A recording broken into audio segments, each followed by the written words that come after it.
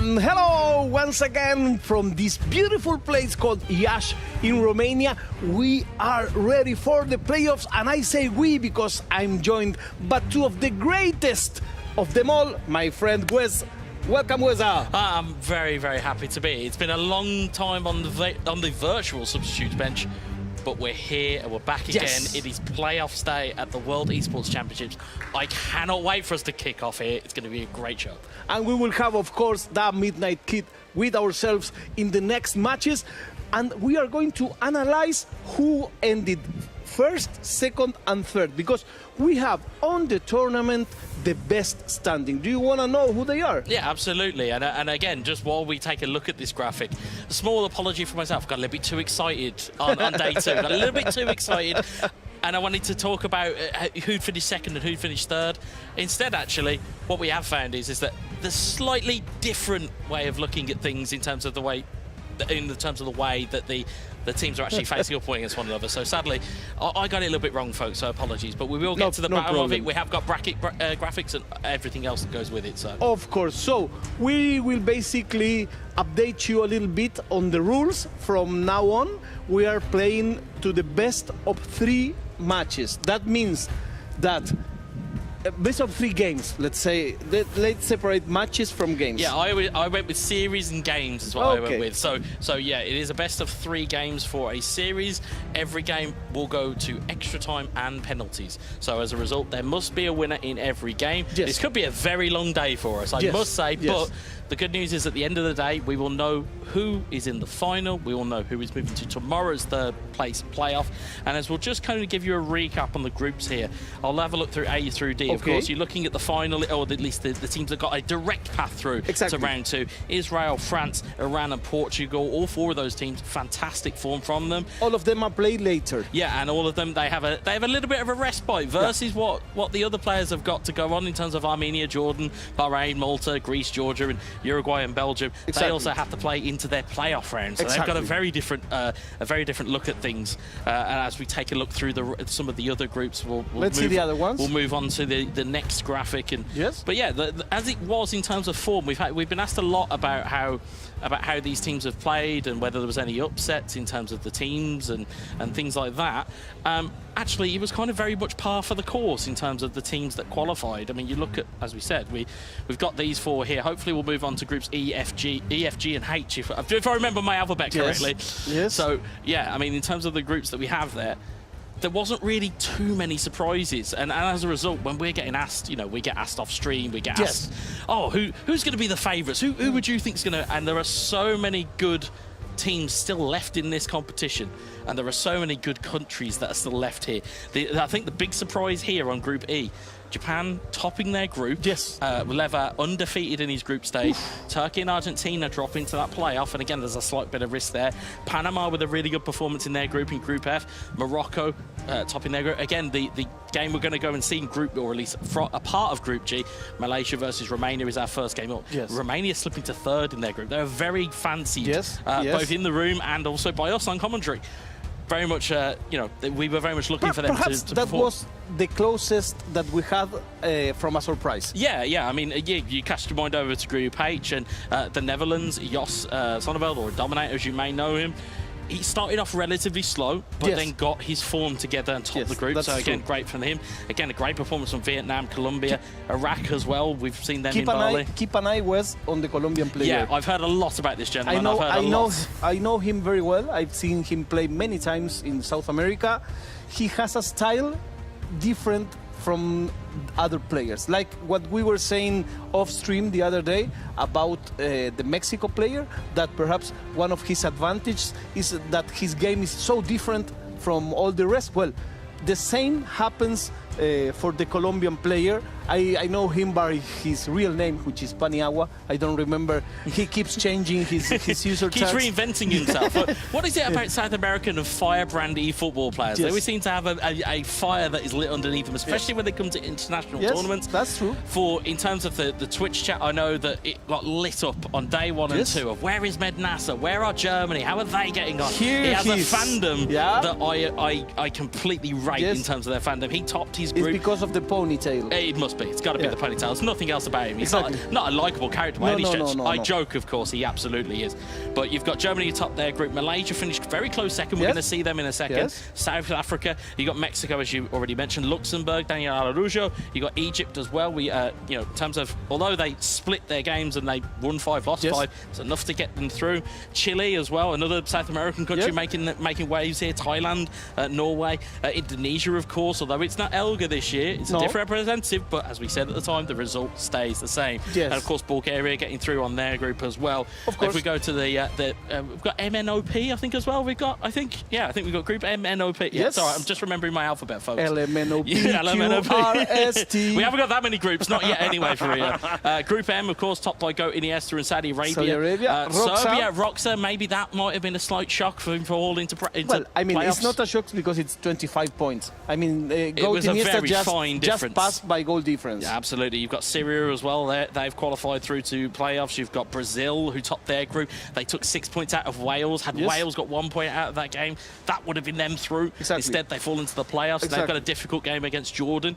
You've got Bosnia and Herzegovina. You've got Poland, of course, Ostrubuch playing really well. You've got Italy and the UAE, of course. We've got to see them as well. I believe the UAE have got Serbia in their playoffs, so that'll be a very interesting one. And of course, you've got Mestre from Spain. You've got Peru again, level on points, a very good level that they're showing, and you've got Slovenia to round out those groups. Now, what we now have for you folks is the explanation of where they fall into these brackets. Exactly. Because looking at how, as I said, I explained it, I thought, oh, well, the same teams will play each other in each group. That makes sense. And I was like, no, actually, I got a lot of discussion from some of the players on Saturday evening saying, you got that wrong on stream, Wes. And I was like, really? Oh, sorry. Okay, so we've got to go back and we've got to, we'll rectify the record, as we say in England. We'll correct the record and we'll take a look at the brackets as and when they come to us. But again, the intrigue for me now is, what is the mentality for the players who have already got through to round 2 versus the players who enter the playoffs? Yes, and also take in mind that this differs from Bali. In Bali, if you lost, you have a loser's bracket. Yes, exactly. It was double elimination. Today, though, for this competition, it is single elimination. You have Turkey versus Bulgaria, South Africa versus Luxembourg, Uzbekistan, Vietnam, Malaysia versus Romania is the big one we're going to see on stream. You've got Iraq versus Colombia, Norway and Azerbaijan, and Argentina, versus Thailand. So, again, in terms of games to look forward to, obviously, we can only bring you one around, sadly.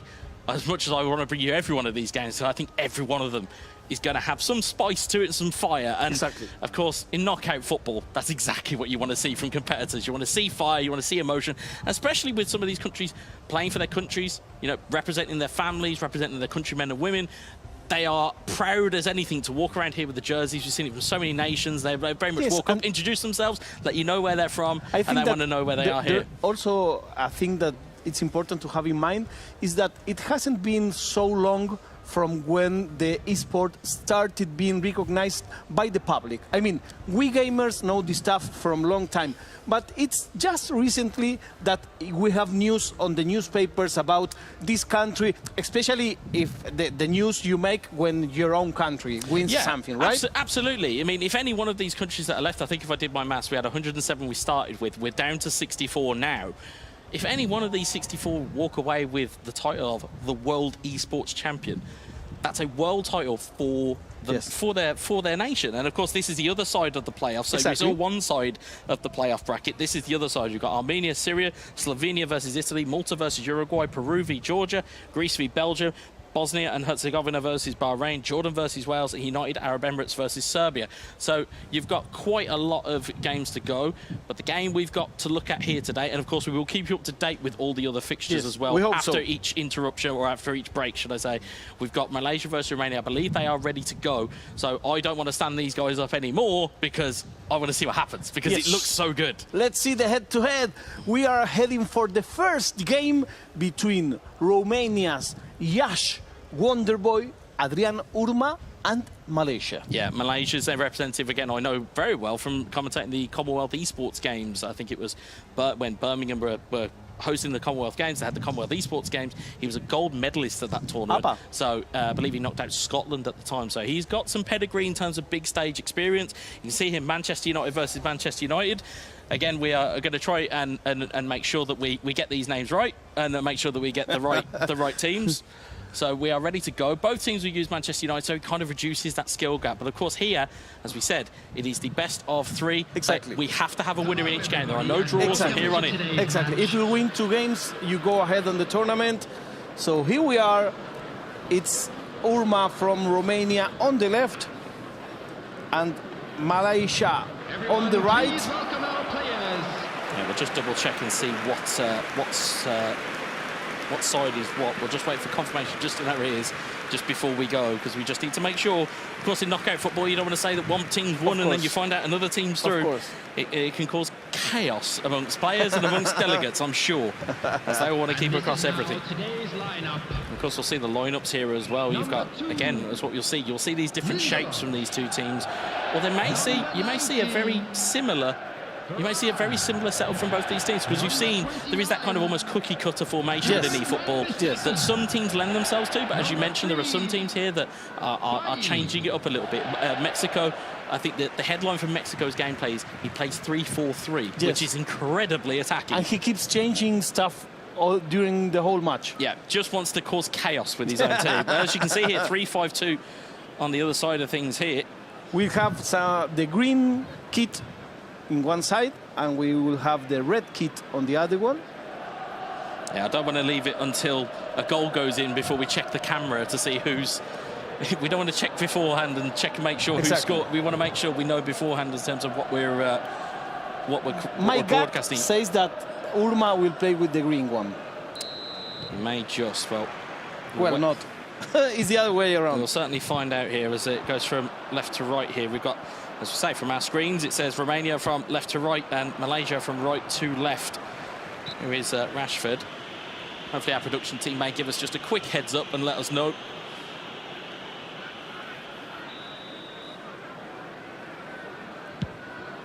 See the ball going forward. So this is the first match. If you see the 2 boxes down there, we will keep you informed all the time about how the series goes. Yeah, you need to win 2 matches to go by. Absolutely. Every game today that you'll see will be a best of 3. Here is Højlund. Højlund across to Casemiro. Casemiro looking for an overlap here. Finds Jadon Sancho. Sancho looking to just displace his defender. Wan-Bissaka will clear that away. Y hay gente de Colombia. Un gran abrazo a la gente de Colombia que está en el Twitch. Muchísimas gracias a todos los que están. Left to Rashford. Rashford tries to go through Martinez and draws the foul.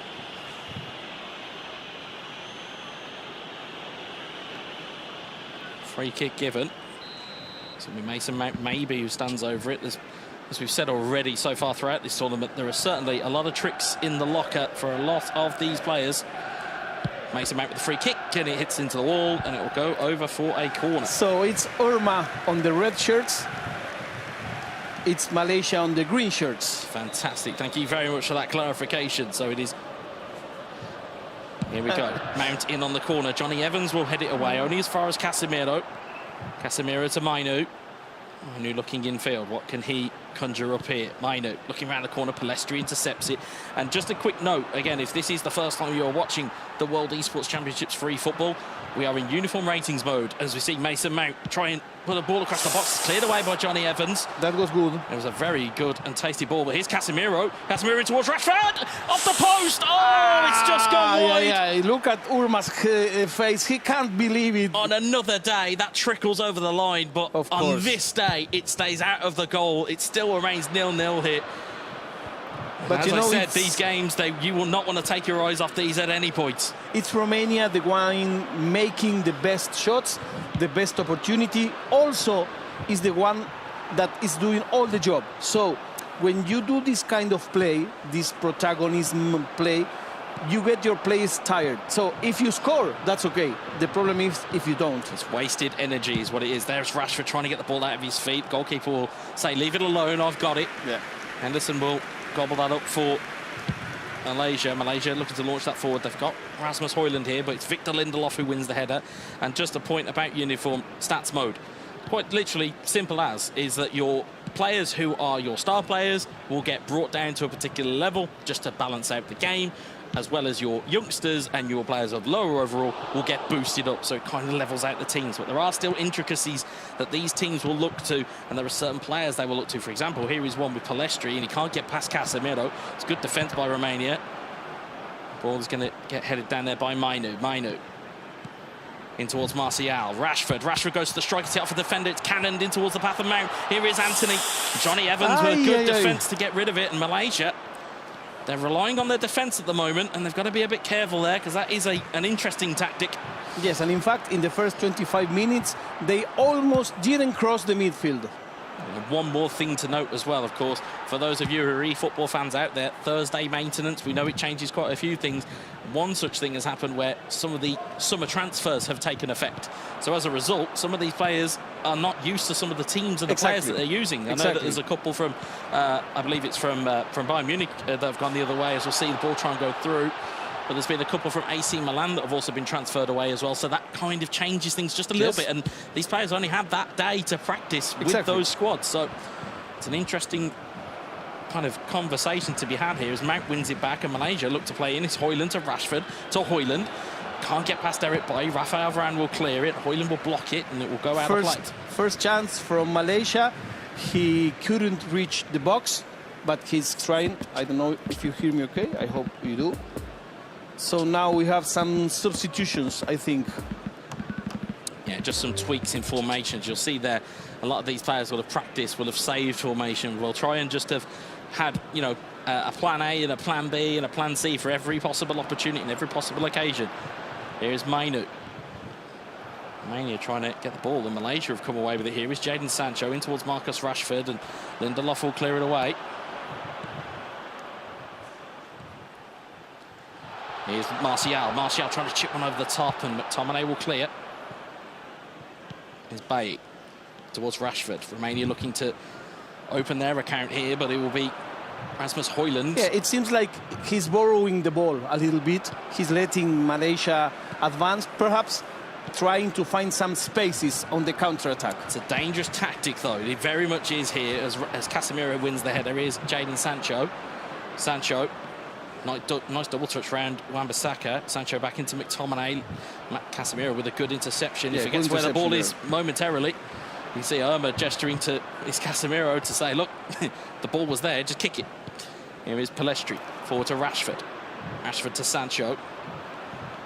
Sancho trying to drive forward here. There's Mason Mount. Mount across the way to Palestri. Palestri heads it in. It's Rasmus Højlund. Højlund outside! Højlund opens the scoring. Malaysia are one in front. And sometimes you get a prize that you may not deserve.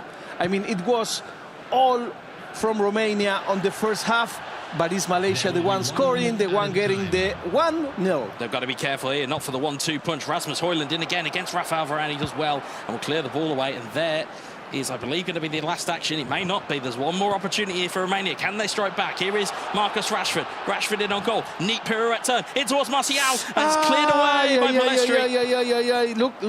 Look at Romania's what an player opportunity face. that was. Urma cannot believe it because he had the chance to shoot from far away. He chose not to do it. He tried to do it a little bit more safe, passing the ball to the other player. But for now, and just for now, the first half is Malaysia 1, Romania 0. We have seen that pirouette from Irma before. We have seen that kind of pirouette turn that goes into a finish. We've seen him do it so well with Paulo Dybala during his domestic league season. However, he's not been able to pull it out of the bag there. Here's Sancho to Rashford. Malaysia in the green, don't forget. They are in from left to right now. All across, it's a bit of a dangerous one. It's fallen kindly, though, is Højlund.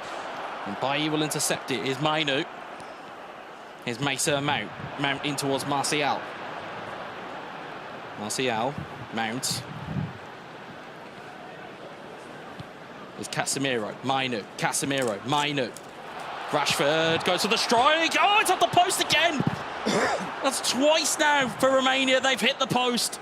And twice they have come up empty. And Malaysia look to try and counter-attack here. You can see it's like the disgust on Irma's face. Luck hasn't entered the chat. No, it's very much exited the chat for Romania at this point. Rasmus Højlund wins the header. Rashford on towards Pelestri. Pelestri, what can he get up to against Eric Bailly? Pelestri, foot on the ball, and he's looking for support. He's managed to wriggle free here momentarily from the Ivorian. And now he's the one controlling the ball. He's really the one letting the time pass. In towards Mountain. Varane will clear it away. Irma has to find something. He has to dig deep. We know he's got experience in the opportunities here. Is Anthony and Martial to Very Mount good. to Anthony, and Scott McTominay who comes through and takes the ball away. Here's passing the Pelestri. ball was okay. The problem is that he was outnumbered. Absolutely. You've got to find the passes when they're on. Here's Mainu. Mainu, Rashford. It's cleared away by Mason Mount. Now it comes away again here. 60 in-game minutes on the clock here. Very little stoppages from what we've seen so far. So there might not be that much stoppage time to run on here as Højlund plays in towards Lindelof, and Eric Bailly tries to clear it forward. Mainu.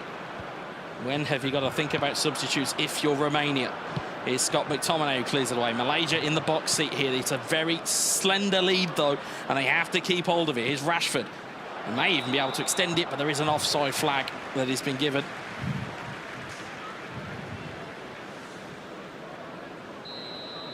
The ball goes quiet once more.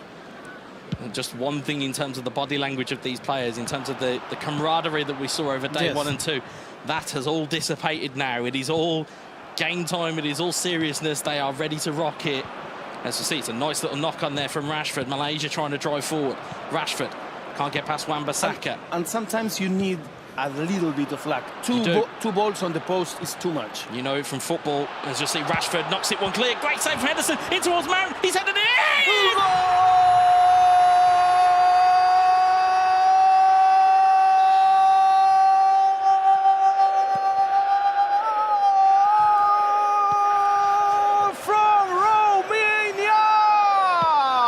Promise we're not biased, folks. We just like a South American goal when it's available. He fashioned the opportunity, but then fashioned the rebound and managed to just tuck it in and make it 1-1. Here is Rashford. Romania looking on the charge again here. I was going to say, very much appreciated that was by the Twitch chat, as I can see off to my left-hand side. Here's Lisandro Martinez. Can Malaysia find a goal to get back in front here, or will it be Romania that will build on it? And as we said at the top of this show, they cannot end in a draw. It will go to extra time and penalties, so that will mean total chaos from here on in. 15 in-game minutes left here. Here's Martial. Romania on the charge. Mainu gets intercepted by Scott McTominay. And it's Irma now that he's trying. He wants to close the first match. He wants to close the deal. One of the Twitch chatters here, Chameleon Bonaparte, asking whether the Argentinian may have a heart attack. Trust me, guys, he's in good health. We've got him for the rest of the show, I promise. Here is Anthony with a neat little step over, but Bailly takes it away. Good defending. Here's Rashford. Rashford across the way to Pelestri. Pelestri has got men over here. If he can find one, it's just a bad pass. And Rafael Varane will pass it back to Onana. Here is Onana. He's nearly charged down there, but it was cleared away. Rashford up against Martinez. Pelestri wins it down. What can Malaysia do here? And more importantly, there's 8 in-game minutes left here. What can be done?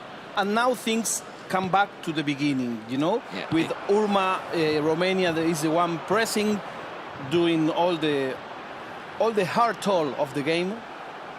It's almost like the reset button's been hit here. Exactly. Here's Pelestri, though, finds Mason Mount, and Malaysia are on the charge here. Højlund has got a man over in Sancho, has got a man over in Rashford. Rashford shoots! Oh, it's just gone wide. Okay, so I think that with this, we have one less chance of saying that Romania didn't have luck. Because no. Yeah, that is a fantastic opportunity there. Rashford on his left foot. It's just creeped wide for Malaysia. Yeah. And you could just feel the air out of the room just get sucked out. There's that opportunity. There's almost when you hear it in football, where you hear the collective go on. Exactly. When you think there's going to be a goal, and it just gets sucked out of the room again. Yeah. But as we'll see here, substitutions, people we know... were standing on the stands, you know? When you have like a good play and everybody stands, well, that happened. Yeah, absolutely. I mean, looking at what we've got here, we've got substitutions in this key period. If anything, they've extended that golden period, that 60 to 75 minutes. Yes. It now becomes slightly later because you have to almost have extra time in mind. Exactly. And also the penalty shootout, of course. I think we may see the old school, you know, underneath the t-shirt and hiding it from your opponent. You know, it's like you're on your couches at home playing against your siblings. Look at Irma's face. and I want to thank our production team for adding these cameras. Fantastic work from our production team. So nice. Again, we managed to get some very neat things added to as they were already working on them. So we had some ideas. They went, don't worry, guys, we've got you covered. So a big thank you to our production team for getting that in for us during these periods. Here is Casemiro. How long is left here? We're waiting for the substitutions to just stop so we can see how long's left. Garnacho to Martial, and Harry Maguire will clear it away. Coming up next, the Midnight Kid here on stream with Weza. Got a couple of games yet before that happens. 1 minute added times. We've heard Van der Beek, Martial back to Donny Van der Beek. Van der Beek looking into the middle, cleared away rashly for Johnny Evans. Not enough time for the corner. That means we go to extra time. First extra time of the day, and someone said we called it. We knew it was coming. We knew it was coming. I can smell penalties. Someone said that. It's almost as though there's an Englishman on a panel that wants a penalty shootout. As we go into the first half of extra time, just to remind you, it is Romania in the red kit. It is Malaysia in the, I would say, lime green number that Manchester United sport. It's Donny Van der Beek. Going to throw it into Ahmad. Ahmad to Van der Beek. Van der Beek, a neat touch there. Ahmad Diallo trying to take it round his defender. Instead, it's Garnacho that will try and lead it away. And Malaysia have an opportunity to build here. Here is Anthony. And he's just snuffed out there by Scott McTominay. As we say, physicality is so important in these game modes, especially within the uniform ratings mode. Physicality is a massive, massive plus. Here is Martial. Martial to Ahmad. It's cleared away again. Here is Casemiro. People are asking here about Mexico. Mexico plays later because... Yep, they're in round 2 because they won their group. Very comprehensively ran their group. So here's Garnacho, and Maguire will intercept and lead it away. Quiero ver a Colombia, dicen aquí, okay? Yeah. People wanted to see Paniagua from Colombia. Yeah, they're up against, I believe it's Iraq in their side, or in their playoff. Here is Scott McTominay, and there's an offside given there. Whoa. Just an offside. Of course, we will try and keep you up, as we've said, as we have said at the top of the stream, if you are just joining us, we will have updates for those games. If they are not on stream, when we come back from each break, we will have updates to those games. So people asking also about Peru. Where we'll have Speaking of which, here, Rashford in on goal. Rashford! Oh, it's on the post again! That's 3 times for Romania. Yeah. He's gonna dream with that post. Oh, what an opportunity that was for Anthony, Bruno, in towards Martial. Martial down the left-hand side here, finds Garnacho. Garnacho has runners incoming. Can he get the ball into the box? He can't, because Wan-Bissaka gets there. And Wan-Bissaka will clear that away. It's Ahmad Diallo, Donny Van der Beek. It's Johnny Evans calmly at the back, and as we'll see, no extra time given, and there is half-time. What a game for Game 1. If this is what Game 1 looks like, I can't imagine what a potentially second or third between these two teams will be. Here's Garnacho. Ball goes forward towards Martial. Donny Van der Beek. It's nicked away by Malaysia. Bruno Fernandes in towards Martial. Martial has players in the box. Can he find one? He can't find Anthony. Rasmus Højlund recovers it, and it's a dangerous challenge, and he gets away with one there, Zerma. But he's got a counter-attack here as well. Rashford to Martial, trying to get past Johnny Evans. And he's recovered the ball here, and he's done very well again as Johnny Evans. There's a Rice smile. Shot by shot, punch by punch. A Rice smile there from Irma. He knew what was there. Here's Ahmad Diallo. Martial. Johnny Evans again steals it away, and Dean Henderson will clear. Is this taken? It feels like it with the amount of punches we're seeing thrown. Ahmad Diallo ball into the box. Looking for Rashford. Oh, it's just gone over the back post. Yeah. The chances are falling Romania's way, and then just not able to get the right slice of luck on it. That's 3 post hits and a ball that was open. Yes, he can't believe this. He's coming again. Here is here's Ahmad Diallo. Casemiro in towards Rashford. Rashford looking for a ball back in, looking for Rashford again. Anthony. And Van der Beek gets that back into the box, but Casemiro will clear it away, and Malaysia will look to try and lead it off once more here. It's Eric Bailly that clears it forward. Here's Garnacho. Garnacho looking for the switch instead. It's gone the other way. Here's Rashford. Rashford to Martial. Can Romania summon something up here? Casemiro in towards Martial. Oh, it's on the post! Oh no, it's just offside. It's offside. Only just. If not, that's one of those controversial ones where it's a body part that can score is offside. If not, it was going to be an own goal. Yeah, it certainly looked like it was going to get followed in there. As we approach very, very early on here, we can have our first penalty shootout in game 1 potentially. There's no time added here for injury time. Told you. Some people here is saying, Guille Goat says, Urma is going to break his controller. I think there's several things he could break at the moment. But right now, this will go to a penalty shootout. You can see the right shake of the head from Urma. He knows that he had the chances there, but he just couldn't convert them. And thanks a lot to everybody on the chat. We are reading you. Thanks a lot, friends, because all of this is just because of people watching, people sharing for this amazing community. If not, nothing of this has any sense. Absolutely. If you're wondering why the commentators get so excited, it's because we just like watching games of eFootball. Yeah, we like having fun. And it will be Romania to have first kick. It's and this is our favorite goal against Henderson. You can see there that the game of position taken and the gamesmanship that's there. Rashford steps up. Which way is he going to go? Rashford takes the strike, and it's a save from Malaysia. Y el primero lo falló. Ay, ay, ay, ay, ay, ay, ay. What a start for Malaysia. They have Bruno Fernandes with the almost trademark tiptoes that you will see from the man from Portugal up against Andre Onana. Again, gamesmanship there. You can see there, just turning away from his monitor. Does not want to give any inch there. Fernandes steps up. It's a save! It's a save for Romania. They equalised with the save. This may be a very long one. We could be here for a while. And this is only game 1. Martial steps up. Frenchman shoots. Save! Does someone have the cell phone from Armin so he can wait for us? We may be running late into the night here, but we will see every kick. It's going to be Martial. It's going to be Malaysia. Can they take the lead? Malaysia. Oh, it's a cheeky dink down the middle. Oh, Malaysia take the lead in the shootout. It's a Panenka. Or as we say in England, it's a cheeky dink. It is a cheeky dink. In Spain, they say Vaselina. Donny van de Beek shoots and scores. So Romania have levelled it up. Yeah, but Malaysia have one in hand. Yeah, he still has one behind. Here we go. Here is Garnacho. Garnacho steps up against Onana. Malaysia shoots and saved! Equaled up by Romania. Now they are on pair. Remember, this is a best of 3 games. This is just the first game of the series. Amad Diallo steps up. Oh, it's just about saved. It's kept out by a hand and a knee. And this could really cause problems here. If you're Malaysia, you could really put the pressure on the last kick here from Romania. It's Højlund to step up. Højlund, a lot of power on this one. Where's he going to go? Højlund steps up and scores! And now Romania must score to stay in the shootout. This is a mental battle. This is about how hard can you think. Here we go. It's Lisandro Martinez. Martinez shoots and it's saved! And Malaysia take game 1. First match goes to Malaysia. This is best of 3.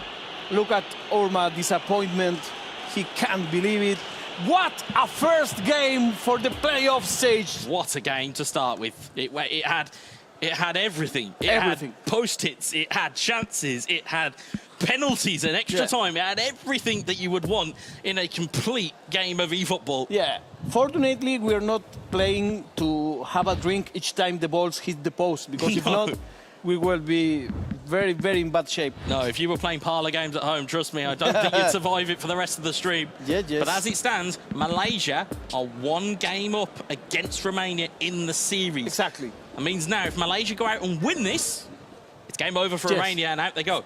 Yeah, it's just one chance. I mean, now this match that is coming, Romania must win or go home. It's all or nothing. Which is nearby. Yeah, which is, well, it's not too far away for Urma. It is not too far away. No, but for real, I mean, it's a pressure. We always speak about pressure. Yeah. Well, this is the most pressure you may have. It's just a game. You need just to win it or win it. So will he risk and go to the penalties again? I don't think he will. I think if you're Urma, and you're Urma certainly here, you have to burn the ship. You've got to go. You've got to go. You know, as they say in England, you have to, trip the baby out with the bathwater. You have to go all in, because like you said, if he doesn't win this game, he's out. There is no double elimination. There's no kind of extra game. There's no other option. Nothing here to speculate about. You need to win or win. Okay, let's go for match 2 of best of 3. This is Romania and Malaysia. Yeah, Malaysia, and as we said, they did very well to hold on to it. They, as we said, rode their luck a bit here. And as you can see from your screens there, and again, credit to our production team, they've flipped over the cameras and flipped over the graphics, so it will be Malaysia now from left to right, and Romania from right to left. You can tell the pressure that is on it for both players here, because the reality is that some players, as you may even hear some screams behind us, because there are other games going on at the same time here. But the pressure these guys are under, it's more so from like you said, they're representing their countrymen and women, they're representing their families, they're representing their friends. There is a great deal of pride in putting a national jersey on. As we said, from all of the competitors here, we have seen them wear their shirts with pride. So it's going to be fascinating to see here. And as we just had confirmation there, it will be Malaysia now in red, and it will be Romania in the green. So again, if you're just trying to keep track at home, don't worry, we've got you covered. And also, our production team are all over it here. I say the green shirts, I mean the striped shirt, the Banfield shirt. Yeah, it's Banfield because it's dark green. In fact, Nick has a question for you, Wes. He says, when is this tournament ending? So the end of this tournament is tomorrow evening. So we will have or at least tomorrow evening local time. Claro, para mañana la tarde hora de Rumania. So we have the 3rd place playoff, and we have the grand final, which will be on, if you've seen it from any of the other broadcasts, the big giant main stage that's outside, amazing. Which I cannot wait to get to, because that's amazing. That thing looks amazing, especially in the dark as well, with all the lit up and all of the graphics and all the lights. Fantastic. Is this the only game from round 1 that's going to be streamed? No, we will have a lot of games. Well, no, I think they mean in terms of the playoffs. So so there will be 1 game on stream per round, except for the semi-finals, which will have both of them. Exactly. But also the good news is, after each break, we come back and we will have bracket updates for you from every other game. Exactly. So if you're wondering about how your favourite team's doing, don't panic. If you from any of the countries that are in the playoffs, do not panic. We have got you covered. Yes. You'll be able to see us there. So don't worry about it. I say don't worry about it. Of course, you're going to be panicking now, going, well, what's happening to my team? What's happening? What's happening in the Colombia game? What's happening for Vietnam? What's going on? Don't worry. We will have you covered. Relax. Sit back and enjoy this game. What is happening with the Midnight Kid? Because I came here just to know him, because I follow him for all these years with those amazing shirts. So he's going to be here on the stream right after this match. Live and in living colour. Well, of course. You say after this match. After this series. It may go to 3 games. We don't know yet. But as you said, left to right on your screen now is Malaysia. Of course, you'll see both teams will switch ends. So it's left to right for Malaysia, right to left for Romania. And as you can see at the bottom of your screen, Malaysia haven't received a booking. Don't panic. That's not that. That's the updated graphics of them saying that they have game 1 all to themselves. So again, just gives you a visual representation of what's going on in the game. So as we'll see, Eric Bailly chest it down here, and Bailly will clear it away. Of course, we don't want to see Malaysia maybe get a red here. We want to see 2 bookings. Exactly. We want to see go to game 3, and then no one gets a red. No one gets a red. Exactly. Ball into the box here. Martial with a header. Enhorabuena. It was a good one. Tomine will clear it away. I believe we've got a question in there about whether we're going to broadcast the Panama game. First 2 games that are up, as we said, as we can see here at the moment, it's Malaysia versus Romania. The next game along is Germany versus the winner of Serbia and the UAE, which of course we'll be able to keep you up to date with when the graphics come through to us. Hay un montón de latinos. Un gran abrazo. Argentina, Perú, México, Colombia. El stream es en inglés, el stream oficial, pero alguna metemos.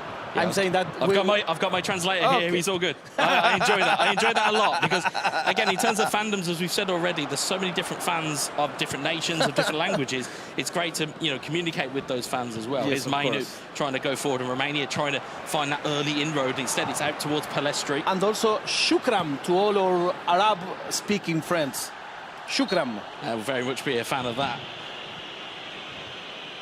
I remember in Bali when I dropped a little bit of Arabic on the stream. You were very surprised. You were very surprised. That was amazing. Very surprised. Will you repeat that, or you don't forget? You don't remember it? Depends on if Saudi Arabia score. It depends on if we're broadcasting Saudi Arabia and if they score. Okay. Because I remember it reliably. It was Hadaf El Saudia. I remember. You're a box of surprises, Weza. I always am. It's Anthony. He's speaking of boxes of surprises. Romania trying to conjure their own surprise here. And the ball's got back by Mainu. And it's cleared away by Lisandro Martinez. It's so dangerous losing the ball there. Tan peligroso eso. Yeah, absolutely. So the ball goes in. Rashford in towards Martial. Rashford gets the coin break. Good save. Anthony on the final. Oh!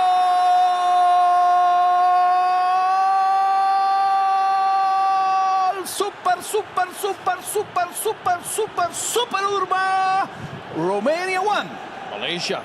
And as we said, similar to the goal he scored in the first game. Exactly. It's a strike, it's a save, and it's a parry. Exactly. And it's whoever reacts first. And in this instance, it's the Brazilian Anthony. We'll see it again here. He gets that slight bit of luck here, where the ball just bounced kindly into Rashford's path. Instead, Anthony is there on the follow-up. And strangely, on his right foot, I didn't think he had one of those. No, it just bounced. Just ricocheted off him, but it doesn't matter to Irma. Irma's gone one goal ahead here, and that is some source of comfort for Romania's fans across the globe here. I think he's on advantage for the first time in this series. He needs to win this game, otherwise he's ending his participation here. He certainly needs it. Here's Anthony. Can he get a bit of a double dip here as Martial gets through? Martial, he's got players over here. Martial, will he try and put the ball into the box? He will. It's Mason Mount, the header. Eric Bailly will clear.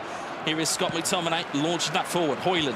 What can Malaysia get done here? Rashford takes a neat touch, gets it away from the defender. Rashford looking for runners, and he finds Palestri. Palestri has a man over here. If he can use him, Palestri might go on his own. Oh! Palestri goes wide. Yeah. Big chance for Malaysia. They couldn't get it to go. Yes, very big one. In fact, and it was great positional. It was great positional play. If you watch the defender, in terms of bringing it across, it kind of makes you doubt whether you're going to go for the shot or you're going to try and go for the pass.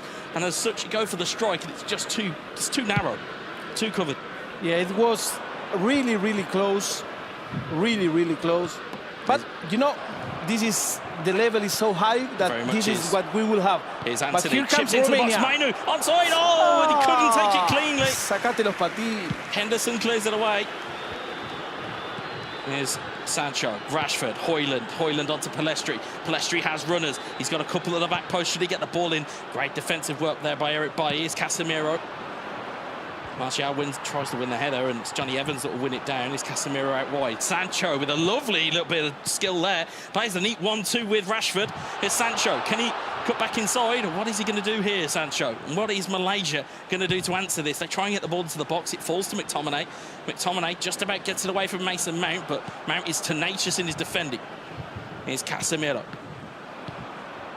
Forward to Martial. Martial to Mainu. Goes down the line here. Finds Marcus Rashford. Players over in the middle. Can he use them? He can't. It's Lisandro Martinez that will clear that away. Here is Palestri. Casemiro. Casemiro forward. Looking for Rashford. Rashford to Mason Mount. And Casemiro will intercept it and take it away. Casemiro, though, will win it back. Here's Irma coming again here, and it's back in towards Martial. Good save for the goalkeeper. Rashford with the header. Can he still get there? It's Martinez who will clear it away, and Malaysia again riding their luck here. Do you know, I don't know what will happen with this series, this match, but for sure, Urma has to improve. Romania must improve their definition. They are not fine on the last step. It's that final step. It is always the hardest. They always say the first one's the hardest, but it's always the first step and the last step are always the hardest on any journey. But then bearing in mind, this is only the start of this journey potentially for both of these teams. As Romania come again here looking for Rashford.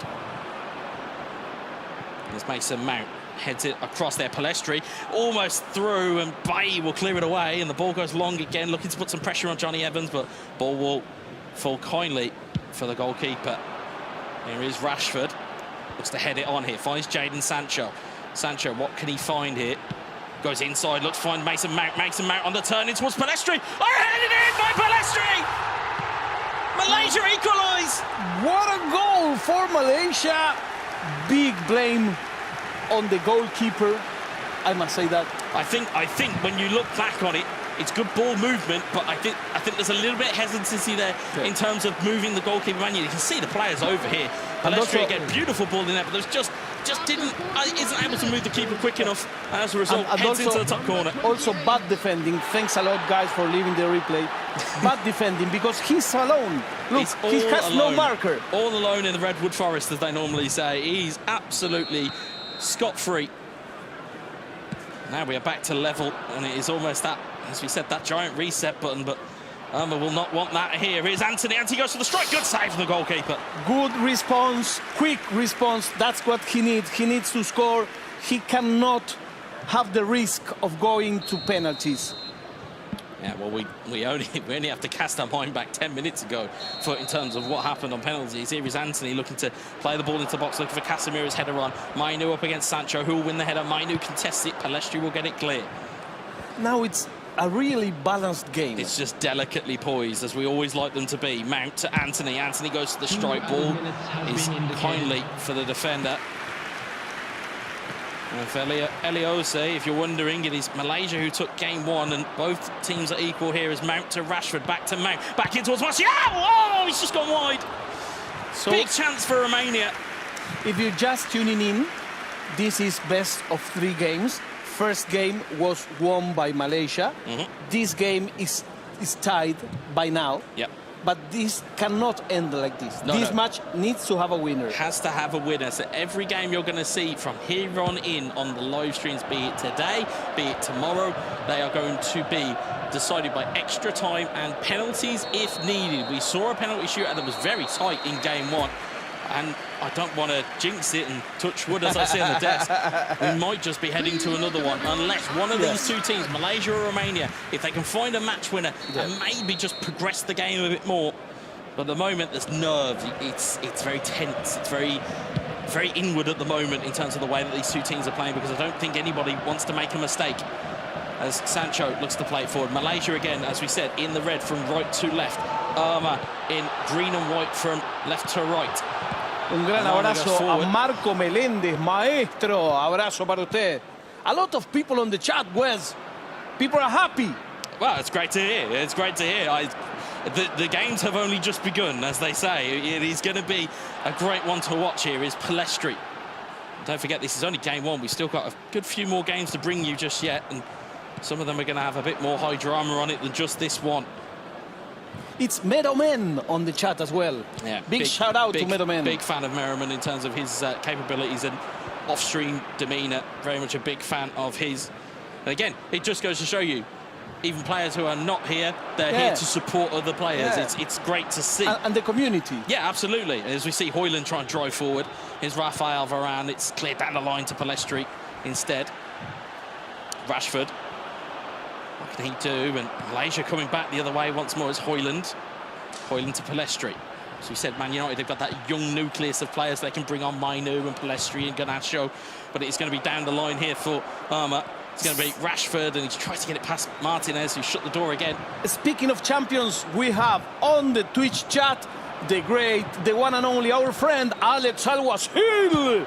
Oh, it's a ball goes in the back of the net. Oh, what a goal! What a goal from Irma! What a goal from Romania. 2 goals to 1. It's almost like you summoned it by yeah, it was Alex's spirit there. Hey, brilliant finish from him. And again, as we said, we had some question marks over his right foot. Yes. He got any question marks over his left. Exactly. What a goal that is. With 60 minutes on the clock, he's on the hill. He has got himself back into the game. And now, as we'll see it again here, you'll see it break. I believe it was one of those fabled knock-on controlled strikes. We'll see it again here. Just as it comes out of the foot, there is a little bit of something you can put on it, which puts an extra bit of pace on it. And as a result, he's found that pace, and he has found the bottom corner. And it is absolutely unstoppable from Anthony. He finds right into the bottom corner. And Irma has a 2 goals to 1 lead. Amazing. Very nice. With this result, if this ends like this, we are going to a 3rd match. We're going to the 3rd match indeed, but as we said, knowing Malaysia in the way that we do, I don't think they'll want to let it go. Here's Rashford to Sancho. Looking back for Rashford. Varane gets it clear. Mason Mount blocked away by Casemiro. Sancho, Casemiro, Rashford in towards Sancho, and Wan-Bissaka gets it clear. Ball goes forward to Rashford. Here's Martial. Like we always say on the community, there's no place for disrespect. This is just about friendship, international friendship. Cheer for who you want, but be respectful always. Absolutely. I mean, in terms of the players, as we say, it's all very friendly when they're off streams. Some of these players have known each other for years. They've competed against each other before, and they always understand that once you go onto a console, kind of all bets are off. But the minute they're back off console, best of friends. You think that nothing had happened. You think that nothing had happened on the game, and they'll be back there talking. I was talking about the guys on the. I know. Don't worry. Don't worry. I know you're about those guys. Don't worry. Yeah. No. Absolutely. And again, looking at these small tactical tweaks, again we'll see Malaysia still sticking with that 3-5-2 formation. You see the differences in the play here. You can see Irma packing that central region of his team. So he's got two kind of either CMFs or an AMF, and then he's got two like second strikers and a CF. So he's packing it, trying to go through the middle. So you can see the two kind of different mantras or personalities from both players here. Stav attack, sends a hug to you. Bayamsa sends a hug to you. Here's Anthony. I'll come back to that shortly as the ball gets cleared away. Stav was one of those people that we mentioned in regards to Greek esports. He's one of those kind of almost legendary players that they can call upon at any one time. There's so many of them. Oh, Sensan Suvlaki. He beats Ganasho. He's going to let it run. He's going to let it run out. 17 minutes here. 17 minutes gone. Can Malaysia find an equaliser? Bruno Fernandes into the box. It's headed away. Only as far as Martinez. It feels like the pressure is on Romania here. It's Anthony. Tries to wriggle free from the defender. Can't get away, and Irma will clear it. Here is Rashford, and he's finally got a little bit of possession out of his own half here as Bruno gets dispossessed, and it's going to be Malaysia back the other way. Hoyland, Garnacho to Bruno. Bruno in towards Martial. Pressure is building. Anthony, can he get the ball around? He can. It's a great save. Great manual save from Onana. Great save. Brilliant, and great defending. Great defending also. Now is Malaysia the one pushing, the one going for the equalizer, because if we can... That's how important it is. There's Garnacho into the box, header on, and McTominay with a header clear. It's back in by Malaysia. Oh, it's nearly fallen for Anthony. Romania is suffering now. He's suffering. He's kind of groggy. It's backs against the wall time if you're Romania here. You know that if you can get over the line in this game, you've got a fresh game to go into next time. You've got a fresh 11. You've got a fresh set of fitness. You can go in and play it in a very different way. Here, though, they know they are, as you said, proverbially on the ropes, but they're taking punches from Malaysia. They are taking them and they are holding on to it. Yeah, it's difficult. Only 13 in-game minutes left here. It's difficult, and you have to find the way of holding the pressure. There's Anthony, Bruno Fernandes. Will there be a blow here? It's Bruno Fernandes, turns back inside, and he can't get the ball through the mess or the nest of players that was there. And instead, Romania coming back the other way is Martial, Bruno Fernandes, Hoyland. Can he get the ball into the box, or will he look to try and play it safe? Eric Bailly will have to recover it. Henderson will launch that clear. Here is Bruno Fernandes. Hoyland. Can Romania finish the job here? It's Eric Bailly with a header, and it's back the way it comes. 7 minutes left here. Ball forward. Martial wins the header. Varane will clear it away. Here's Eric Bailly. He's headed back, nearly caught out there by Romania. Nearly caught out there by Irma. So be very careful. As we said before, on day 1 and 2, it's risk versus reward. Exactly. 4 minutes left here. Martial against Johnny Evans. He wins it, and Eric Bailly will clear that forward. Here's Hoyland, who collects it in midfield. It's not really where you want him to be. You want him to be facing the other way. And it looks as though Romania have set in here, and here's Bruno Fernandes. Fernandes, what can he do? He tries to get the ball across. Johnny Evans with a header clear. Malaysia may still have one more opportunity in them here, but they've got to get the ball forward. And instead, Irma is choosing to strangle this ball, as he will do. Clock is ticking down, and he knows what it means to stay in this competition. But there might be one more opportunity. I don't think it'll come, and it'll be Romania that will take game 2, and they will take us to a deciding game in the series. Of course, we said it's best of 3. Well, it's 3 that we will have. I think the result is fair.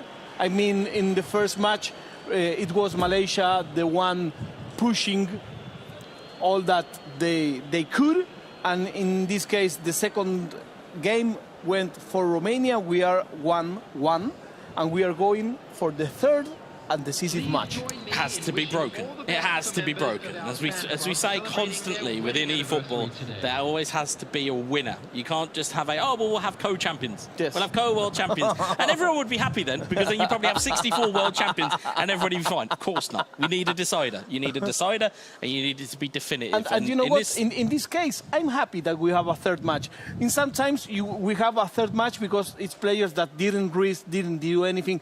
These two guys left everything on the field. Absolutely. And they gave a very good show, and for sure that will happen on the third match of the series, the latest one. The one who wins this game goes by, the other one says goodbye. Says goodbye. To hotel pool. Thanks for coming. That's what it will be. But again, in terms of what we are seeing, and as we said at the top of the show, in terms of the quality of the players that are still left here, there isn't a bad player among them. Exactly. Like, the level is such that, you know, either one of these teams, you could make a case to say, yes, they should progress. Yes. Because, you know, I may sit here and go, well, Malaysia looked like they should have won that. And you go, well, wait a minute, what about all these post-its that Romania had? What about these chances? Yeah. What about the manual goalkeeping save that we saw? There's very much viable discussions that you can have for either one of these teams.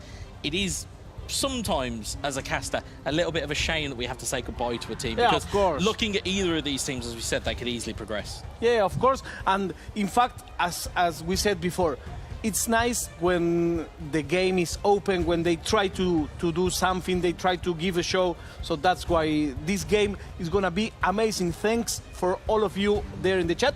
You said that there's no any bad players. The only thing bad at this stage is my English. But all of the other is okay. However, you're getting a lot of love in the chat for your commentary. So because there's a lot of people from Argentina like me. Well, that's because of that. Because of that. There's the bias is in. The bias is real in the chat. The bias is real. But no, like I say, in terms of their gameplay, certainly Malaysia have shown a great defence in terms of when they need it to be a great defence, they're able to put it together. Irma in that last game showed the quality to just say, look, I'm going to get a shot off and I'm going to be the first person to that rebound. That's almost the desire that goes with it. And again, that goal that separated the two was that knock-on controlled strike. Yes. And like I said, it just has that extra bit of zip on it. And also, don't forget about the excellent manual save and very good defense rebound, because we always count, of course, we count the goals. This is football after all. But also, those saves are as important as a goal. Because it was a really clear chance. Yeah, and absolutely. And if that goal goes in, it changes the complexion completely. So, yeah, I've just had it in our area. We are ready for game 3. Course, so let's go. Let's get this on the road, because I cannot wait for this, as we're going to see this one kick off. Let's see. And if it's right from how it's gone, it'll be flipped back the other way now. So it'll be Irma who'll be in the red, and it'll be Malaysia in the... Sorry, it will be Romania in the red, and it will be Malaysia in the white and green. In the stripes. So we are keeping track of all of this as Hoyland and Malaysia go from right to left on your screen, and Romania go from left to right. Here is Martial to Rashford to McTominay. Romania looking to lead this forward. In towards Martial, it's headed away, is Mason Mount. México clears it away. Juega dentro de un par de horas, Teban, México. They are asking about Mexico. It's okay. I'm happy for you to answer them in Spanish, because, as you said, my Spanish is probably as good as your English at this point. Here is Anthony in towards Hoyland. Hoyland onside. Can't get the ball away. You hope so. I hope so. I hope so indeed. Here is Anthony. Lets it run away from him. Romania looking to carry that opportunity. That was a good opportunity there for Malaysia. Just couldn't quite convert it.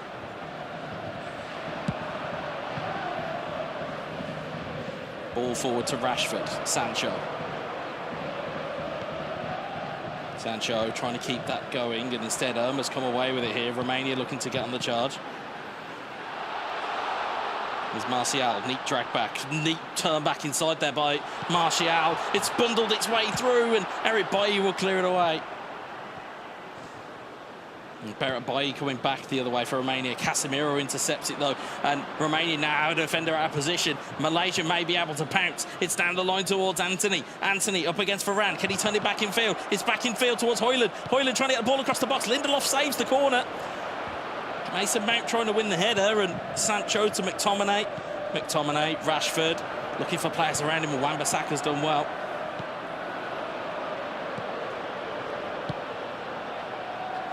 Ball goes back, and it's just an offside call there.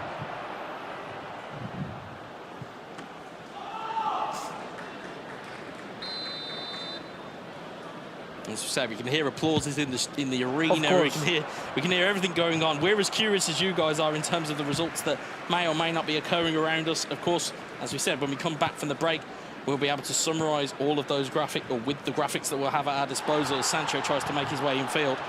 Yes, and in fact, we don't want to go goal by goal because we will for sure make a mistake.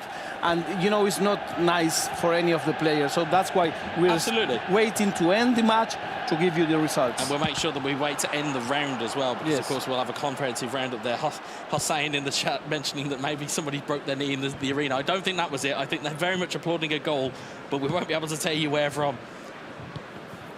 As we'll see, Casemiro, and again, it's so delicately poised here.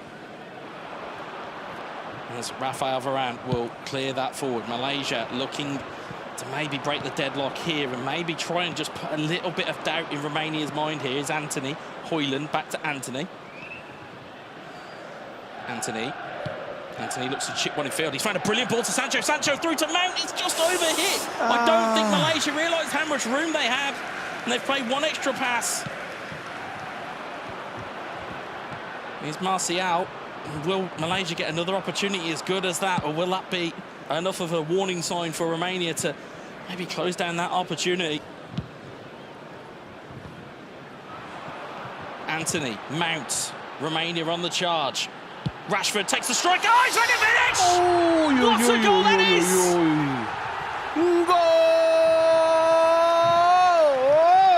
Goal! Malaysia. As they say in England, that is an absolute banger. That isn't Malaysia. It's Romania who've took the lead. It's Romania. It is Romania who've took the lead. What a goal that is. My mistake. It's okay. It's okay. Listen, it's live TV. Anything can happen. And as such, when you watch this back, brilliant one-touch passing. Again, it's that controlled strike that we see. Just nudges the ball out, just gets the whip on it and finds the back of the net. It's a brilliant finish. Brilliant, brilliant finish. Again, it's that knock-on. Once that first knock-on happens, if you're quick enough to hit a controlled strike, it has a little bit more on it. Just a little bit more than what it would have regularly. And as such, it is Romania who take the lead. Brilliant, brilliant start there by Romania. They, again, in a game that is very much on a knife edge, both teams have a game to themselves. We are in a best-of-3 scenario, in a best-of-3 series, and it is 1-1 currently.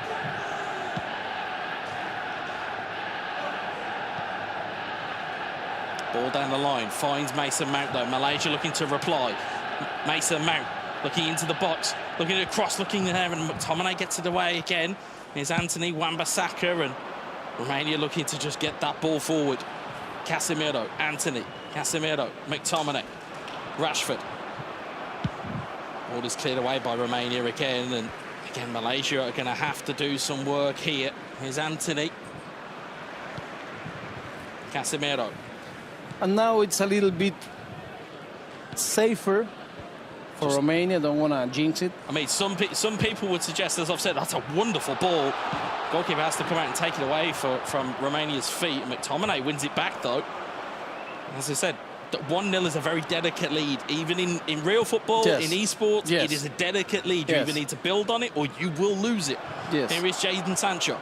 But there's always the temptation of... What a ball! Oh, what a save! That is a brilliant ball in from Malaysia, and an even better save for Romania. By now, we can say that Romania's goalkeeper must or can be the MVP of this series. It's a brilliant manual save, and it takes it to half-time. Yes. And again, as you said, you talk about opportunities that are almost more important than a goal. That right there was a wonderful ball into Højlund in the box, but an even better manual save from Irma. And it had to be made. It had to be made. Anthony. As we said, Malaysia trying to get themselves maybe mentally off the floor there after they thought that opportunity was there. And he got snatched away by Emmanuel goalkeeping instead. They're going to have to rebuild again here. Is Jadon Sancho. Sancho over to Højlund, and Rafael Varane will clear it away. He's got McTominay to Rashford. Here's Martial. Casemiro. Jadon Sancho. looking for a potential equaliser, maybe in towards Sancho. Sancho looks to flick into Rashford with a header. It's into Onana's hands. Have you seen the hand of the defender going that close of the ball? Have you seen that? It's very, very close. Very close, the hand of the defender. We haven't seen much penalties. No, on the tournament. And just one, I think. It more so comes. I think that was from the Poland-Italy game, if my memory serves me correct. But and also we saw one, I believe it was in the Netherlands, not the Netherlands, the New Zealand versus Wales as well. But it all comes from the desire to try and get the ball back. Yes. But you don't want to be too heavy-handed. Exactly. And also, again, in and around the box, you don't want to commit challenges because, yes, again, because it's too risky. It's a very, very tricky place to do it. Here's Mason Mount, Rashford. Can Malaysia get one back here? It's been stolen away in midfield. Mason Mount looking for a ball through. Finds Marcus Rashford. Rashford, can he find a ball into the box or will he go on his own? He may go on his own. Rashford! Oh, it's a brilliant block. Oh, but it's gone wide by Anthony. The pressure is all there for Romania to extend their lead. Yeah, it was near. It was very close. near, and it's a difficult game. You can tell from both players' faces. They know the game they're in here. As Martial wins it, Anthony back across to Rashford. Rashford in towards Mason Mount. Mason Mount! Oh, it's at the bar! Anthony, can he recover it? No, he can't. Rashford! Oh, it's saved again. How many posts will Romania have to suffer today? He's got more posts than Postman Pat here. My word, what an opportunity that was. Eric Bailly clears the ball away, and we're going to need a breather after this for Rita. What a game this is. I'm counting like 4 or 5 posts already. There we go, here's Rashford. Rashford, can he get Shorik away? Tries an inside ball. Johnny Evans with a really good read. Malaysia, they've got 25 in-game minutes here to just draw level. Yeah, it's not about trying to win the game, it's about trying to stay level. But as you're probably about to tell me, they've got to keep the back door shut as well. As the ball goes into the box and it's cleared away. Yes, and it's now everything on the Romanian side. He's dominating. Here's Jadon Sancho. Ball is intercepted. Wan-Bissaka launches that forward. Rafael Varane. Oh, it's a missed defence. Rashford on his own. Trying to get the ball across. Johnny Evans recovers well. Romania are trying everything here to just finish this game off, but Malaysia will not stop fighting. Ball down the right-hand side. Found in towards Anthony. Was looking for Johnny Evans, who's up. And he's attacking the ball. There's Rafael Varane wins the header, and it's gone into the path of Anthony. Casemiro and Malaysia just can't get their feet set. Casemiro. Ball down the line here. Rafael Varane intercepts it. Scott McTominay driving forward. McTominay. Casemiro intercepts it. Finds Mason Mount.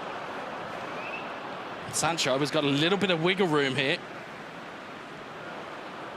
Sancho. Mount in towards Rashford. It's cleared away again by Wan-Bissaka. The clock keeps ticking. The longer it's in play, the quicker it seems to be that this clock keeps ticking as the ball goes in towards Rashford. Rashford gets away from Johnny Evans. Rashford, can he score? He squared it to Anthony, and he's tucked it away for 2-0.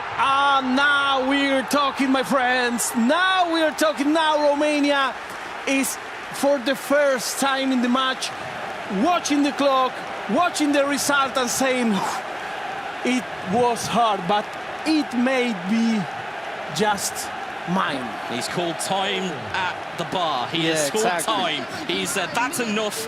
Okay, we've had enough stress. We've had enough worries. And again, presence of mind. Presence of mind to play that across. When he had the opportunity, plays it across. The coolness to stay there and to just prod it home. Again, some of us, if we're at home, I'm shooting with Rashford for unknown reason. I wouldn't play that play, but again, it's the presence of mind, to make that opportunity. Brilliant finish, and again, 2-0 up.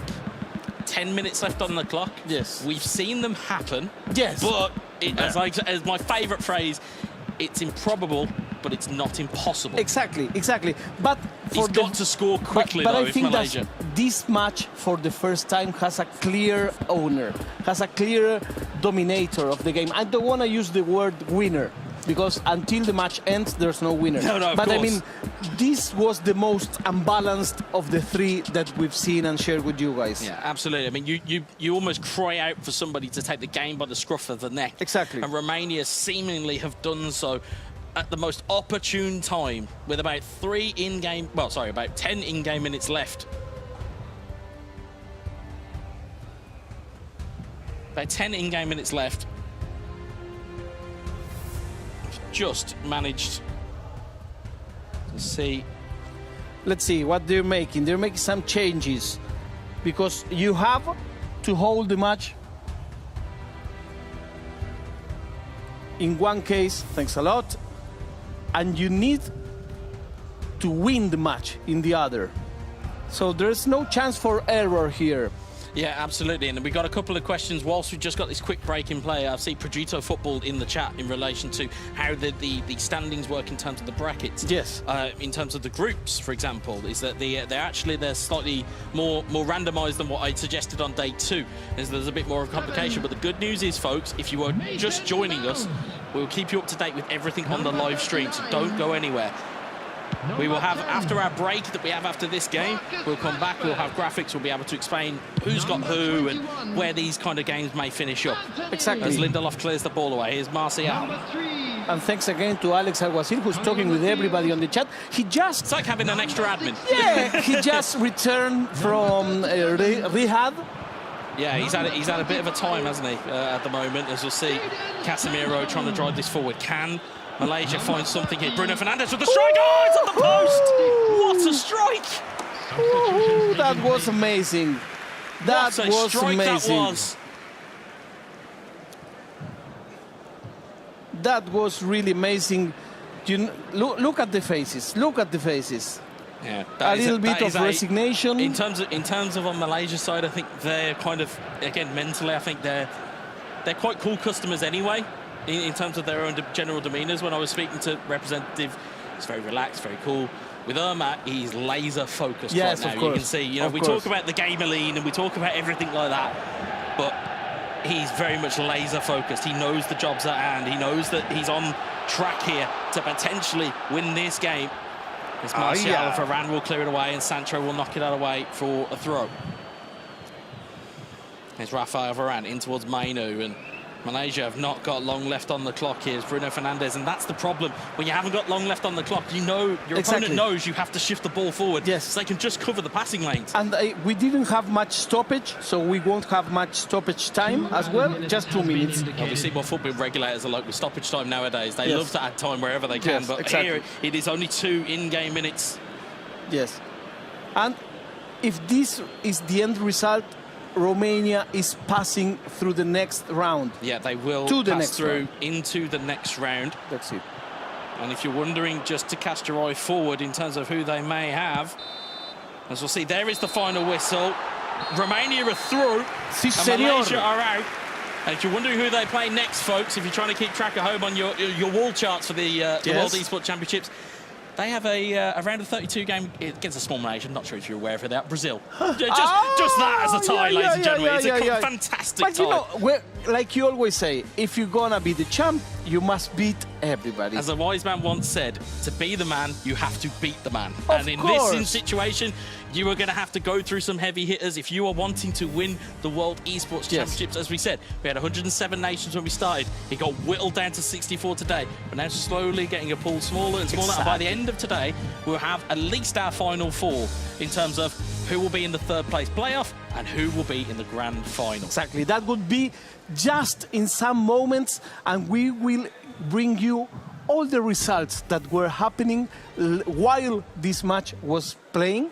We want to have it very neatly done for you so you can follow the teams that you support, the players that you support. Yeah, there's a lot of people here on the chat asking. We try so much to keep up with you guys in the chats, both YouTube and Twitch. We try our hardest, and obviously we appreciate your patience with us trying to get the information. But the good news is our production team have got all that for us as well. So we'll have some graphics when we come back. I'm just waiting to see whether we're okay to go to a break. Let's go to a break. Of course, we will go to a break just to prepare all this information. In just 5 minutes, something like that, we will come with all the results. Stay tuned, my friends.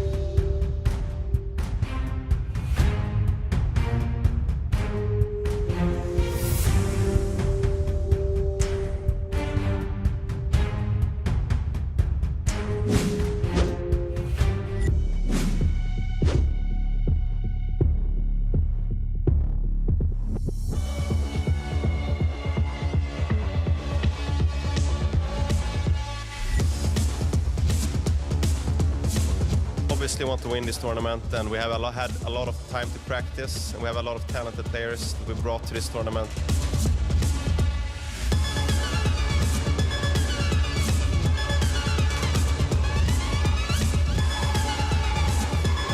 Toată lumea vorbește de Iași. Iași e capitalul sportului în țara asta. Over 700 gamers from around the globe will join us to compete and battle it out for glory to earn their place in the pantheon of champions. Because of this event, so I'm really happy that I saw a lot of female team. Like, it's an opportunity to play against them all.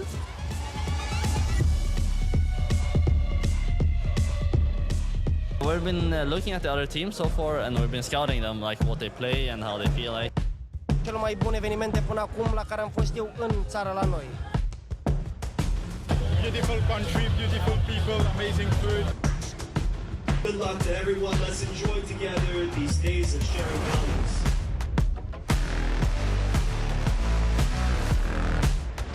We have a couple of things prepared, so we're coming in with a little strat book, but enough to win our games.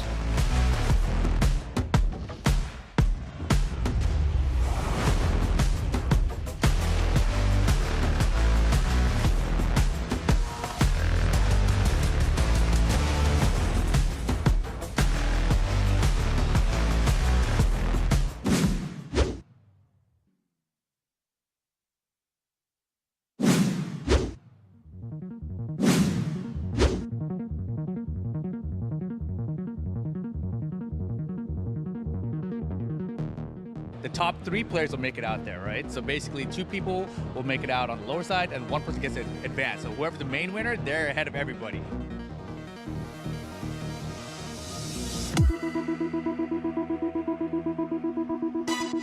I used to be a competitor in it, now I'm a commentator in it, obviously. But this game is itself, right? There's a lot of fighting games out there. This is a 1, 2, 3D fighting game.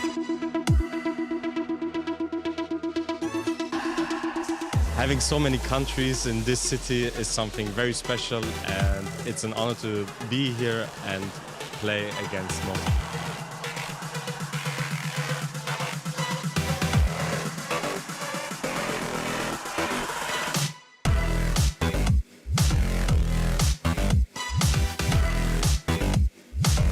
Am văzut că sunt foarte multe echipe, sincer să fiu, nu prea mult în ultima perioadă meciurile, dar cred că USA o să ne surprindă foarte mult.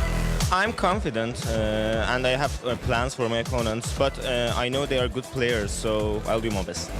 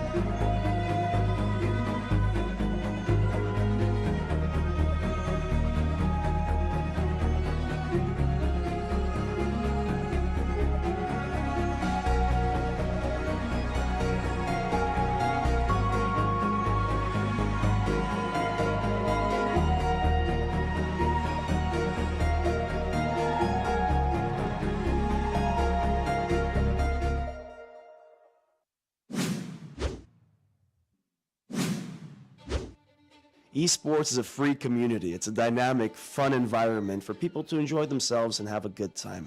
Este o experiență foarte importantă pentru mine și țin mult la cosplay. In the International Esports Federation, you have 140 countries here present, 140 people that represent their country. It's good to see how involved people are here. I consider that without loss you cannot become a better player.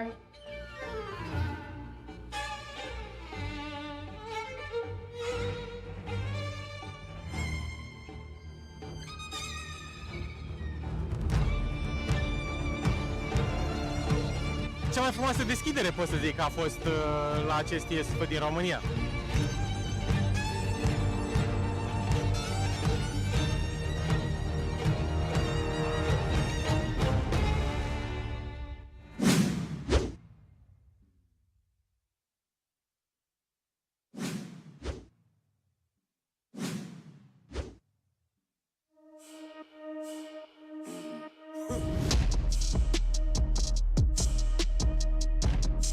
So what we know is that video game players, professional esport athletes, are cognitive performers. They're performing not only with the mechanics of the micromechanics of their finger movements, but also with their brains.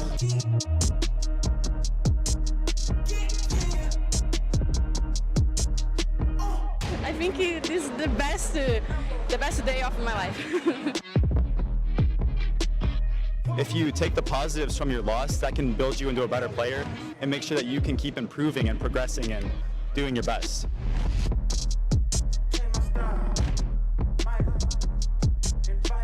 It's our first time here in Romania for the IESF tournament. Everyone is enjoying a lot. I hope we can have a good result.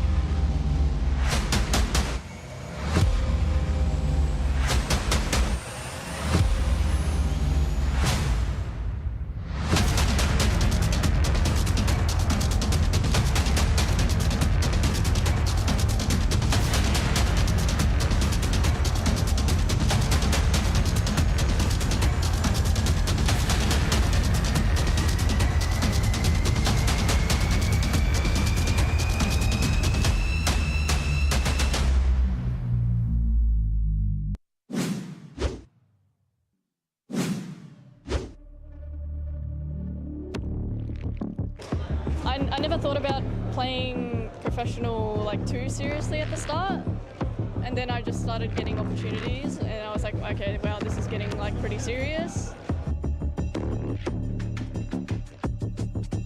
My high school friends, they introduced me to the game, and I don't know, I got addicted, and that's it.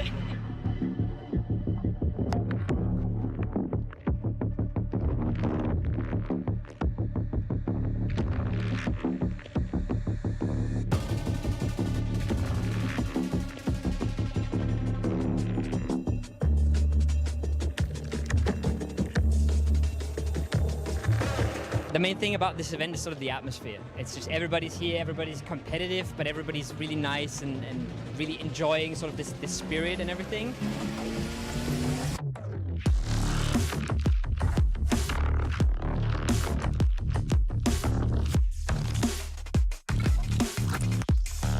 Mi se pare unul dintre cele mai faine evenimente organizate aici la Palace, în Iași. Îmi place foarte mult, e un vibe foarte fain.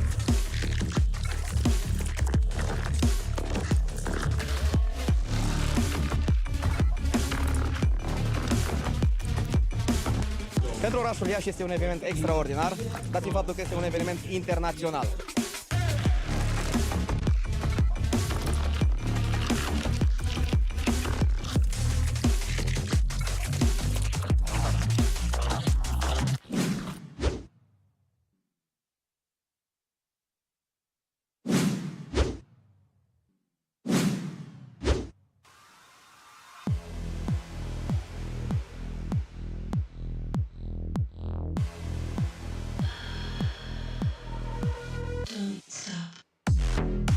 For me to represent my country, it's an honor and a pleasure.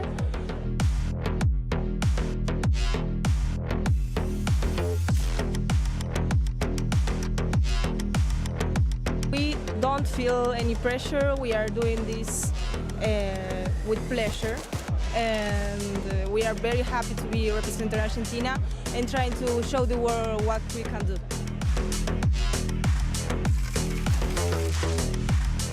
It's so good experience, and also it's bigger responsibility to come out with Georgian name.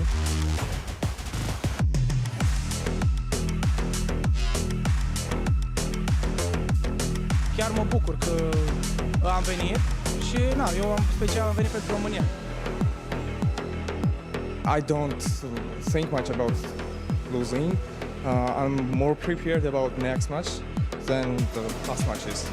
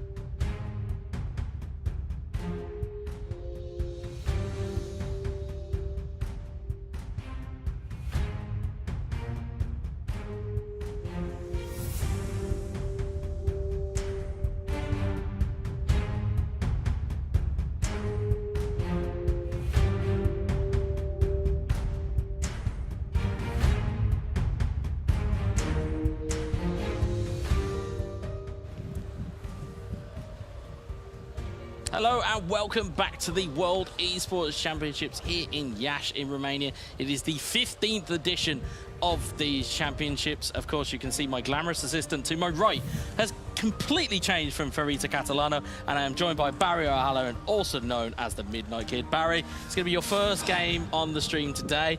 We have an incredible game for you to look at. However, you had a ringside seat for Malaysia versus Romania. Your thoughts? I mean, it was a strange kind of game, I think, at the start, because I think Irma settled in as time went on, and he probably shaded it in terms of the stronger opponent or the stronger guy that was playing. But it was a hard fought one, and I think every game here today, looking around, there's a lot more energy in it. There's a lot more tension as well. Yes, and I think he was just happy to get through that. Through that first game. Certainly, the way that third game went for him, he looked a little bit more comfortable once that he'd got the goal. But I believe I've just had word. It looks like we may be ready for gameplay here now. Looking at the game that we have got coming up, the Twitch chat and the YouTube chat, we heard you. We have got Germany against Serbia. It is Mednasa versus Roxa, two behemoths in terms of fandom, in terms of ability on the game. We are bringing you one of the very best games that we could possibly bring you here today.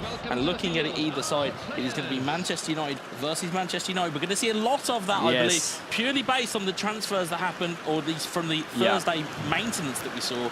The transfers out has kind of tweaked it a little bit for players. I think so, yeah, and I think each player at this level now will want to match exactly where they can match with each other, because there's not a lot between these guys in terms of talent, in terms of squad selection and how they actually play as we see the teams here. Yeah, absolutely, and it looks as though from the way they're sitting at their monitors, and I'm going to try and predict it through the eyes of our production team, that it's going to be Roxa from left to right, and it will be Germany from right to left. So Serbia left to right. I'm just going to wait for the graphics to confirm that, but I believe it's going to be Serbia left to right, and Germany on the right. So we've just had confirmation here. So it's going to be Mednasa in the green and white strip and Roxa in the red strip if you're just trying to keep score at home. But these two... I'm loving these shots. Look at these action shots. It's so good. This is what we want. It's so good because you literally see the whites of the eyes of the players, and you can see everything that they're doing. And you can see, interestingly, here as well. Yeah, the middle again, it's going to be packed in the middle. Packed out in the midfield. And it's going to be, I feel like it's going to be a game of errors. It's going to be a game of small errors. I think so, yeah. And listen, they've got a match, like Roxa now has got a match under his belt, I think. So he's probably got the fingers warmed up. It might be a couple of mistakes here and there, but I think it's going to be whoever's clinical up front. That's what it's going to be. We know the talents of these two guys. I mean, anyone that follows them online or follows their journeys of, eFootball, we know what we're going to be in for here, hopefully, if it lives up to the hype. But two fantastic players. Roxa looks very chilled. He looks always very looks relaxed. He looks very, he's focused. He's one of those kind of Easter Island faces. You can never really tell what he's feeling, as we'll see. It'll be Serbia going from our left to right on our screen. Here's Bruno Fernandes into Ericsson. Casemiro takes it away. Here comes Germany. Here comes Mednasa. What has he got up his sleeve of tricks? Here's Mount. Plays it back towards Martial. Martial looking to chip that ball into the box. Johnny Evans will clear it away. Christian Eriksen will clear that forward. And again, I think we'll learn a lot more about these two players, and certainly a lot more about this game as the time wears on. Martial to Rashford, tries to flick it round the corner. It's tense. It's tense. It's very tense. And of course, as was expected, the Twitch chat has absolutely exploded with support for Germany here. As we said, Nasser, a very popular figure amongst the community, most definitely, especially on Twitch. Here is Martial. Rashford trying to find his way around the corner. Evans intercepts it. And Serbia trying to get the ball forward, and they do so eventually. Is Bruno Fernandes to Marcus Rashford, in towards Martial, back to Rashford. Here is Eriksen, lofts the ball over the top. Varane was struggling, but he got there in the end. Super defending there, because I thought he was going to get in, Wes. Yeah, absolutely. He looked for a moment or two that Varane was just going to be outstretched there. Here is Anthony, Bruno Fernandes, Rashford. Good in block there by Eric Bailly. Clears the ball forward. Is Sancho looking forward. Eriksen will intercept. Here's Casemiro.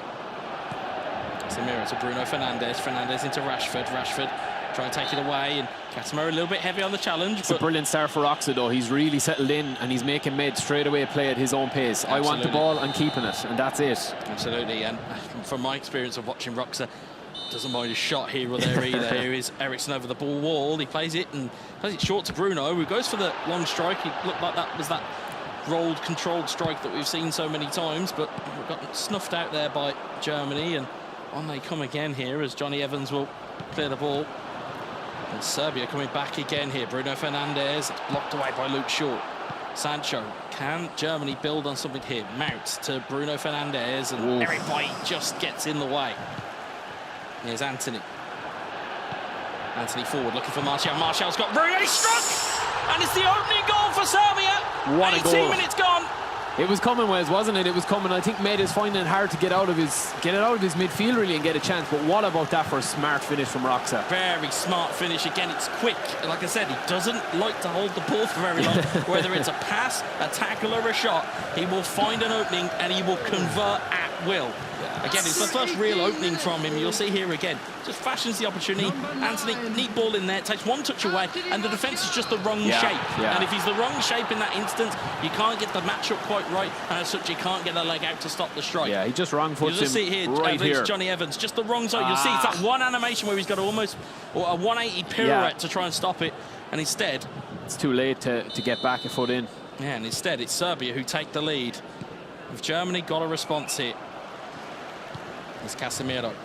Eriksen intercepts it, finds Anthony Martial. Martial looking to drive forward, finds Rashford. Rashford back to Eriksen. Eriksen chips the ball into the box. Johnny Evans heads it back again. He's looked for that twice now, Roxa. That's definitely something for Med to look out on. I definitely think he needs to be careful. Yeah, I can see there's some smattering of Serbian fans in the chat as well.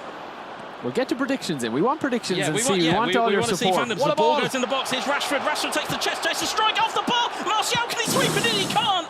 And it's cleared away by Germany. My days, Wes. This is end to end. This is as open a game of eFootball as you're going to see as Rashford tries to drive forward here. Mount back to Martial. Martial, can Germany find a way?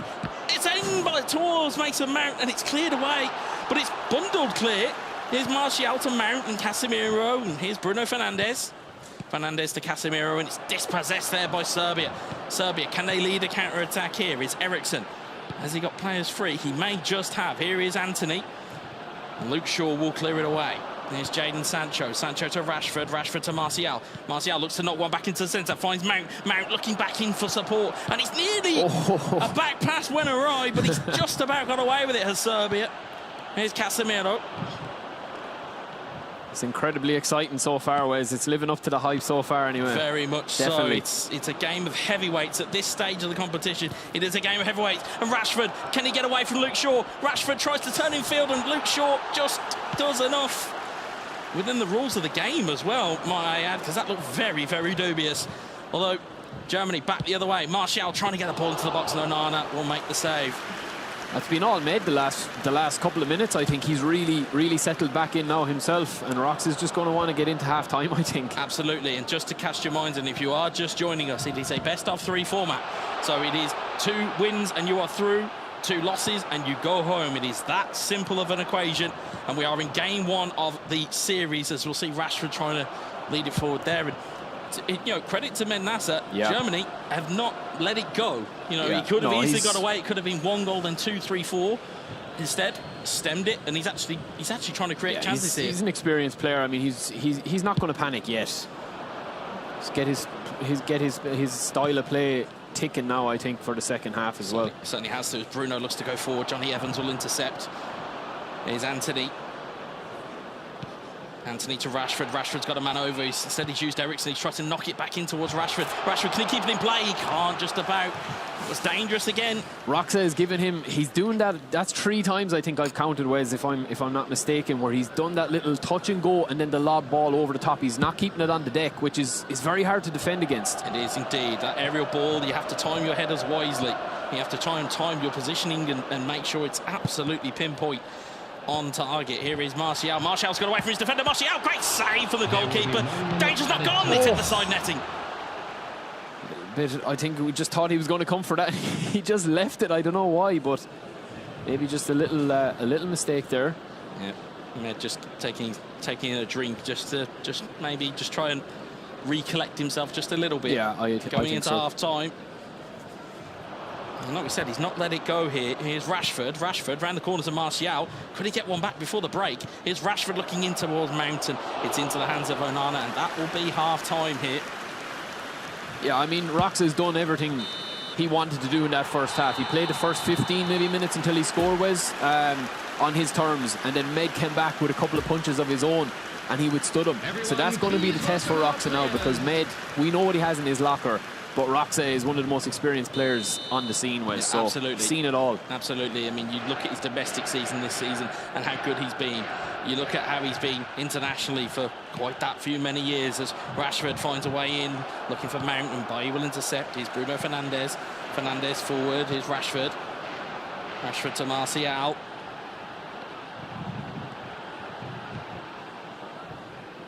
Martial. Eric Bailly.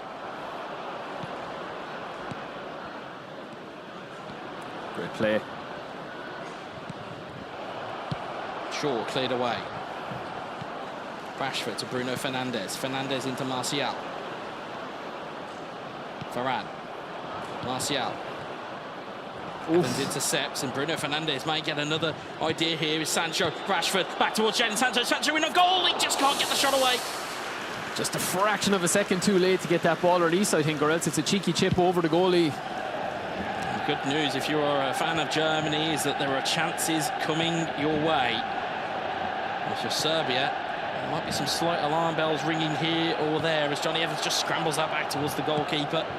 Yeah, I mean, there's big space on here for both teams. I think they're just kind of feeling each other out still, which is making it very exciting for us and for anyone watching, I think, as well. Indeed it is. There's a packed house in the stream at the moment. Thank you very much for joining us all. Good feeling. Yeah, listen, this is going to take on a lot of storylines, I think, Wes, but the two boys are giving nothing away. You can see they're super focused there. And I think Med will be happy that he's kind of settled back in now and just keep it going and try and get that equaliser. Absolutely, but as we know, if you can keep your head in these environments, if you can keep your cool, that is where you put your best foot forward. Looking at the teams at the moment, 13 game minutes left here. It's still very delicately poised. It only needs 1 goal either side here, and that will really decide this tie. As we'll see, Martial and Rafael Varane will clear it away. And I'll speak from experience in terms of on these types of stages, it is utterly terrifying. And I can only imagine the pressure. Representing your country ramps it up even more. Here's Casemiro to Bruno Fernandes. Casemiro intercepts it, finds Martial. And Varane, it just hit into him. Yeah, it's very kind of tight in the middle, as we see, you know, in a lot of games now. And it's Johnny Evans that intercepts it. It's Bruno Fernandes. Good ball. Fernandes to Eriksen. Eriksen on the volley. Good save from the goalkeeper. Med is looking. He's laser focused. He is. I don't think I've ever seen that face of focus from him. But he's just, you can see, just every time he looks like he's going to get a little bit of inroad, instead the ball and the opportunity just gets snatched up beneath him. But he may still have opportunities here. 20 in-game minutes left, and it's another opportunity that's just slammed in the door. Although Luke Shaw will head that down. Here is Casemiro. Casemiro looking forward. Here's Anthony Martial, and Rafael Varane will clear. Bruno Fernandes to Luke Shaw. Luke Shaw looks to run it down the wing here, looking in towards Anthony, who tries to get ahead of Luke Shaw for Serbia. And now Germany will bring it back the other way. Germany looking in towards Bruno Fernandes, looking forward. He was looking for that ball down to the right-hand side there. You can see that the ball did not go where he wanted. Instead, Anthony has prevented a chance here. Martial! 2-0! What a finish, Wes. I mean, we just said Med was true if he had got that pass away, but Martial with 2 goals now, and Rock's in prime position to take this first scalp, I would say, Wes. And it's game 1 that is certainly in the hands of the giant Serb. Yeah, I mean, 15 in-game minutes left here. You'll see that again, the way it just came, as we said, that small opportunity when the ball doesn't go quite right for Germany. Said it, the ball does go right for Serbia, and instead, quality finish there from Roxa. First time shot from Martial, that's why he's there. I mean, it's just the minute he sees the ball, it's boom, it's in the back of the net. Nothing you can do about that. You can't even have, Med doesn't even have time to get in a bit of manual goalkeeping there, Wes. So it's reaction smart times, finish. as we said. Yeah, it's a staple of Roxa's gameplay. It's the ability to strike a ball the second. It's almost like his almost chance recognition in terms of identifying the opportunity that's there and acting in the appropriate manner is something that I don't think I see from any other player in terms of those lightning quick moments. And he's so quick on the draw. Well, he loves scoring goals. That's the thing. He loves scoring goals no matter what competition it is. And he'll be happy with getting 2 goals on this because it gives him that cushion now, even if Med pushes on. I kind of felt like Med maybe wanted to make the subs, and he just happened to concede that goal. So a little bit of unluckiness there. But listen, man, there's still a lot to play for here, Wes. I think Med has shown really good signs of breaking down Roxa. Absolutely. It's just that pass or 2 out of the way. That's it. That's all it is. And there's the thought as well in terms of your having to reset your brain. Because again, game 2, game 3, they're separated. This game is not over, as we'll see here. Hoyland takes a quick step. Hoyland! There we go, Wes. I'm telling you. There's one back for Germany. What a match, an end to this first game that we're going to have. I mean, I think Med should have made the changes earlier, but now that he's done it, he's right, okay? He's right. He's made him at the perfect time. Super sub coming in. Had to score at that moment just to put a seed out. It's a quick free kick. It's quick movement. And again, it's that one turn. It's a beautiful, smart turn. Hoyland with the control straight into the corner. And as one of the Dream stat has just said, I've just seen a very good comment there, let him cook. Yeah, let him cook. Because it's certainly, with this amount of game time left in the game, if he can get one more opportunity, it will be the moment. And it's open. He'll need to convert it. It's an open game. If you're Roxa and if you're Serbia, you need to kind of tuck your chin in a little bit and say, hey, okay, use this experience as we know that he's got at his disposal. As Hoyland looks to try and drive forward here. Luke Shaw tries to drill that one into the box. Anthony does not win the header. Here's Mainu, clears it away. Donny van der Beek down to Hoyland. Hoyland has players over. He's looking for Rashford against Casemiro. Casemiro with a great defensive header. Very strong header there. Very good header. Johnny Evans heads it back to Henderson. There's 9 in-game minutes here. And again, at no point here should we diminish the skills of these 2 players. It's 2 of the very best at the moment, as we said at the top of the show. In terms of when you get to this point, you have to beat these types of players if you want to progress as Mount. Beautiful lofted ball. Brilliant back heel from Anthony. Goalkeeper scrambles it clear. It's outrageous. Outrageous. It's Hollywood football almost there from Serbia. Here's Anthony. 5 in-game minutes left here. He's going to maybe try and tick down the clock. He's not. He's going to go to Mount instead. Mount tries a cheeky dink. Instead, Johnny Evans will clear it away. Roxa with those intricate over-the-top passes, Wes, he does them better than anybody I've seen in the competition. And they're so hard to set up against because when you've played the amount of games Med has played, you know what you're going to be defending, which is on the deck, on the ground, 1-2. Low block, as the kids say. Yeah, but Roxa kind of mixes it up and he kind of gives you the eyes and then looks the other way. He's cheeky, so Med is going to have to learn very, very quickly. Now, he's handled it well. He's handled it well here, and again, it'll be interesting for the rest of this game, whether he can get the ball back and maybe fashion an opportunity. But again, looking into game 2, how does he then evolve out of that kind of out of that situation? Does he take the lessons from game one? Does he adjust? And as we said before, the great players and the real greats of the game will find a different way to play in that game too. As we'll see, Rashford to Sancho. His plan A might just be as good though. Rashford tries to get away. He's gonna maybe get away. He has got away. Rashford, Germany on the attack, tries to tuck it back. Sancho, oh, it's at the block. Donny van der Beek, and Luke Shaw's across to make the block. It's a bad touch, I think, only for that. It could have been a different story. 2 added minutes on here. McTominay, Sancho back to Mainu, back in towards Sancho. One more opportunity maybe here for Germany. Rashford knocks into the box and Shaw gets it away. Is there going to be one more chance? There is the final whistle. First game goes to Serbia, 2-1. Yeah, I mean, he was made work hard for it. I think when he was up 2-0, Wes, he probably thought, listen, I'm fairly in a good position here, but against a run of play, Meg gets back from a quick free kick, and then he gets straight in, and then the tables are turning. We can even feel it here that the pressure is ramping up a little bit from you guys at home as well. If I was nervous when I got up this morning, as I put on social media, I dread to think what these guys are feeling. Yeah, well, these guys are playing. These guys are playing. Like, we just get to shout about this stuff. These guys get to live it, and I wouldn't want to be in their shoes. I used to be. I don't want to be anymore. I don't want to be. It's okay. I'm okay here. Yeah. I'm very much okay with my We can feel the pressure just coming our way here. So it's almost like you can just feel the heat on your back. Yeah. It really is. Listen, for anyone watching at home, 2 well-supported guys, well-known guys. Absolutely. I think Med now, and we'll definitely take. I know you can learn a lot by winning games is the best way to learn, but I think Med will learn a lot there from losing that one as well. There's a lot of data that both players will have on each other. It's very much one thing playing in the practice rooms, very much just kind of like being chilling, we're just messing about on a PS5 in a room, and it's okay, it's all good. GG, well done everybody. You're it's a all beast. good. When you get to here, everyone's like, no, like we need to be calm, we need to be kind of inward. I think the reality here is Med needs to learn from that loss. So Germany really need to kind of think about how they're going to try and stop that Serbian attack, because again, for large periods of that game, it wasn't too bad. No, it wasn't too bad. And they certainly had the opportunity. They certainly took it from the quick free kick. Yeah. I think that there's more to come from Germany. But this is much as what we said when me and Frita were doing the Malaysia-Romania game. Yeah. This is now all or nothing. It has to be now. Yeah, if you it's have to draw back for here Germany, now. it has to be now. Serbia, you've got one in the bag. Congratulations. Now you've got to try and get the second one. Yeah. I mean, Med is warmed up now. He's more warmed up now, I think, so he's... And I think very quickly we can actually see the brackets as well. I think we've managed to get the data all up to date. Lovely. So fantastic. Just to keep you across everything.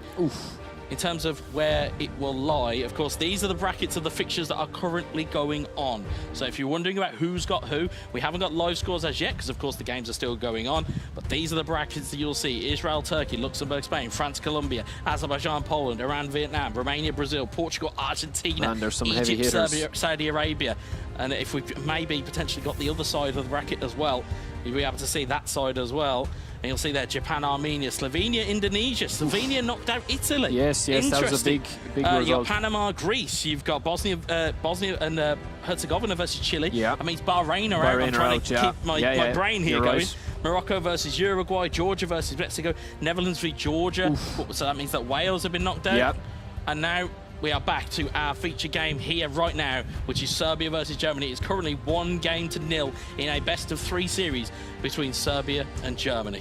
Yeah, I mean, this is it, man. This is what we want. These are the matchups that obviously the people at home want to see. These are the matchups that we definitely want to see, because again, at this level of esports, and especially within eFootball's esport, you want the very best showcase. You want to have the best show for everybody, and that's, I suppose, what we've tried to construct over the last couple of days. I think so, yeah. Is looking at the best games that we can put on. Of course, the next game after this, of course, we've got a slightly more extended break after this series finishes, because we've obviously got to decide what game we're going to put on next. So we've got to go and check the bracket. We've got to check everything out. But we are ready. We're ready. To rock Let's and get roll straight here. into it. Let's just get back straight into it. We're ready for game 2. I mean, Wes, the thing I would say is, right, just to get back to the action on the pitch here with game 2 of this series, Med has to, I think he has to kind of throw off the shackles a little bit more now. We know he's an aggressive player. We know he's really, really good at putting people to the sword when he's on top. But I think he needs to play the game the way Roxa came out in the first game. He needs to, on his terms. He needs to assert himself. Yeah. He needs to assert himself, get that first goal, and then look to kind of maybe start to strangle the game. Yeah. Because we know that Germany have that ability. Yeah. We certainly know that they have the gameplay to go with that.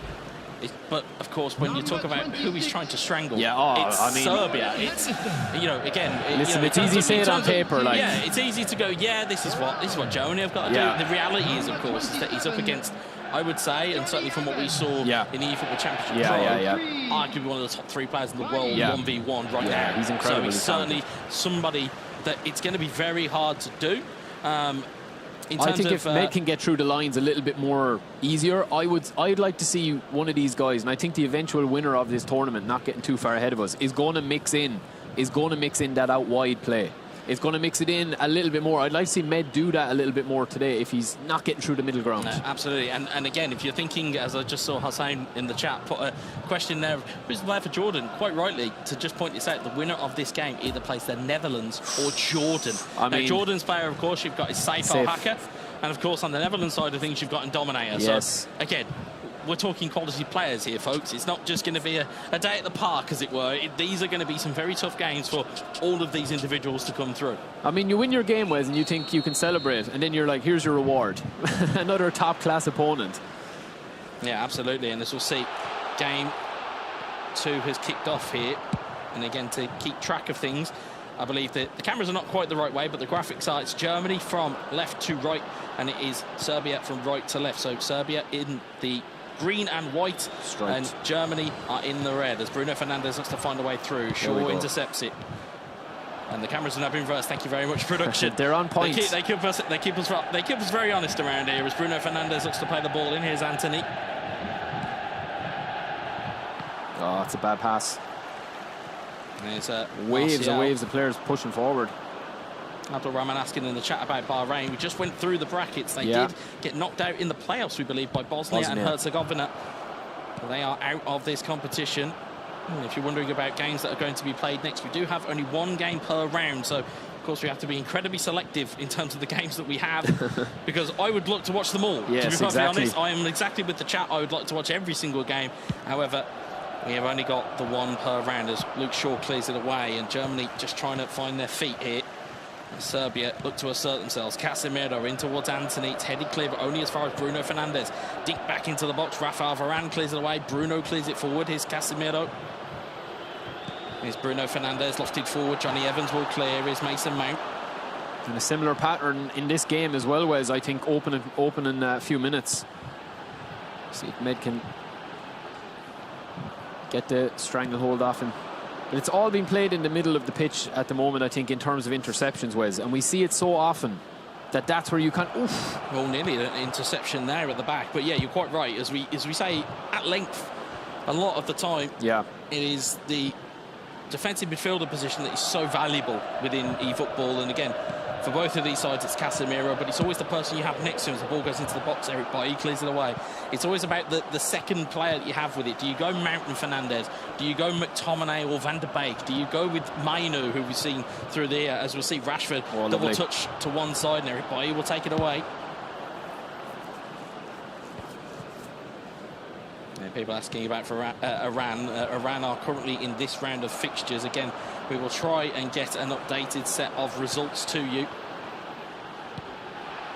Or at least, at the very least, who has progressed into the next round. Marcus Rashford, Bruno Fernandes, Anthony across the box to Martial. He scored! It's incredible, Wes. I mean, he just makes it look so easy. And how do you stop that? How do you actually stop that? I mean, Med has done nothing wrong there. But again, it's the genius of Roxa, just to be able to hit that the minute. He doesn't even give us a chance to anticipate that. It's just bang, and it's in the back of the net. And again, it's that skill to just hit it when the chance is on. There's so many players that we'll see who will take the ball, maybe do an extra touch, maybe try and shimmy it, maybe try and do something different. Said no, Roxa's like, nope, I see this big shiny shoot button, and I'm going to hit it. As we'll see the ball there, again, it's one touch passing, Jack touch there, and again, it's a brilliant ball, and Johnny Evans can't get across. And as a result, it's able to be swept in at the back post. Yeah, it's just an unbelievable strike again. First time you can't do anything about it. That's the biggest thing that Med is probably finding here, is that he's not doing anything wrong. He's just conceding goals that are extremely hard to stop. You can't set a defense for that. They're extremely hard to execute as well. That's the thing. It's like, it's not like it's like you said, it's not like it's a gimme goal and it's like, oh, it's something, you know, minor. It's not like something that's like a mistake or anything. They're just high level, extremely high risk plays. Yeah. But when you play against a player like Roxa, you play against a player like Serbia, they have that ability. They have that almost in their DNA. They are risk takers. They will take a chance whenever it is on. And come what may, there's very much he'll shoot, and if it happens, it happens. If it doesn't, it doesn't. As you see, fighting the passes at the moment, and Germany needing to find an answer quickly. Here is Martial, looking down the line for Rashford. But as we said, Roxa was playing in the first maybe 15-20 minutes. He was playing it again on his terms, and I think Med will just probably want to have the same. He's trying to get that ball back first and foremost as Rashford gets in on goal, but Eric Bailly will clear it away. There's Mason Mount, and all of the options that seemingly are there for Germany that just get boxed out and away. Here's Eriksson, lofted ball into the box, good header back from the defender. He keeps trying that. I think it's to keep just Mednasa a little bit, you know, cute to it. I think he is cute to it, but it's probably distracting him a little bit from on the ground. It's a beautiful ball into the box. Martial is just offside. Yeah, just offside. I was going to say, your hearing is a lot better than mine. I think it's the amount of times that I shout around Martial or Origi or somebody. It's done something to my ears, but you certainly heard the whistle before I did. Yeah, just spotted the run. Henderson forward. Sancho with the header down towards Marcus Rashford. If you are just joining us, Serbia one game up in this series. Germany are in the red. And currently 1 goal down in the game. If it stays like this, Serbia are through, Germany are out. And again, the winner of this game, or the winner of this series, should I say, will play the winner of the Netherlands versus Jordan. And that would be a cracker. Here is Mason Mount trying to find the slip through ball in, but Eric Bailly will clear it away. Pedrito Football keeping across all of the fixtures in the Twitch chat. A big thank you to him. He's certainly keeping the chat inundated with the data that we have at our disposal. Here's Bruno Fernandes to Marcus Rashford. Oh, Varane intercepts it. There's Jadon Sancho. Sancho into Mount. Can Germany summon a goal? Martial. That's a brilliant ball. Rashford, great save from Onana. He's parried out. And on another day, that's swept home, but the ball and danger is not gone here. Martial to Rashford, and Varane will clear it away. That's super unlucky. He does everything right there, just the wrong angle to shoot from, I think. There's Bruno Fernandes to Sancho, lets it run through his legs. Germany certainly seem to have their tails up at the moment. Sancho in towards Rashford, in towards, it's at the post! Mason Mount hits the post, and Germany's best chance goes begging. My days. I mean, Med has done everything apart. He's actually ripped Roxa apart there in one of the best attacking. He's done everything movements but score. He's done all day, and the keeper's there, and he's just hit the post. On another day, it rolls into the back of the net. Yeah. And instead, Mason Mount hits the post, and it goes wide. That Roxa will be happy to get the half-time now. Certainly, and that would have been a game changer in terms of conversations at the break. And as you see, 1 minute gone, and there is half-time. Wow, we catch our breath a little bit, but man, I don't know, that's just super unlucky. And I think Med is even realising I'm just being unlucky here. He's really settled in again after. It's the same kind of type of game-wise, isn't it? You know, Roxa has dominated a bit, and then Med comes back, gets the chance, except he didn't score this time. Yeah, and that's seemingly the difference here, is that one chance was converted, the other one hit the post. Here's Martial. Martial in towards Bruno Fernandes, blocked by Luke Shaw, corner ball given. Look, just keep doing what you're doing. I mean, there's nothing to change. I think the subs, again, are going to make a difference when you come in, and that's what you need to just keep plugging away, keep attacking. You're doing everything right. Both of these guys. Eriksson with the ball in, and yeah, you're quite right. You just need, at this point, you just need to keep working away. Yeah. You can't really let your head drop in these scenarios, because, again, once your head drops, then the rest of the chances, and you'll start to get negative. You have to keep your head up. Here's Bruno Fernandes to Marcus Rashford. Mason Mount found a beautiful ball. Rashford onside, has gone up against Eric Bailly. He's turned back the other way looking for support. Rashford still, and it's a very, very well-timed challenge by Eric Bailly. The danger is not gone here. Germany trying to find an inroad. They have Sancho, and it's a brilliant tackle from Shaw. Yeah, I think Med is just trying to get his chances going there, and just has to be careful of the ball, I think, being caught like that against Roxa. Certainly has to be. You can throw bodies forward, but it will leave you open in defence as Anthony looks to play the ball forward for Serbia. Instead, Varane leads it away, and now it's Rashford, now it's Martial, and Serbia, can they get a second here? It's almost caught going back towards goal. See the right shake of the head from Roxa, and as you said, he's tried that ball about 5 or 6 times now. I think it's just to kind of get the defence backing off him, because all he needs is one chance on the ground, Wes, and we could see a goal from that ground pass. Absolutely, but the ground passes are getting gobbled up here. Here's Luke Shaw, 60 in-game minutes incoming, and again, as it says, you've got to think that you're in that kind of position to potentially make substitutions. Yeah, that's what I do. I get him in. Certainly, it looks like it's coming. He has to throw the dice, Wes, doesn't he? He has to go for it now. He's got to gamble on something. He's got to do something there, because the substitutes impacted very well for Mednasa in the first game. And again, Roxa will know, and certainly you can see from the concentration level of his face, it's, you know, you may sometimes look at these players and think, man, bit of zombie-like. No, that's their focus face, folks. I mean, when we were talking to the players yesterday, I was telling them I want to see tops come off and over the head, but no, these guys are super focused, and they're, you know, I mean, they know what they need to do. Into the box, headed away by Evans. As far as Casemiro. Oh no! It's Bruno Fernandes. Fernandes to Rashford to Sancho. The attendance for this match was 71,000. It's cleared away. Johnny Evans to Casemiro to Bruno Fernandes to Højlund. Højlund to Fernandes to Rashford. Rashford, neat turn from Rashford. Fights it towards Anthony, who's onside. Oh no, he's just offside. Yeah, just off. Alongside my hearing test, I must remember to get an eyesight test when I get home.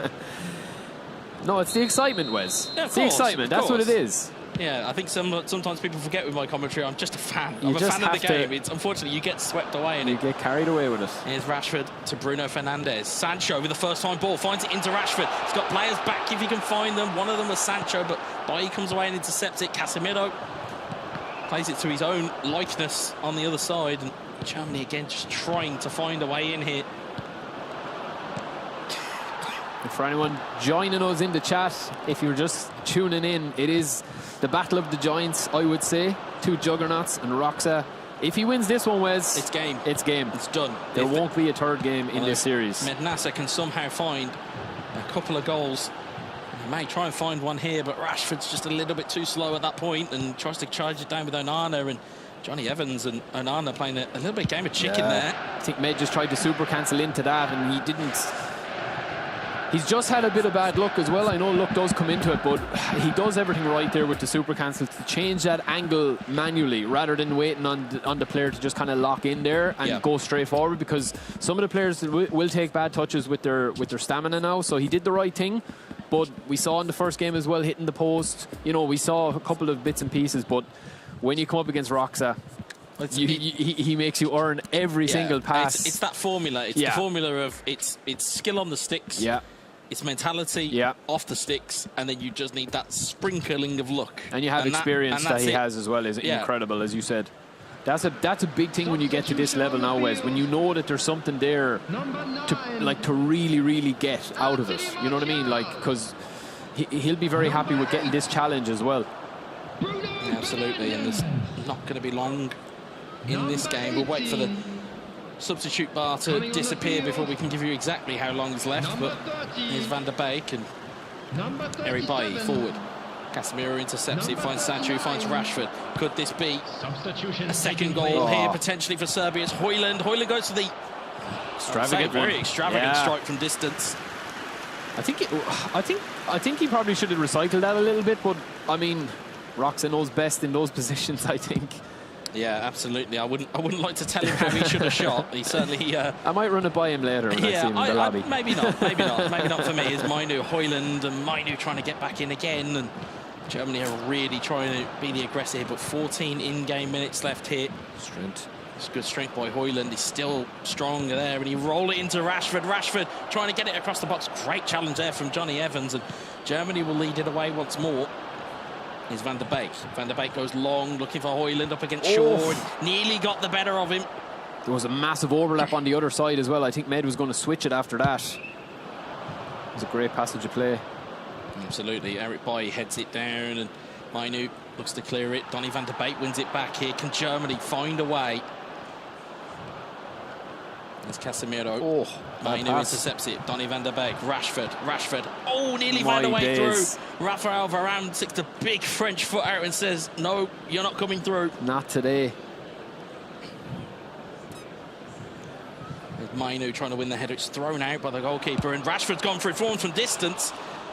Again, it keeps the ball ticking over, though. You may think, oh, that's a rash idea. It just keeps the ball ticking over. It means there's no foul. It means the clock will still keep ticking, and the ball is still with Serbia. Germany get it back here. They're going to have one more big chance to fall their way. Rashford looking for a route through here. Sancho trying to find his feet, and Mount just shuts the door again. Rana chips it out, and that could be the vital moment now that Germany need. We've one more chance, I think, in this game. Potentially one more chance. Dependent on how Germany recycle this ball. That's the opportunity. This could be game point. This could be it. This is it now. This is it. It's win or go home at this stage now, Wes. So, I mean, we're going to see a little switch of a formation. A 3-3-4. It's 3-2-1-4 with one holding. I mean, he has to just throw everything at it now, doesn't he? Yeah. There's no tactics that really come into this. Get as many lads up front as you can. Baby and bathwater. Yeah. Throw everything. The kitchen sink. Yeah. Your car keys. Everything. Your toilet. Everything. Just throw everything at him, because that's all you can do. At this stage, you have 89 minutes, and this is the last, as you said, the last throw of the dice you've got. You've got that last opportunity. It's a good throw in there to Højlund. Højlund back into Rashford. Can Germany find a way? Rashford! Rashford scores! What a goal! We just said it. Germany have an equaliser, and it's Marcus Rashford. I mean, Wes, we called it. We said that they'd get one more chance. But did we think that he'd finish as smartly as he did? We've given props to Roxa for the smart finishes. That is a perfect finish. Lets the ball cross his body. Boom, tucks it away. Absolutely fantastic finish. You have to rate the mentality monster that Med Nasser is showing here in the last throws of the game. We said it'll all depend on how he recycles this ball. And he does so perfectly. Gets a neat ball, just evades the defender, gets it round with Rashford, rolls off of Casemiro, gets it onto his left foot and slams it home. I will only say the same thing that I always say whenever we see Roxa play. In the same way that we hear it about, our fabled Michael Jordan. There's still time on the clock. There is. There is still time on the clock, and Serbia have the ball. Well, and we've seen it because Serbia were on the end of it. If you remember it in match day one, or in day one, they were on the end of a sucker punch in added time. So if there's anybody who can do it, it'll be Serbia. I love these shots from the production team. They're really adding to the spectacle here, because this is what we want to see. I mean, at the end of it, these two guys, they're leaving everything on the pitch here. Absolutely everything on the pitch. And Med Nasser has a wry little smile. I think it's the first bit of emotion that we've seen. I tell you, if he's not when showing, he scored, if he's not showing emotion, the Twitch chat certainly are. That place exploded. Yeah, I mean, when that goal goes in, it changes the whole complexion of the tie. It does. Because now we have in-game 3 minutes left. And bearing in mind, guys, this goes to extra time if it stays a draw. It may not do. Here is Sancho. Mainu blocked away. We may even see a winner from Germany here. Here's Mainu down the line to Højlund. Højlund, Ahmad, through to Rashford. Oh, and he nearly finds a way through. Højlund might try and get there, but Harry Bailly will clear it away. Should be it. And that's surely going to be extra time. Fantastic work by Germany to get themselves back into the game. Unbelievable. Again, one fatal moment was all it took for Germany to get themselves back in here. I think looking at the teams now, I think we're going to have a few changes, because I see Scott McTominay right back there, because obviously Med threw everything that he had there. He brought on Diallo. So that's going to be interesting. He doesn't have a holding midfielder there, so I think that's after dawning on Med there now.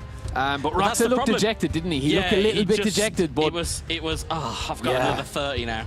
Like that's the vibe. But the issue is again, with the mentality that Roxa has, Roxa will very much be like, it'll be disappointed and go, it's 30 minutes.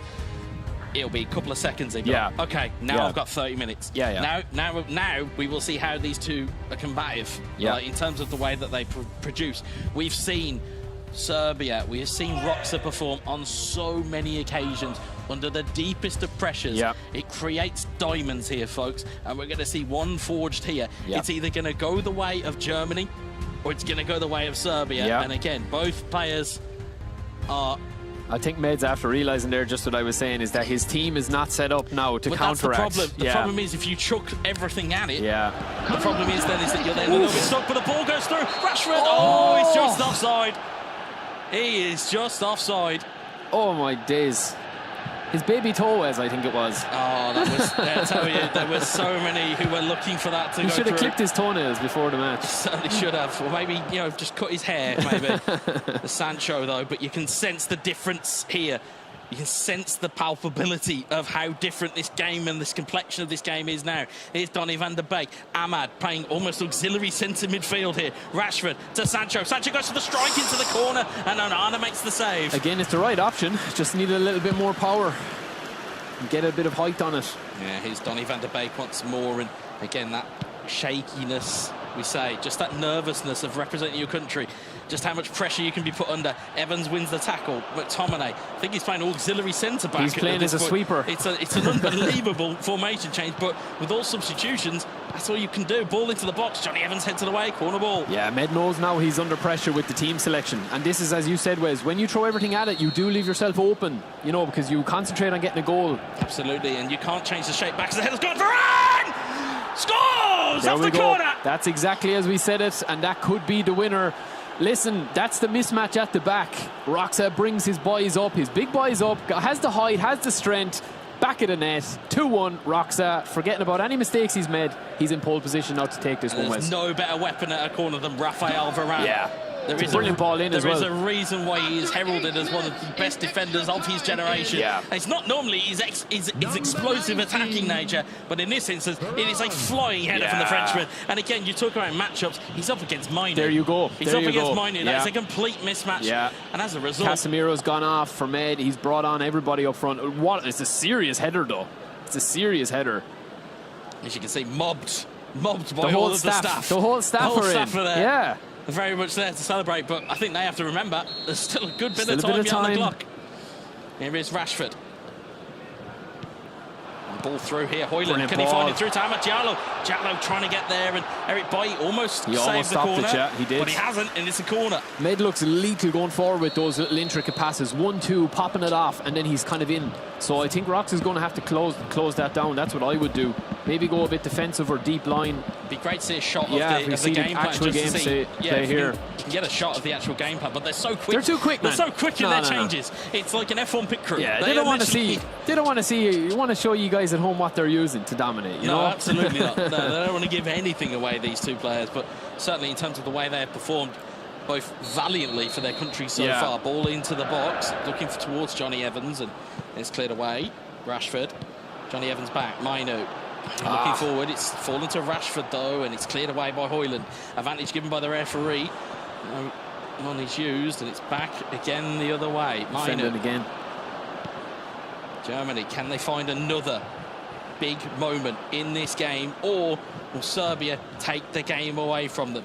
Marcus Rashford looking for Højlund, and Martinez will clear it away. And it's only as far as Højlund. Højlund in towards Mainu. Mainu back post looking for Sancho. Oh, it's on the post. Shaw clears it away.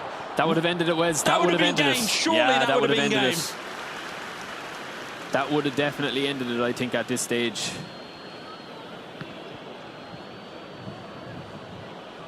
Again, you've got that little bit of a mismatch with the physicality. I think a chance. I don't know. I mean, if he concedes from this, he needs to just deal with this now and get into the half. Ball into the box, looking for a header again. It's cleared away by Germany, and it will be cleared back in by Serbia. As Eric Bailly, Rafael Varane, and Mainu will intercept it, and there is half-time in extra time.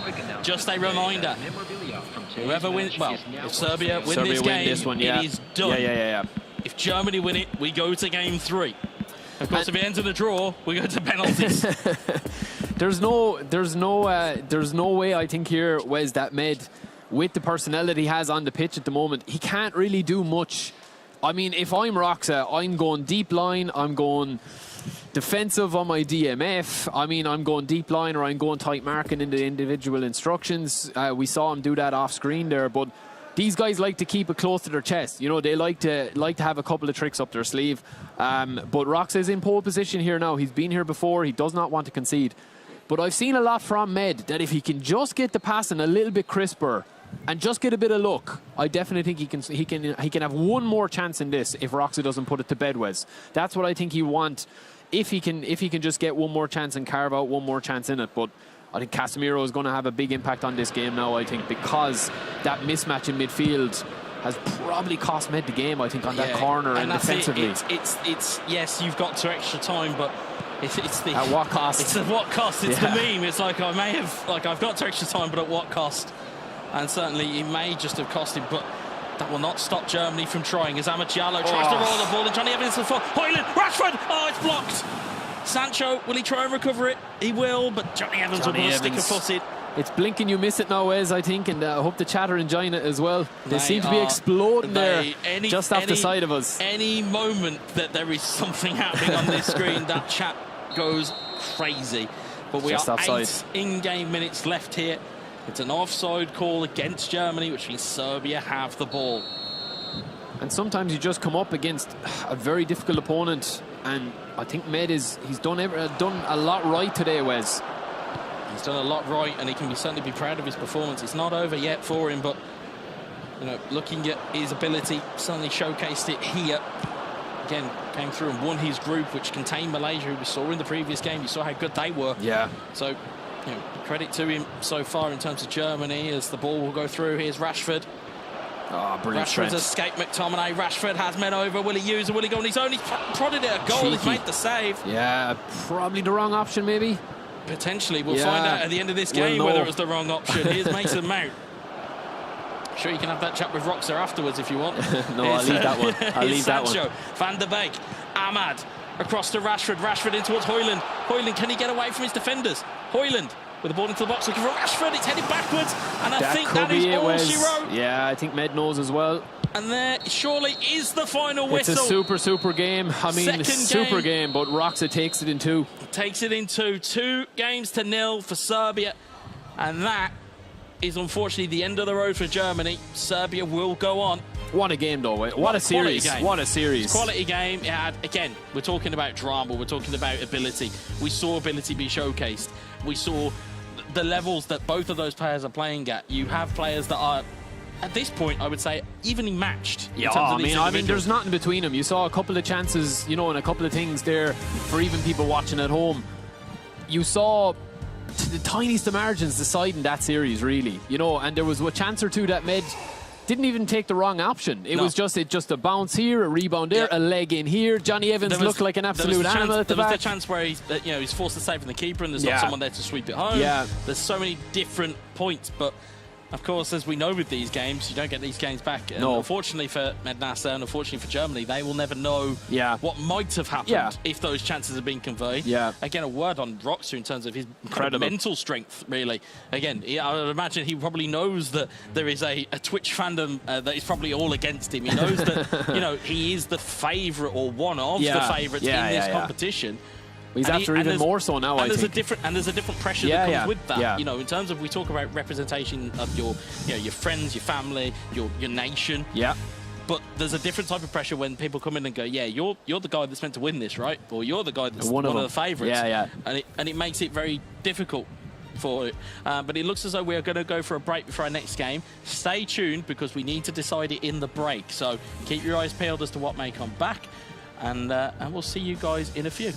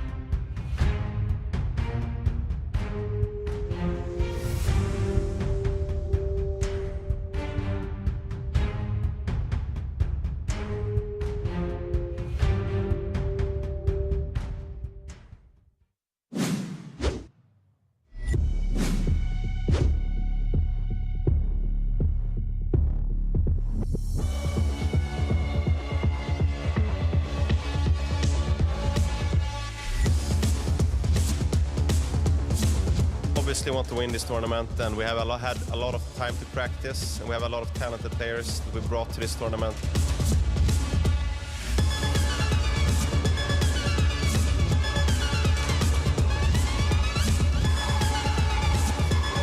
Toată lumea vorbește de Iași. Iași e capitalul sportului în țara asta. Over 700 gamers from around the globe will join us to compete and battle it out for glory to earn their place in the pantheon of champions. Because of this event, so I'm really happy that I saw a lot of female team. Like, it's an opportunity to play against them all.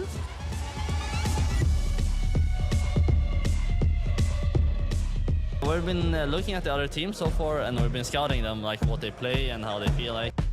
Cel mai bun eveniment de până acum la care am fost eu în țară la noi. Beautiful country, beautiful people, amazing food. Good luck to everyone. Let's enjoy together these days of sharing values.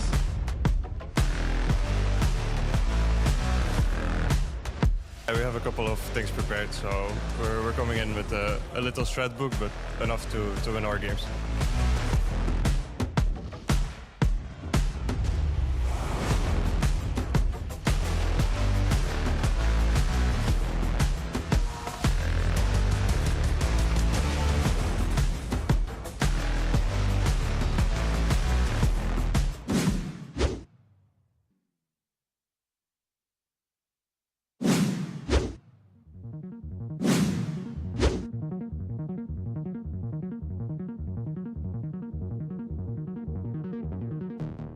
The top 3 players will make it out there, right? So basically 2 people will make it out on the lower side and 1 person gets to advance. So whoever's the main winner, they're ahead of everybody.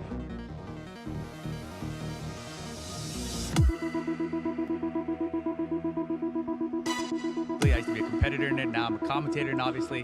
But this game is itself, right? There's a lot of fighting games out there. This is a 1, 2, 3D fighting game.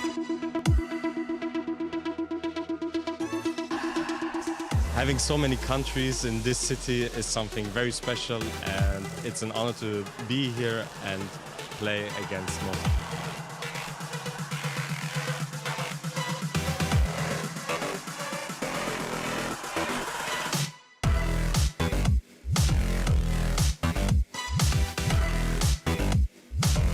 Am văzut că sunt foarte multe echipe, sincer să fiu, nu prea mult în ultima perioadă meciurile, dar cred că USA o să ne surprindă foarte mult. I'm confident and I have plans for my opponents, but I know they are good players, so I'll do my best.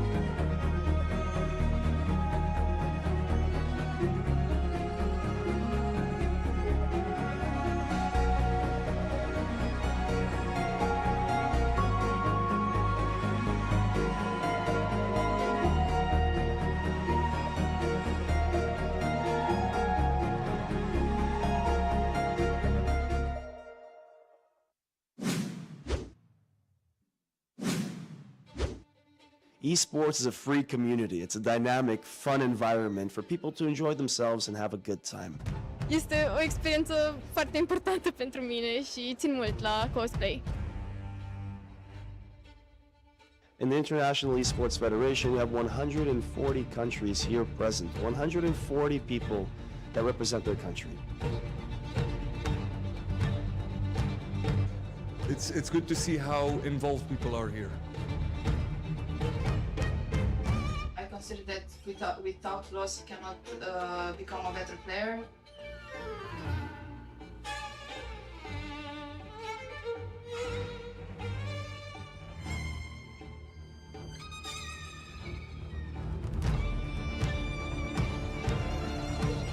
Cea mai frumoasă deschidere, pot să zic, a fost la acest IESF din România.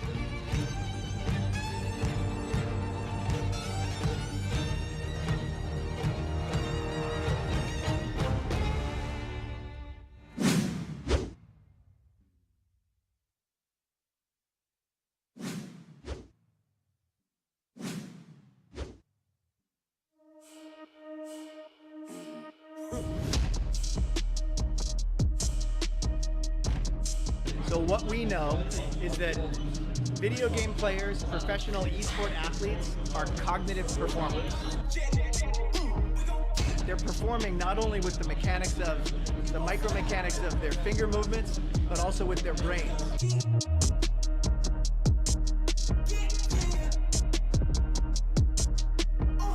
I think this is the best day of my life.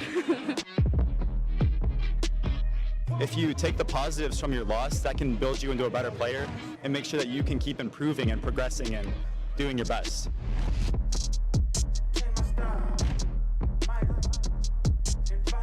It's our first time here in Romania for the IESF tournament. Everyone is enjoying a lot. I hope we can have a good result.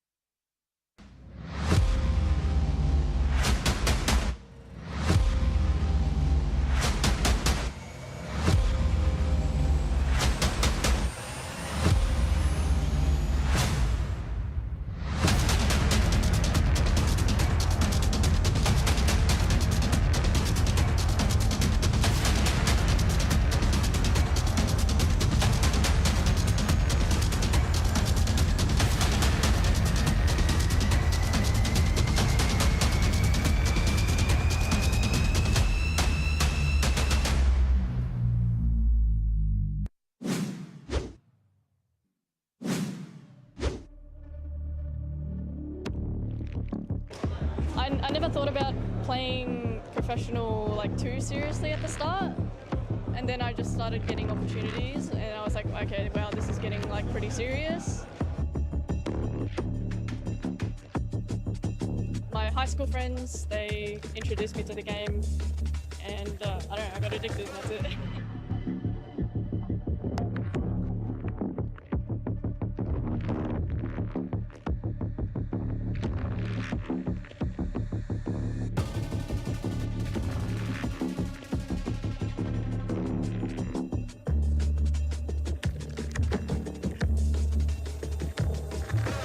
The main thing about this event is sort of the atmosphere. It's just everybody's here, everybody's competitive, but everybody's really nice and really enjoying sort of this spirit and everything.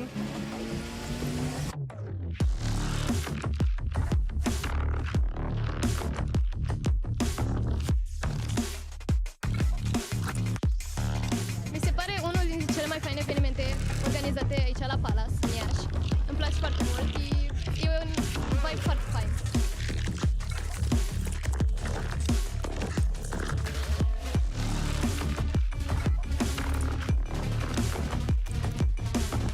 Pentru orașul Iași este un eveniment extraordinar, dat fiind faptul că este un eveniment internațional.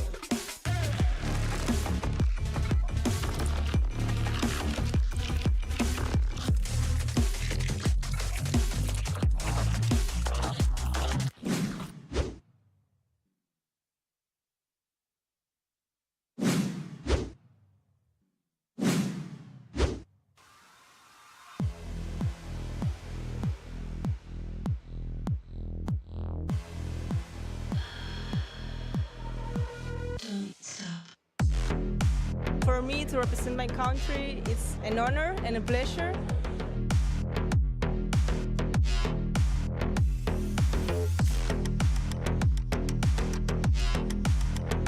We don't feel any pressure. We are doing this with pleasure, and we are very happy to be representing Argentina and trying to show the world what we can do.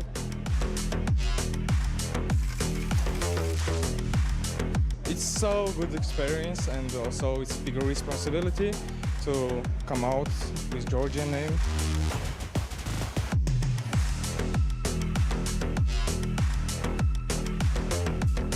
chiar mă bucur că am venit și eu special am venit pentru România.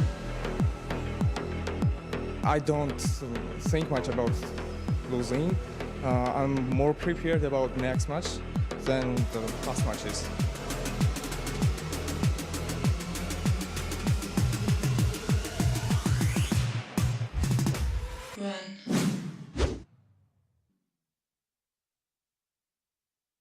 This is where I'm dreaming to be floating away. Beyond the mountains, the rivers, the colors, beyond time in all seasons. Only in this way could I embrace everything. This place does exist and is alive. You can feel it pulsating with life.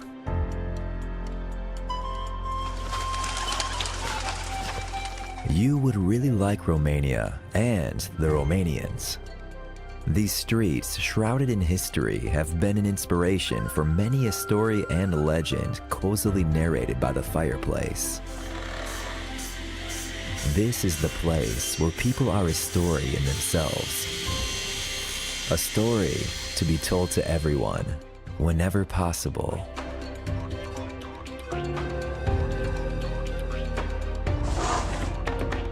This is the place where Count Dracula and the vampires were born. You could fall in love with our healthy lifestyle in the countryside, our traditional food, our music, and zest for life.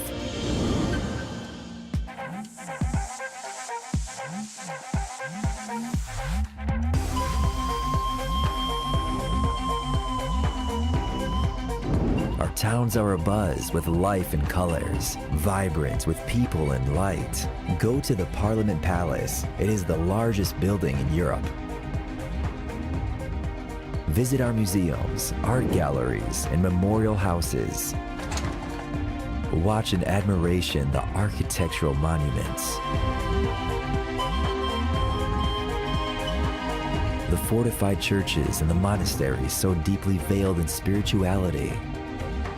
The palaces and castles built on a rocky peak. A petulant mixture of history, culture, and pleasure. Dive down. We have reached the center of the earth. Climb up. We have reached the peak.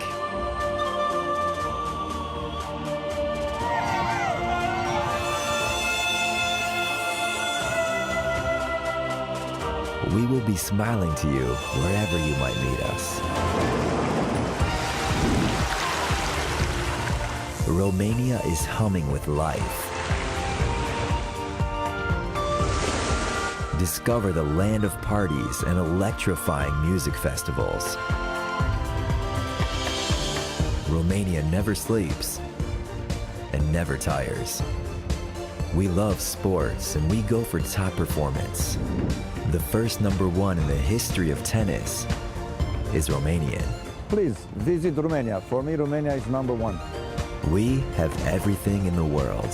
You have all the time in the world. Come to Romania.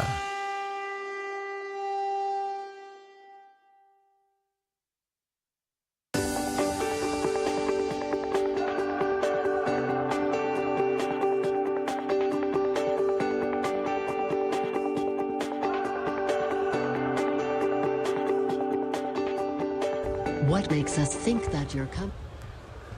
And here we are once again from Iași in Romania. I'm so in love with this city. I'm so happy to be here, and we have a great tournament. So what do you think we will have now, Barry? I mean, talking to a few of the players there just between the breaks. I mean, the pressure's starting to get on now. Yes. And I think everyone is starting to look and think, right, if I'm still in this competition, I can win it.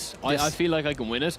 And then they're also probably trying to get the edge as well on their potential opponents. Exactly. But I think the big thing is anybody left in this, for anyone watching at home, if you've got a favourite team or a favourite nation, it's getting exciting now. Exactly. It's getting tense. And I think it can go any way. We've had some great games so far.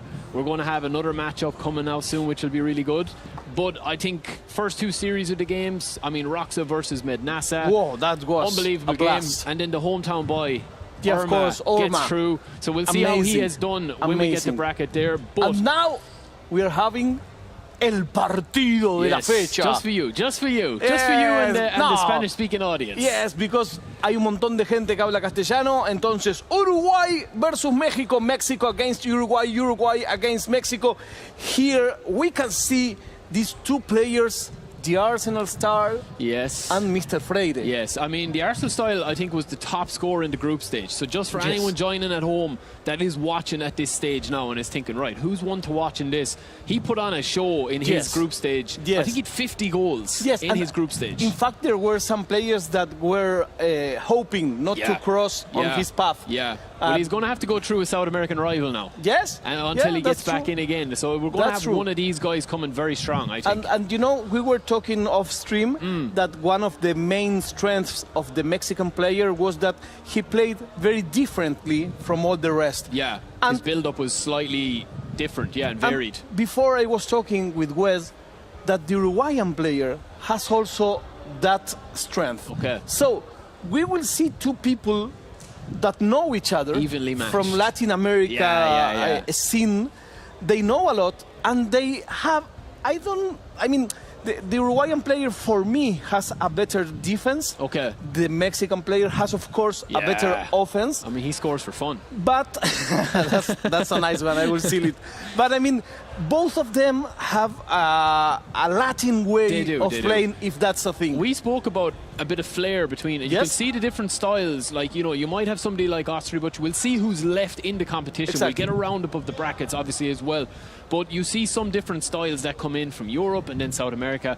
The South America guys, they have that little bit of flair and panache that they like to kind of put teams to the sword and play very attractive football. All the people here can play attractive football. Yeah, of course, of course. But we do have some seriously good players that are able to score a lot of goals, Frida, and we might see it in this game. Okay, let's hope. So let's see, what do we have in store for you guys? So this is the bracket, so we can see a couple of potential matchups here as we get confirmation of the brackets now. So Israel knock out a Turkey, a Spain handle business against Luxembourg, and then we also have Colombia, Poland in there, Iran and Brazil. Portugal, your beloved Argentina, are gone, I think. Yes, he lost for very narrow. I was just watching the result. It was a very narrow defeat, but it was a defeat. Okay. And Saudi Arabia won over Egypt. Yeah, we'll see the other side of that bracket now as well. The second side, just for the fans at home as well. Of course. See if your team is still in it, your nation. Let's see. So Japan versus Indonesia. So all of these games will be kicking off with us. We will have Uruguay and Mexico on the stream here. Yes. And also playing will be Japan, Indonesia, Greece, Chile, Netherlands, Serbia. I mean, what a matchup that is going to be for Roxa. That's amazing. As well. And Japan, Indonesia, we've talked so much about Leva. He is an unbelievable talent, and literally every single person here is talking about him, that he's so good, he's so clinical, and he just seems to be on another level in this competition at the moment. But Greece as well, Mario, special mention to him. Chile, the South American team, still represented quite well, Frida. Exactly. And well, after that, we will have to see how this continues. Yes. How this goes. Yes. I mean, everyone wants to play now. Everyone wants to win. They can feel it, that it's so close. Yes, and you know, I was just looking at the chat in Twitch, and people are like surprised about Camps being out of the tournament. Yeah, that's a big one. We have Mednasa out of the tournament. Yeah. We are starting to have big guys getting outside the tournament. Yeah. Just on the gate. I mean, of course, we will just have one by the end. But I mean, it's interesting to see that those perhaps favorites, quote unquote, may also lose. And of course, Ermagon as well. Of we course. didn't see him there in the bracket. So listen, it's any of these guys left now can go on and win it, and it wouldn't be a surprise. Exactly. You know? So it's going to be very interesting at this stage now. Who can actually just keep the mental strength as well? That's going to come into a big. That's so important. Yeah, it's something you always talk about. So important, being able to have your focus, to not be affected by a missed goal, by a known goal, by a save. by a ball on the post, by a penalty. Yeah.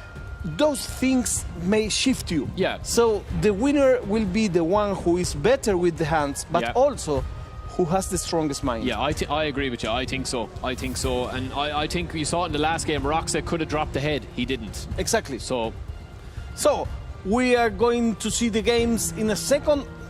What teams are they going to pick? What do you think? I think they'll probably stick to... I think they'll all have their ideal setup now in mind.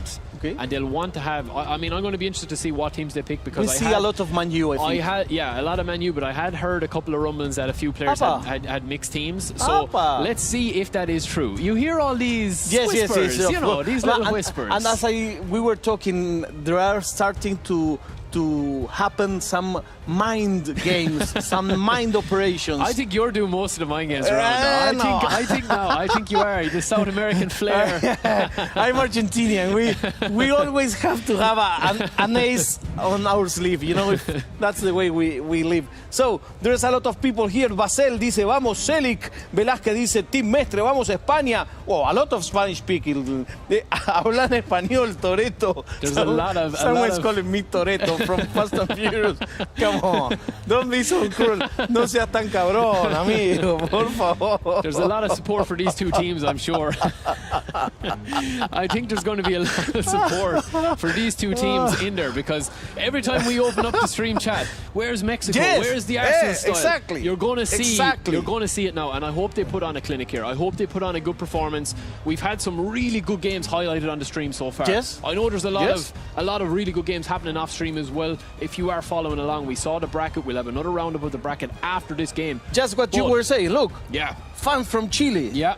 There's Fan a lot from of Mexico. support from South America in the Vamos chat. King, vamos Mexico, Azalea. There you go. Woof. They love it. Yeah, they a love lot. it. Yeah, a lot. they're big fans and they want to support their guys. I want to thank the team, the technical team, and also the production team choosing the games. You've made a great job, my friends. Some great choices here. Yeah, and that's what you want. You want teams as well. I'm afraid that you're going to read out a bad chat. That's why I'm trying to ignore what you're doing here. No, they're making fun of me, but that doesn't make me angry. It makes me laugh. But I think this is what you want to see at this stage of the competition. You want to see different philosophies come together. Yes, but you also want a bit of a journey that if we look into the next game that's going to be on stream, what's his path? Exactly. And that tells the story. We've already seen Roxa featured. We've already seen in the group stages a couple of these guys. I mean, you interviewed the guy as well, didn't you? You were from Uruguay. From Uruguay. So it is building that story. In fact, with all due respect, in this match, he's the underdog. Okay. You're with saying all that due now, respect. Not me. You're No, saying it's me. It's me that's saying that. Because he's a long story player. Okay. He's even older than his opponent. Okay. But this is, I think, his first IESF. He wasn't in Bali. He wasn't able to get there. Yeah. And now we have it here playing against one of the quote-unquote favorites. So, vamos a ver qué sucede entre México y Uruguay. Uruguay y México. Saludo a May. I think we will actually have a look. The production we're saying, will we have a look at the lineups? Let's get in and have a look and see if we're going to go straight in. I think we're ready. I think we're ready. They're on the ball today. They're absolutely flying it today, so it's brilliant. And we do have the little camera angles as well, I hope to see here. It's Bayern Munich against Arsenal. Uruguay con el Bayern Munich. México con el Arsenal, por supuesto, he's called the Arsenal style. Well, I mean, we kind of knew who he was going to pick, didn't we? I mean, that wasn't a spoiler really there, but listen, it's all about getting a good start now, and this is kind of where you want it to be. And we'll see how this one shapes up. I think Frita, over the series, this could go the whole way, or if Arsenal style can get on top and they can start scoring goals. They're seriously clinical, as you love. You love guys that just shoot on sight, don't you? Exactly, and score lots of goals. So Mexico with the green shirt, Uruguay with the black shirt. Lovely, driven, powerful pass. Bit of space opening up here for Tell. Beautiful ball to Musiala. What a save. Ay. Qué dudas en el fondo mexicano, amigos. It's an early chance. Small chance. Yes. Un abrazo a Jorge. Little smile from Uruguay there. In the Arsenal style. We'll look for the counter-attack here as the knock-on. Keeper takes it. That's an easy save. I mean, But first situations were for Uruguay. Yeah, we're okay with that. Martinelli Breaks it to Havertz. We've got a break on. Jesus. Well dealt with. Ulrich, who starts ahead of Manuel Neuer. A couple of changes to the squad. Obviously with the stat balancing now. And this is best of 3 for Frida as well. Yes. For any of your Spanish fans, speaking fans that understand the template or the format that we have here, it is best of 3, so you need 2 wins. And it goes to extra time. Hay que ganar 2 partidos y hay penales y tiempo extra. Es a máximo de 3. El que gana 2 partidos se queda con la serie. That's what he said, my friend from Ireland, Mr. Barry, the Midnight Kid. Yeah, it's an exciting type of format, I think. Lovely ball to Smith Rowe. Beautiful. Fake. Double touch. Should have went across the keeper, I think. And the Arsenal style is definitely living up to his name. He loves that little bit of trickery. Very, very, very, very interesting. The first situation for Mexico was really dangerous. Yeah, it Just was. one, yeah. But it was and good. It was a real chance. That's it. A real good chance. Ahí está Leandro que dice vamos Uruguay, Mandrake que dice vamos Selic, Asángel que dice vamos Latam. Oh, beautiful. La. We're seeing the style as you promised. Uruguay que no ni no. Declan stopping that flow going through. DMF style. Havertz spreads it to Jesus. Jesus spreads it back in. Martinelli, bit of width. Beautiful to Smith Rowe. Slips it through. Does not finish though, Farida. Does not finish. What are the chats saying? What are the chats saying? I want to see the support from both of these teams. The chat is amazing. They're going crazy. They ask for Colombia also. They can never get enough. No, they want more. Chat we can need 10 never get screens enough. here to keep up with the chat. Well cut out from Pavard. Que viva Selic, con todo Selic. There's a lot of support for the Arsenal style here. Yeah, I mean, he's a phenomenal player. Kimmich starting that attack again as an orchestrator. Out to Davies. Look to roam up that left flank and give the overlap, give the knock and go, the touch on and go. Give him the option. Now he's caught at the back. Declan Rice. Lucho Centers. He's here as well. Thanks a lot. Stunning pass. Again, as we've seen, as is the team of this competition now as it gets to these stages, you're going to see a lot of congestion in midfield. Stunning pass again. Seen a bit of mix-up here, as we talked about, a bit of a mix-up in flair as to what these guys do, and especially the Arsenal style. He likes to throw the ball around and then hit you very, very quickly. What a pass through, though. Viene Uruguay con la pelota. I know we're asking for flair, but that's a little bit too much for you. That's true. That's when you're 3-0 up, you start pulling those moves out. Vamos Willy Freire, dice aquí Tuto MC. Vamos Guri. Some support coming from the Uruguay player. Okay, beautiful. Keep it coming. 61 possession for Bayern. Munchen early doors. Yes. But that doesn't tell much once it stays at 0-0. It speaks well of the Uruguayan player to see that he didn't kept on the back. Beautiful. He doesn't have a cagey game, even against a player who is very dangerous in offense. No, he settled well, I think, as you were saying. Oh, what a beautiful touch. And he's definitely playing at his tempo, which is good for the Uruguay man. He's definitely playing. Uruguay will be happy with the start. And Bayern's so strong and physical at the back. As I told you, good defending. Yeah, very good defending. You've called it right so far. Solid defending. Manuel super cancel to keep that ball in on the track run, but doesn't work out. And it's just hasn't exploded into life yet. Exactly. We were expecting more shoots on target. Let's see what Mexico can do now. Great defending again. It's solid players. I think Mexico, the Arsenal style is just maybe getting a little bit frustrated there. Maybe the wrong option, but this first half has flown by. Yes, exactly. It was good control by Uruguay. In fact, there was a little bit more danger for Bayern Munich than for Arsenal. What a ball. Cuidado de abajo. Fue cerca la pelota. Could have been it just before the half as well. What a time to score, but just a little bit of I would say a little bit too much angle on that one. Didn't really sit down for him.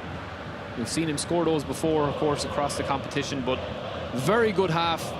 Arsenal style with 87% pass completion, which is an incredible stat. Just keep things ticking over. Upholding in midfield, Odegaard, Martinelli. One last chance for the Arsenal style. Delict sees to that. Declan Rice can't control it. Tell back defending now. It's a team effort, it's a team press. Yes, and that's that will true. end the half. That's true. So the first half is 0-0. Yeah. Quite a balanced match. Very balanced. We Look at the expected stats. goals. We didn't have them. There were not much shoot at target also. Two chances, similar interception, similar passing, possession. Yes. Everything seems to be just a little bit the same. So we will have fireworks in this series. Do not worry for any of the fans in the chat. It's just getting going because we do have potentially extra time and penalties in all of these games, depending on the results for Ita, as best of 3. So Bayern Munich is the team chosen by Uruguay, Yes. Arsenal by Mexico. Yep. There Here we you go go. again. Get confirmation of that is brilliant for anyone joining us. If you've been here from the start of the stream, you will know the story by now. You'll know everything that's going on, and you'll know the matchups that have already happened. What play? The Arsenal style, I think he's playing a lot. He wants to be a bit more attacking than this, Farida. Exactly. I think it's playing a lot in his own half. We get a chance here out wide now, Martinelli. Yes, he's cautious, but it's true that Uruguay has a lot of people on the back. Yeah, he's got his game plan right, but he's got a massive overlap here. He's got 3 players on the right side, but he cannot get it away. Exactly. And Timber using his speed, power, and versatility to get across. And DJ 8099 says on the chat, great close control from both players. Yeah, very, very solid possession play here. Which is, as we said, Farida, we're seeing a different type of play style here. Just slightly. It's a lot on the wings, a lot of overlaps, a lot of really cautious, I would say, possession style play. As we get a chance from Tell here. Beautiful turn. Stunning shot, but Timber takes it into the chest. And that one could leave a bruise, but he won't care. Back into the midfield, and we're going to recycle possession again. Davies with the big switch, stunning pass. That's a risky one. It doesn't make him pay. Kimmich. Beautiful touch. Well, he's just mopped up. It's 3 against 1. It's difficult Yeah, in that case. It is. Good defending also by the Arsenal style. What a ball to Smith Rowe. He's got the... Oh, it's just inches again. And this is what's going to decide a lot of these games, I think. It's going to decide a lot of these games. Yeah, it's one error what error. decides. Yeah, one error or a player switching off for a split second. Exactly. Because it's super tight. I mean, as of right now, I was just about to say it. The only thing I see change in this game is subs. That's what I was just about to say. The guys read my mind. So you can see the focus on the Arsenal style, of course. Looking like he's listening to some tunes there. I mean, he could be listening to a podcast. We don't know what he's listening to, but... To your podcast, bro. Yeah, he could be listening to anybody's podcast, but... So Ahmed says, calm match for both, but one goal will start the fire. Do you agree? Yeah. I do agree, yeah. Okay. I think that we're going to have fireworks in this one, but it's just going to be one chance.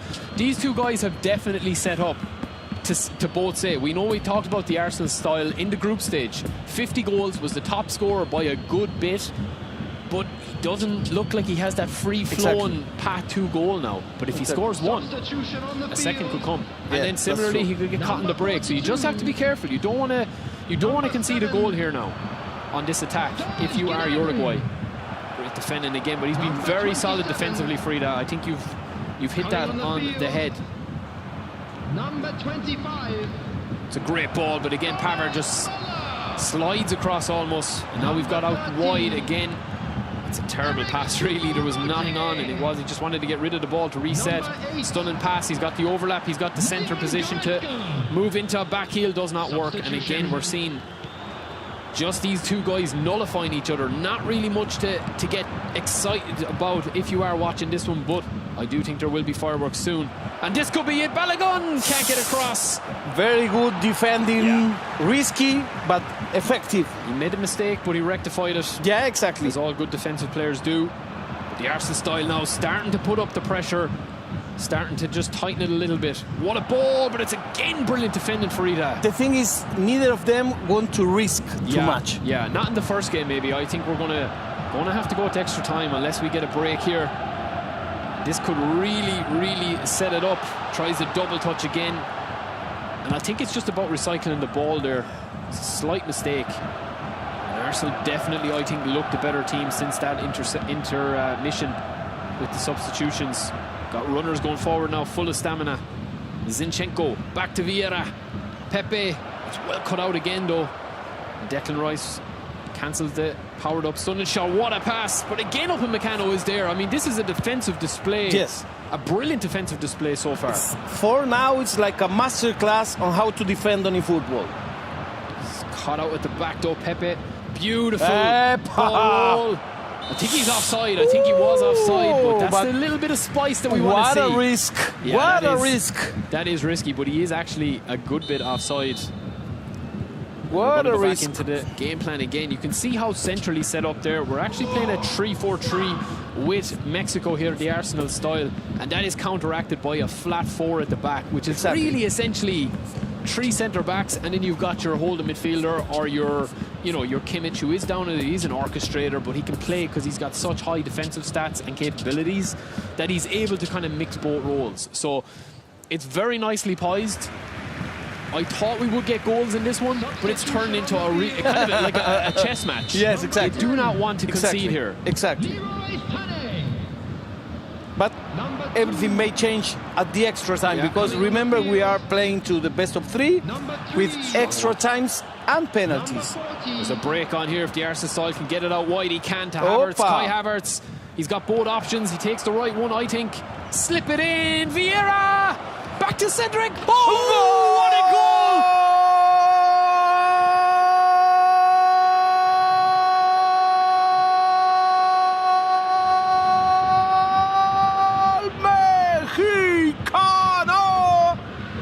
The Arsenal style 1, Wilfredo 0. What a finish, what a goal. Look at his touch here, look at this absolute beautiful back heel, and the finish is absolutely amazing. We were wanting goals. Yeah. He made us wait, worth the wait. What a goal, what a finish. And we say it's just one mistake that can keep you out there. Well, that's a huge goal to score with 5 minutes in game time left. Kim has gone up front now as well. He's gone fully attacking. That will bring the centre back up. And what nice was that back heel, and how useful it was. Beautiful, chef's kiss. Vieira again has made a difference since he come on. Beautiful little ball roll again. Pepe just going to eat the clock now, and you do not want this man to have the ball because he is a serious dribble. Another ball roll there. Cedric again. Vieira. Oh, we're seeing a bit of style now. Yeah, man. Also, you can never have too much of that. Yeah, 2 minutes left. It's just going to see it out now. I think that's going to be it. Just keep it out wide or else give a ball through, and he does go through. Pepe, oh, beautiful. Oh, yeah. Oof. He's more focused on ending the match than risking it. Whoa. Yeah, he knows he's done enough. And you just saw that little bit of confidence creep in after he scored the goal. We saw that little bit of class. It was like before and after. I think he heard you shouting. Yeah. I think that's what it was. I think he heard you shouting, and he said, look, I have to give Freire something to actually shout about. He's very concentrated. And look at Freire. He's also concentrated. Yeah. He's focusing. He's thinking about that play. What happened in that last ball? The thing is, Freire, he didn't really do anything wrong. No, that's true. It's a beautiful back heel. That's true. And, I mean, he's set up defensively. That's one of the best defensive displays I've seen all tournament. Yeah. Against the Arsenal style, who has been scoring goals. In fact, the first half was really 100% success. I mean, it was a textbook on how to defend, as you said, up to the 70th minute, and then I think Arsenal style, when he made those subs, he started to get that little bit of confidence. So, do you want to say what people in the chat are saying? Well, if it's vetted, is it vetted? No, it's okay. If it's safe to say. Dead Awake says fantastic dribbler. Jorge DJ says football champagne, the Arsenal style. I agree. Kerry Float says the ball is smiling. Dead Awake says it's amazing to see his dribbling. Yeah. Mexico plays such a beautiful Latin style game. Yeah. No, I mean, you can see it on full display here. It's absolutely beautiful here. It's beautiful.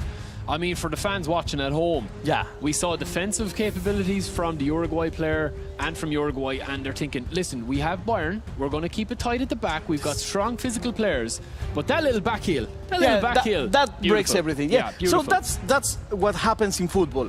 It's just one disruptive idea in the game, and there we go. Moment of magic. Let's go. That's what it was. Let's go to the second match. This is best of 3. It's Mexico against Uruguay. Alto nivel de fútbol latinoamericano. Vamos Latam, dice el zorro, claro que sí. Azael Nerix de beso para vos, por supuesto. Tuto MC, un beso para vos. Mr. Mandrake, un abrazo.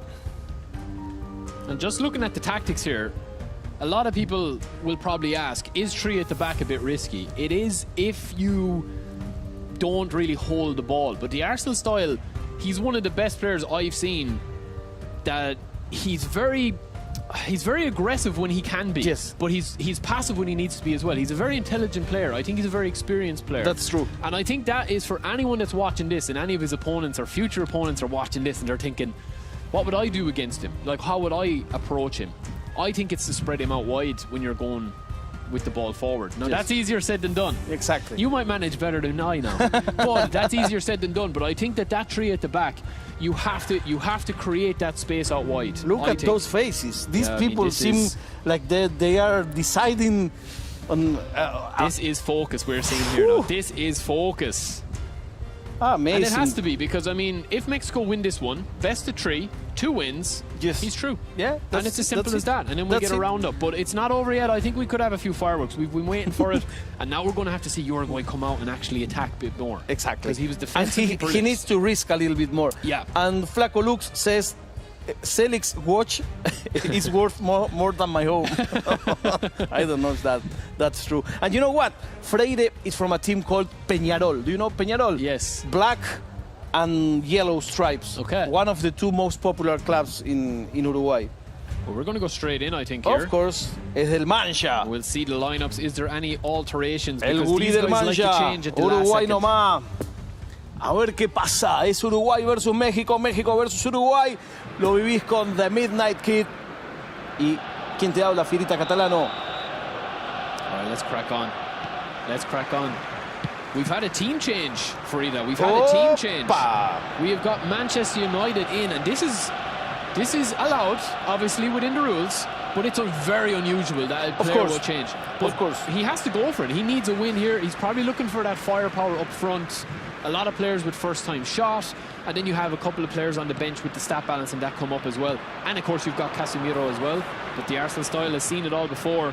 Yes, and I think that perhaps he knows that he has one team for a defensive plan and another team for more That's risky, a brilliant point, actually. more risky style of gaming. Let's see if it pays off. It'll be a genius move. Ooh! Beautiful little dribble skill move. And you know, some people like to try their luck. Arsenal is playing on the home side, but they still pick the green shirt. No, Arsenal are in there. No, it's the red shirt. Yeah, Arsenal are in the red shirt. You're grand, you're fine. They're very similar. Second time in a day. Second time in a day. Very similar jerseys. That Second time in a day. Whoa, whoa, whoa. Rashford, McTominay seems to be playing. I'd like to actually get a look at the match plan at half-time if we can see it, because McTominay seems to be playing very advanced. And he's trying these shots now. These are a powerful tool if you can get them off, but just pushing it a little bit too much, I think, early doors. México con la roja, Uruguay con la verde. The ball in Arsenal style. If they score here, we could see that confidence just skyrocket. But Uruguay have something to say left in this game yet, I think. They've got through a difficult group. They've got through some difficult games. But Mexico are in the driving seat, Farita. Yes, that's true. Lovely play, Akunga. And Shaw will mop that up. It's a good pass to Bruno. Looked risky, but he made use of it. And McTominay seems to be playing in a very attacking-based role, which is unusual. I could be wrong, but it looks like it to me. Oh, that could be an unlucky... He's got the pace on Maguire. He tries the double touch. And it just did not work. And Anthony out wide. Now, this is exactly what I would be doing if I was, is spreading it out wide. That's exactly what I was saying. You have to do this when you're playing against a 3 at the back. Exactly. I know you might not like to, and a lot of the players play centrally, but you have to give the illusion that you're going to go out wide. Yes, that's as we said before, it's mind games. Yeah, and that's what it is, because you've got 3 at the back. You do have space on the overlaps. I know eventually you have to come back in central with the ball, and that's the gamble you take, but he needs to try something. Y ahí viene México. Quiere cerrar el trámite, quiere ganarlo en 2. Great ball, Jesus, this could be 1. Squares it. Martinelli stopped his run. He just kind of switched off for a split second. It's like if beautiful dribbling though, Farida. This is beautiful in the box dribbling. He can't commit. Opa! Just a little bit too much. McTominay stood strong back defending, and now he's caught in the break. He had patience. He had patience. I mean, he's a fantastic dribbler. Really, really loves the ball. And I would say he plays eFootball with a smile on his face. Yes. But there is no emotion from the Arsenal style as he tries to get through this game. But it's inside he's inside. smiling. Yeah, inside he's smiling. Because he plays beautiful football with that ball at his feet. Knocked down with Wan-Bissaka. Just clears it. And look at the width, Farida. This is what I keep saying. Look at the width. Yes. But he's rushing the pass. It's a bit unlucky. Probably should have played that in a little bit, but there is gaps there opening up out wide, and that is where he's going to score. And he's risking because he needs to. Yeah. Tiene que arriesgar Uruguay si quiere ganar el partido. Ball. Nos queda otra. Shaw will play this across again. Big switch on. Bruno misses out. Odegaard. Havertz. Odegaard again. Lovely intricate passing. Lakongo back post, hopefully, if he can get it in. Double touch. Fakes. Squares. Jesus on the line. And that's a high leg, but he gets play on. The ref says play on, boys. Play on, lads. Solid defense, but what a frightening move. I mean, Arsenal style is building yet again. And it's just wave after wave now. And now what a ball in. Martinelli squares it. Jesus takes one in the face. I think it was Wan-Bissaka, if I'm not mistaken. And this is like the group stage at the Arsenal style. Yeah, this is confidence up now, but great dribbling again. And it's coming if he can get it in. Oh, there's a mix-up at the back. Smith Rowe is an open goal. His own player gets in the way. Oh. And he gets a little bit of a smile out of him there, as we see on the camera.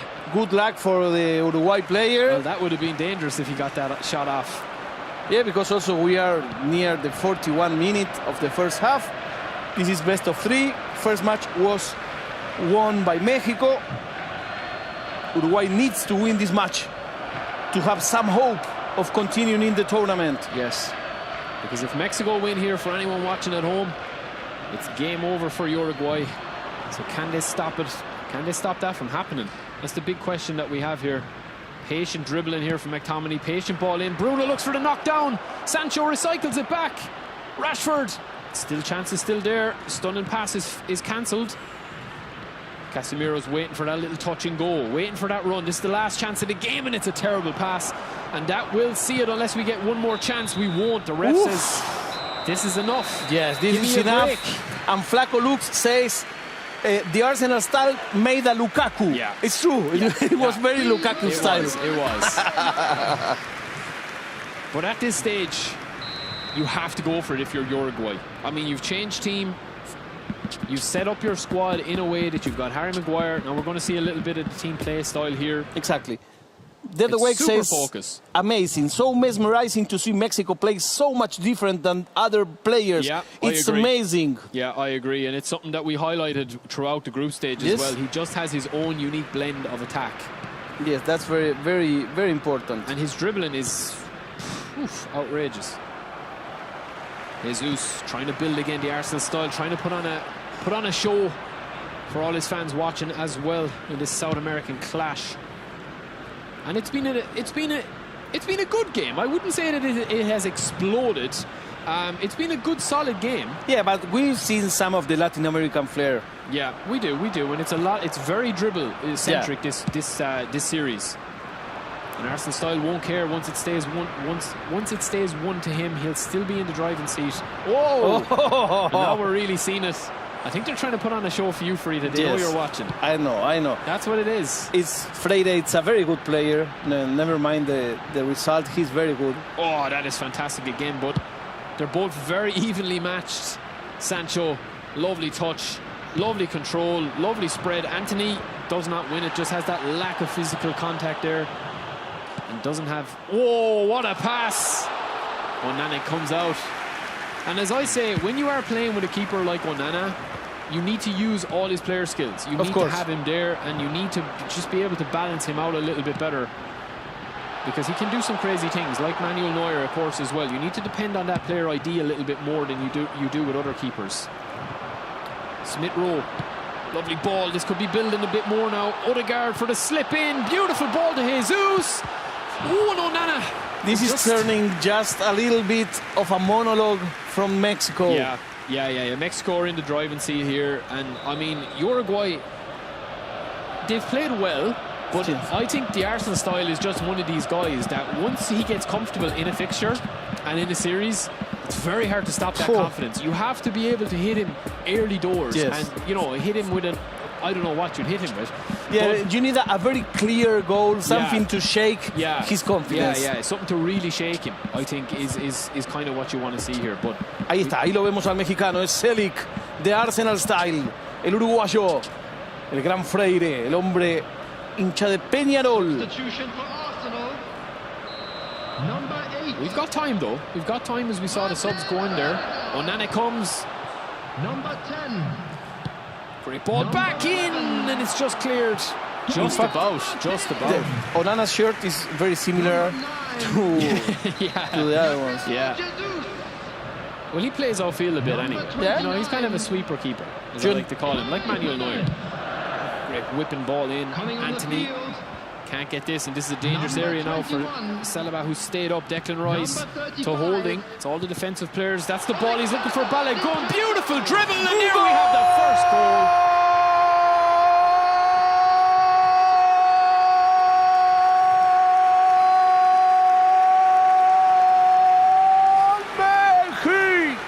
Mexicano! The Arsenal Style 1! It's been coming, hasn't it? It has been coming, I think, Frida. The pressure is building, and the Arsenal Style finally get the breakthrough. And he saw the space. He saw the pass before the play called for it. And that's so important, you know, in this game, to be able to see what your opponent doesn't. And that's why Mexico is having 2 out of 3. Oh, beautiful slip in. Oh, beautiful fake into a pass. That is such quickness of thought here. But again, it's very impressed with Uruguay defensively. Yes. Super defensively. Yes, because you may say, okay, he's losing both games. Yes, but if he was another player, this would be like 10-0. Yeah, well, Arsenal Style is just getting lots of chances, but defensively, he's been rock solid. Varane. Back to Onana. Great first touch and then finesse finish, says DJ. Thanks. There we go to Balogun again. Beautiful touch. Ran out of road. Ran out of room there to get that across. And we hear a couple of shouts going on behind us as well, Farida. So we'll have to have a check at the bracket before we start the next game. A couple of subs going on here now. Arsenal Style sticking to that tree at the back. Exactly. And he's just saying, listen, I'm confident. Now Uruguay need to come out and actually play and win and get back into the game. He's waiting for you with a knife and a fork, you know? And he's saying, okay, here I am. And this is what it comes down to as well. We've seen in earlier games as well. We saw it in the opening fixture where you and Wes did it. Yes. We saw it with Roxanne Mednasa, Germany versus Serbia. It's tiny margins against these guys. Like, these guys are so skilled, right? So skilled. And it's just a tiny, either a chance, a break, one chance, Arsenal Style. Lovely little dribble, pops it into the bottom corner. And now you can see that they are going all out here. Oh, of course. And listen, you need to. I think that Uruguay are doing the right thing. They have done everything that I would literally set up and do. And, you know, Anthony, you've got your width out wide, you're bringing on Garnacho, and you've got Rashford and Martial up front. You've got your suppliers in midfield. He's switched to the 3 now at the back and gone 4 up front because he needs a goal. But he's been playing the wings as well. It's just that the Arsenal Style has got a couple of lucky breaks, and he's also been super good going forward with the ball. Good defending once again by Uruguay. 10 minutes of pressure now for the Arsenal Style to withstand. And he will be true. Timber boosted forward. You can see now that the Arsenal Style has retreated back. Frida, you can see that he's just trying to control the play a little bit more. Yes. Lakonga. Great ball to Balogun. It's not going to slip on. Mount needs to drive the ball up or he'll be caught, and he was caught. He didn't get through quick enough through the animations. Wan-Bissaka back to Onana, sweeper keeper. Starts us off again. Knock on from Rashford.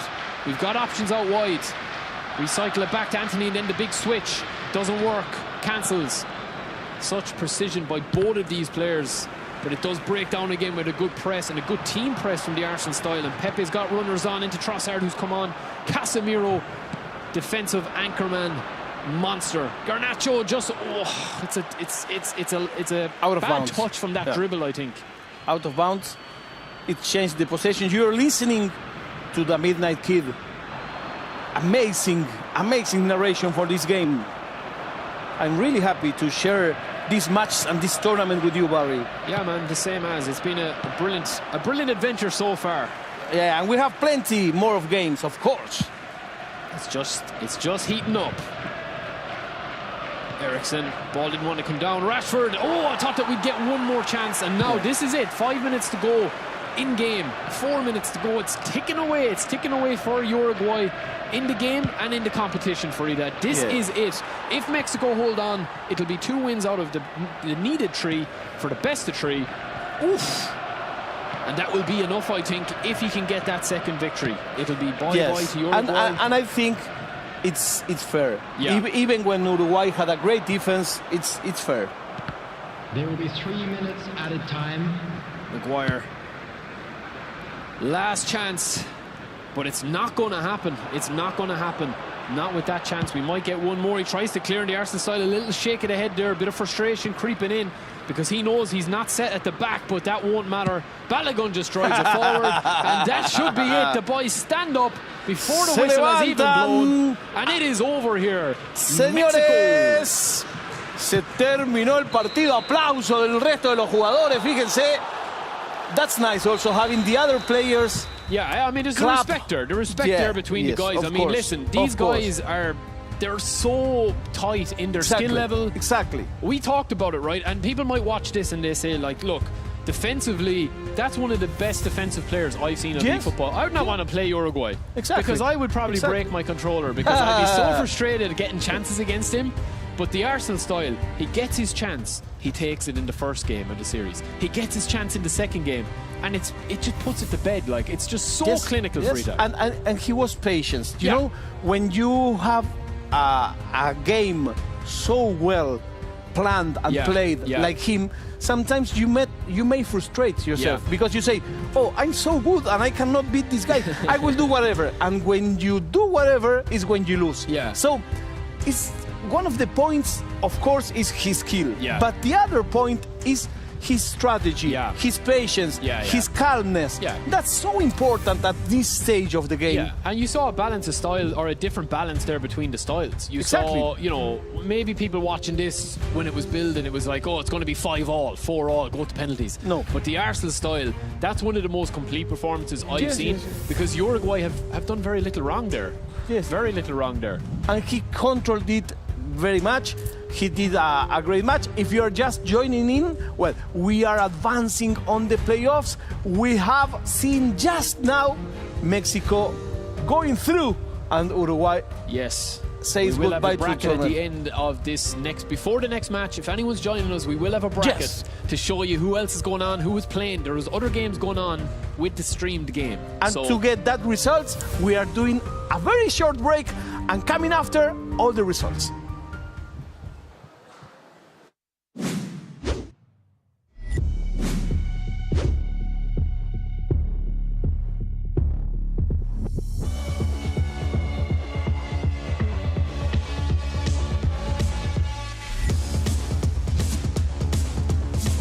Obviously want to win this tournament, and we have had a lot of time to practice, and we have a lot of talented players that we brought to this tournament.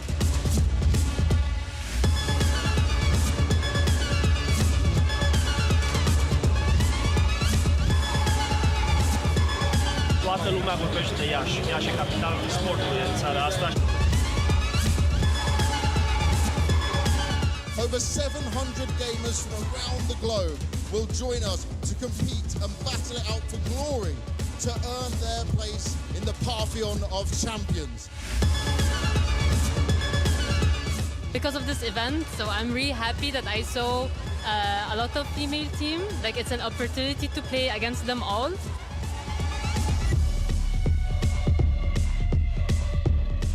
We've been looking at the other teams so far, and we've been scouting them, like what they play and how they feel like. Cel mai bun evenimente până acum la care am fost eu în țară la noi. beautiful country, beautiful people, amazing food. Good luck to everyone. Let's enjoy together these days of sharing values.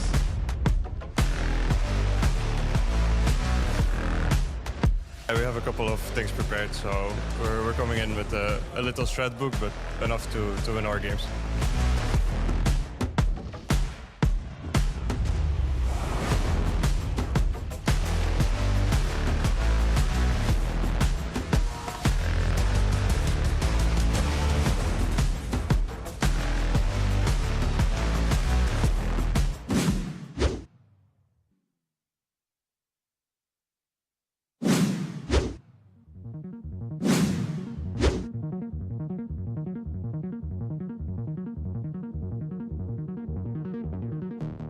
The top 3 players will make it out there, right? So basically 2 people will make it out on the lower side and 1 person gets to advance. So whoever's the main winner, they're ahead of everybody.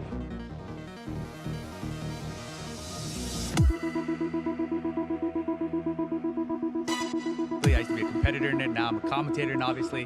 But this game is itself, right? There's a lot of fighting games out there. This is a 1, 2, 3D fighting game.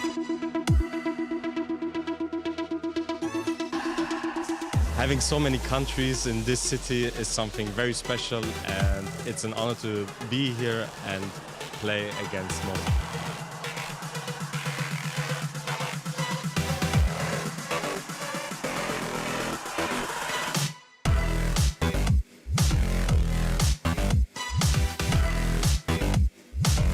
Am văzut că sunt foarte multe echipe, sincer să fiu, nu prea mult în ultima perioadă meciurile, dar cred că USA o să ne surprindă foarte mult.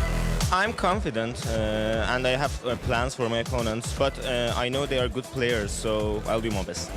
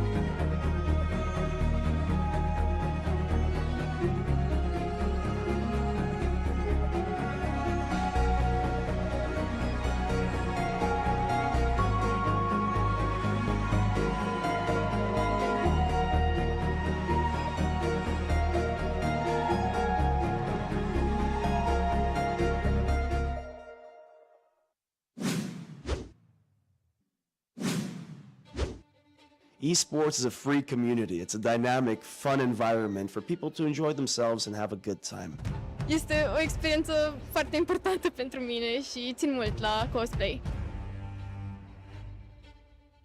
In the International Esports Federation, you have 140 countries here present, 140 people that represent their country. It's good to see how involved people are here.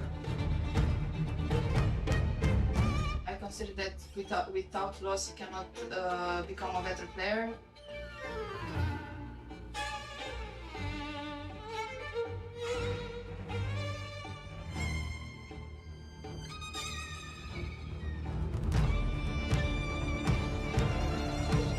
Cea mai frumoasă deschidere, pot să zic, a fost la acest IESF din România.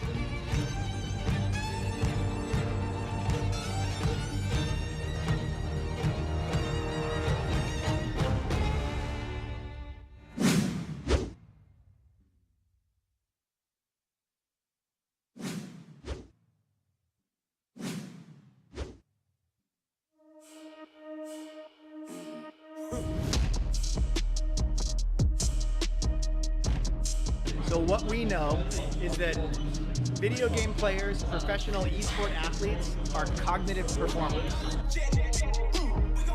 They're performing not only with the mechanics of the micromechanics of their finger movements, but also with their brains.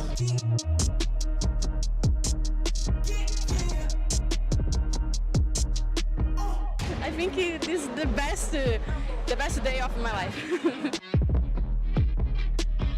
If you take the positives from your loss, that can build you into a better player and make sure that you can keep improving and progressing and doing your best.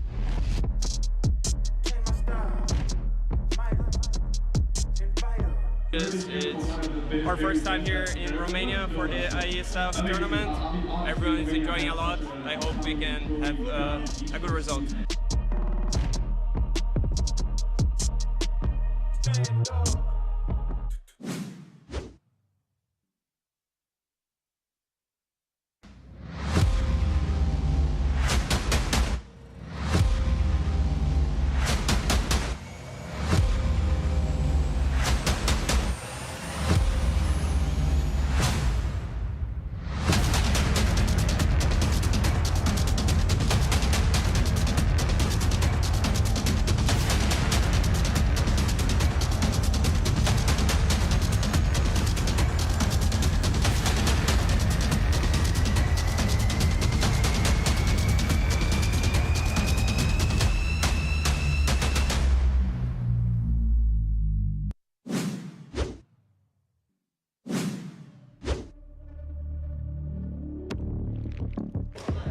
I never thought about playing professional too seriously at the start, and then I just started getting opportunities, and I was like, okay, wow, this is getting pretty serious.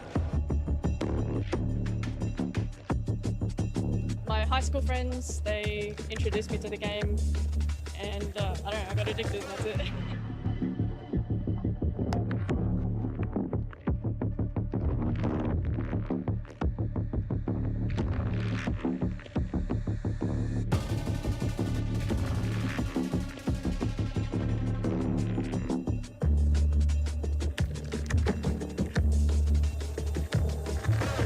The main thing about this event is sort of the atmosphere. It's just everybody's here, everybody's competitive, but everybody's really nice and really enjoying sort of this spirit and everything.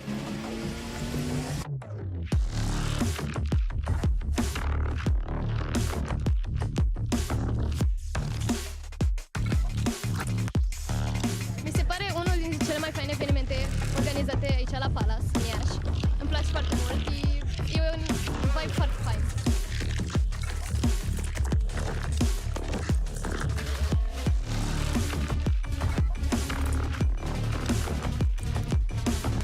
Pentru orașul Iași este un eveniment extraordinar, dat fiind faptul că este un eveniment internațional.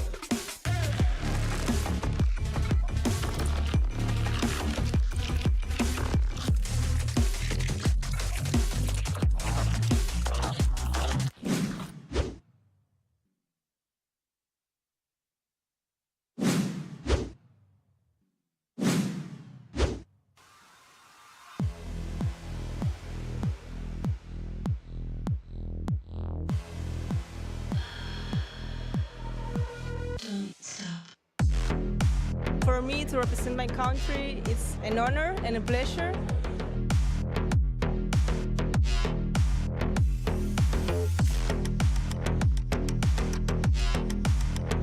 We don't feel any pressure. We are doing this with pleasure, and we are very happy to be representing Argentina and trying to show the world what we can do.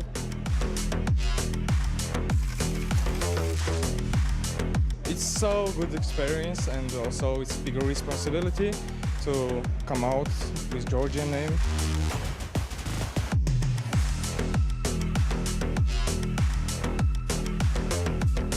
Chiar mă bucur că am venit și eu special am venit pentru România. I don't think much about losing. I'm more prepared about next match than the past matches.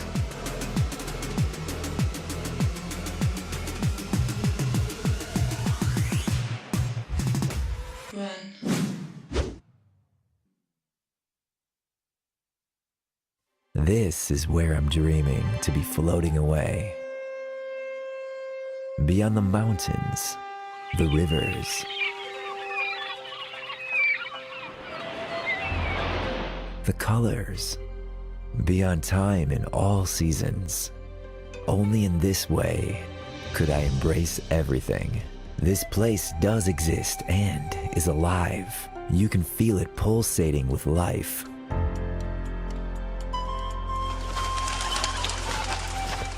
You would really like Romania and the Romanians. These streets, shrouded in history, have been an inspiration for many a story and legend cozily narrated by the fireplace. This is the place where people are a story in themselves. A story to be told to everyone, whenever possible.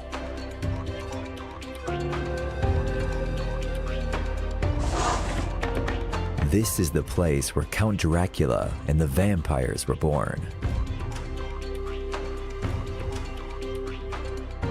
You could fall in love with our healthy lifestyle in the countryside, our traditional food, our music, and zest for life.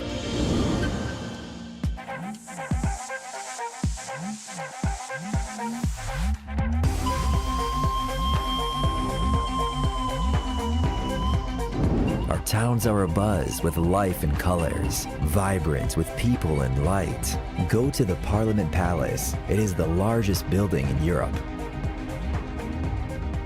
Visit our museums, art galleries, and memorial houses. Watch in admiration the architectural monuments. The fortified churches and the monasteries so deeply veiled in spirituality. The palaces and castles built on a rocky peak. A petulant mixture of history, culture, and pleasure. Dive down. We have reached the center of the earth. Climb up. We have reached the peak.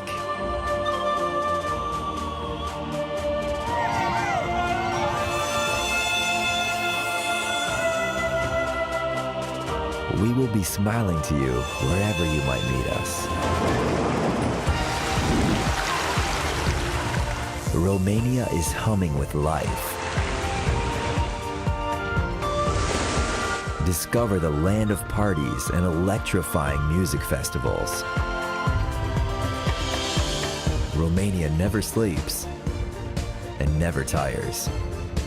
We love sports and we go for top performance. The first #1 in the history of tennis is Romanian. Please visit Romania. For me, Romania is #1. We have everything in the world. You have all the time in the world. Come to Romania.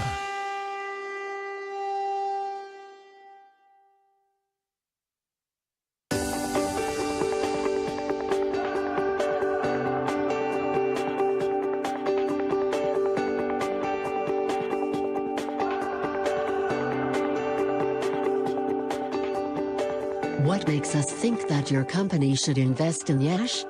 Here are the most important reasons, summed up in just 5 minutes. First, who are we?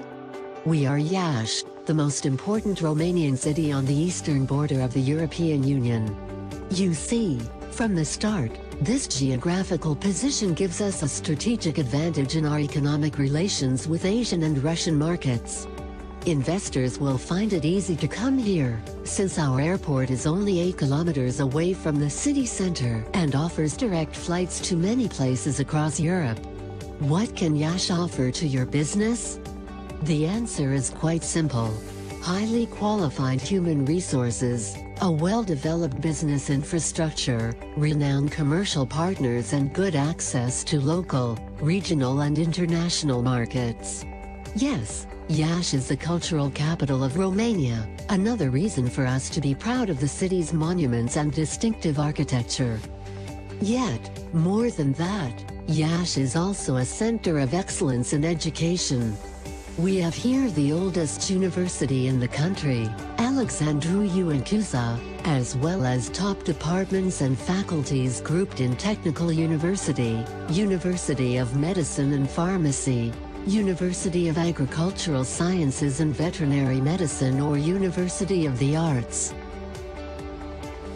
The over 60,000 well-trained students who get their graduate degrees each year in Iași are a highly valuable professional resource for our city.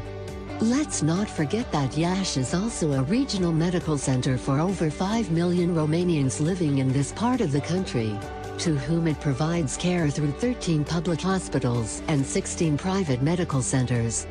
The Iași Medical School is internationally renowned, and our hospitals benefit from the services of the best specialists in the field.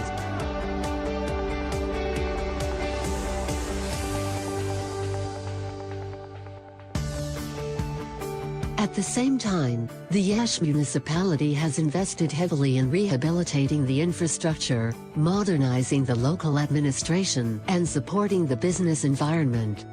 Tens of millions of euros, mainly from European funds, have changed our city's appearance in record time. This is why we are proud of our business community, which is currently growing in several key sectors, such as IT&C, agricultural, medical or biotechnological research, textiles and many others. The figures speak for themselves.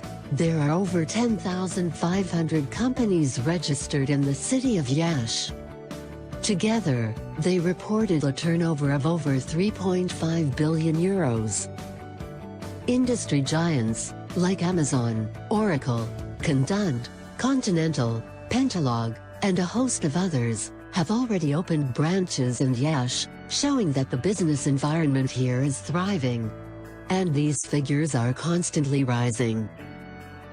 During the last 2 years, the number of people employed in the IT&C and outsourcing sector tripled, reaching over 20,000 people, who work in a total area of over 250,000 square meters of offices in new, modern buildings.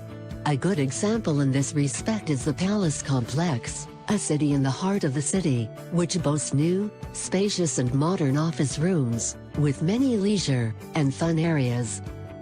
What are our plans for the future?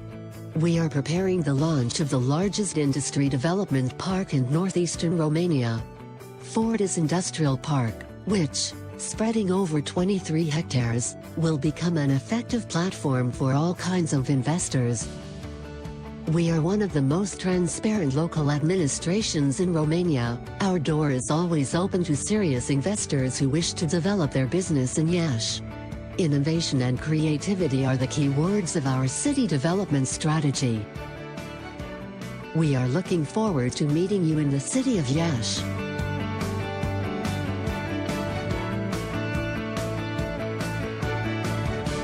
Come here and get to know us better.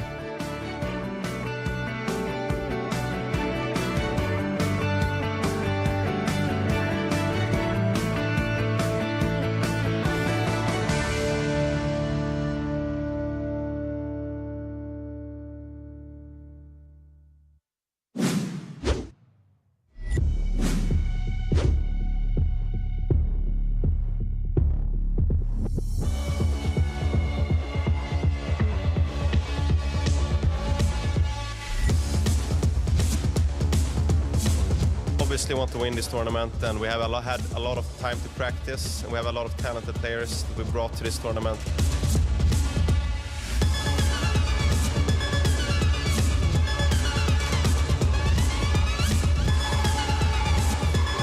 Toată lumea vorbește de Iași. Iași e capitalul sportului în țara asta. Over 700 gamers from around the globe will join us to compete and battle it out for glory to earn their place in the pantheon of champions. Because of this event, so I'm really happy that I saw a lot of female team. Like, it's an opportunity to play against them all.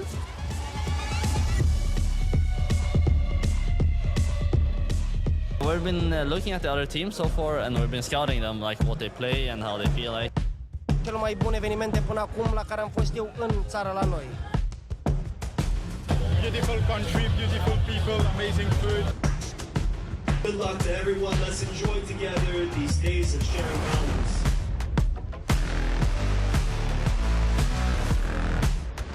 We have a couple of things prepared, so we're coming in with a little strat book, but enough to win our games.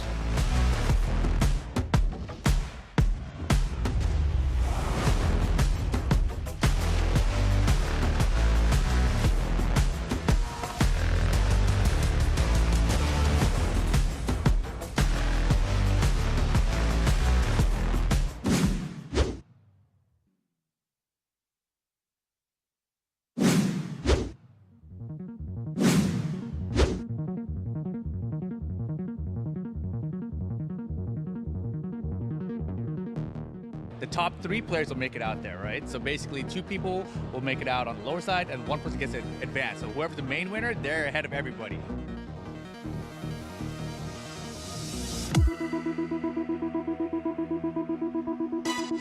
I used to be a competitor in it, now I'm a commentator in it, obviously. But this game is itself, right? There's a lot of fighting games out there. This is the one true 3D fighting game.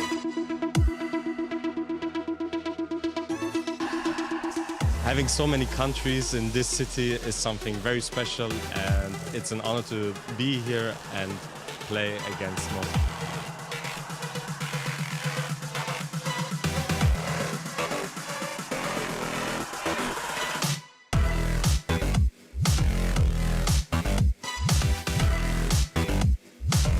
Am văzut că sunt foarte multe echipe, sper să fiu nu prea mult în ultima perioadă meciurile, dar cred că USA o să ne surprindă foarte mult. I'm confident and I have plans for my opponents, but I know they are good players, so I'll do my best.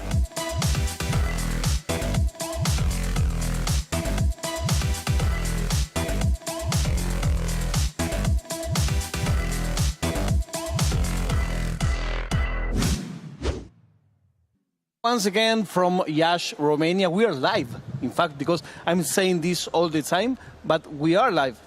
Yep, we are definitely live. It was the camera was taking a second or two to catch up to us. We are back, ladies and gentlemen. But you heard us. Well, they heard us before they saw us. Of course. It's what they always say about the English and the Argentinians. They see us, or they hear us before they see us.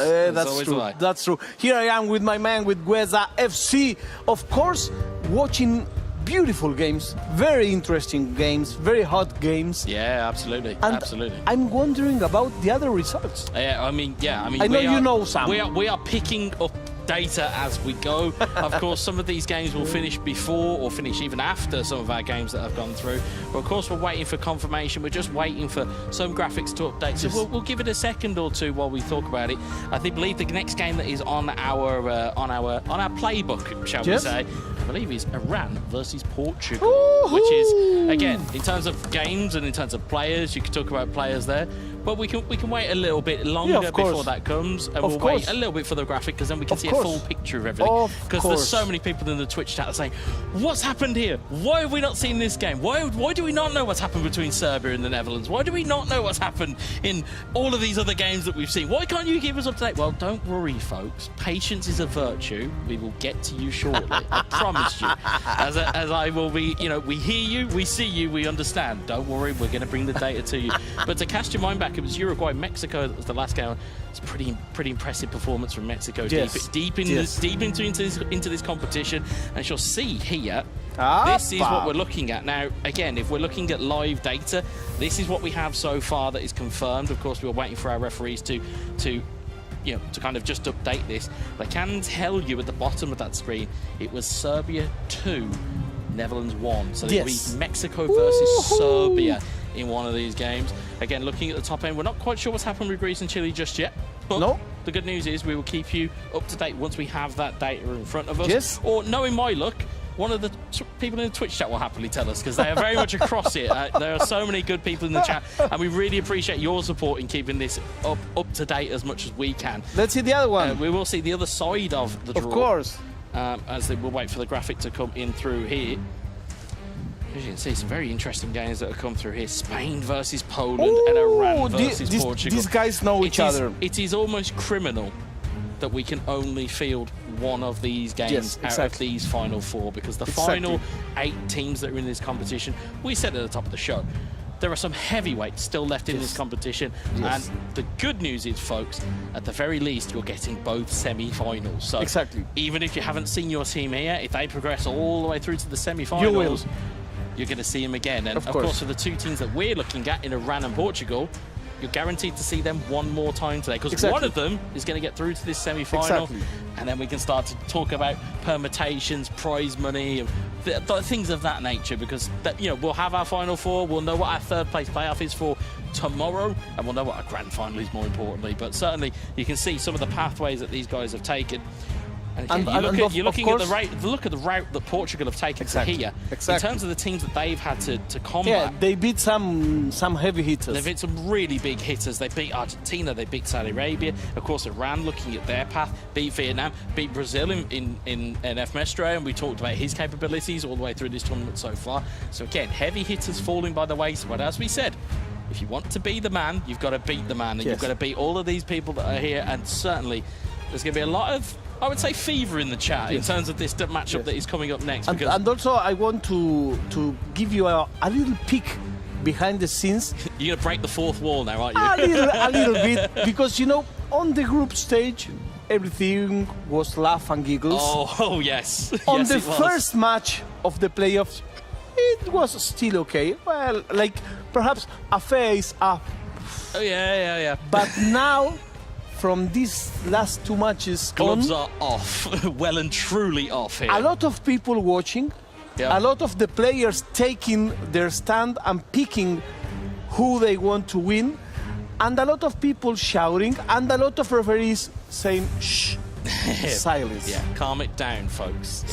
It starts to get pressure. As much as it is a pressure environment, you do have to remember that this is a video game at the end of the day. But it is a video game that has a fandom, and certainly at an esports level has a fandom that they very much want to be the very best here. And federations that represent countries and people that have worked all the year for this competition. But what I can tell you is that imagine like a popcorn kettle where the groups were just buying the corn. The playoffs was turning the heat on. Right now, we are starting to smell the popcorn and to see the steam. And to hear some... Yeah. You're starting to just hear it just pop a little bit. And then when we get to the semi-finals, it's just going to be a full-on explosion. But right now, it is the quarter-final that we have on the stream. It is the highlight that we have suggested.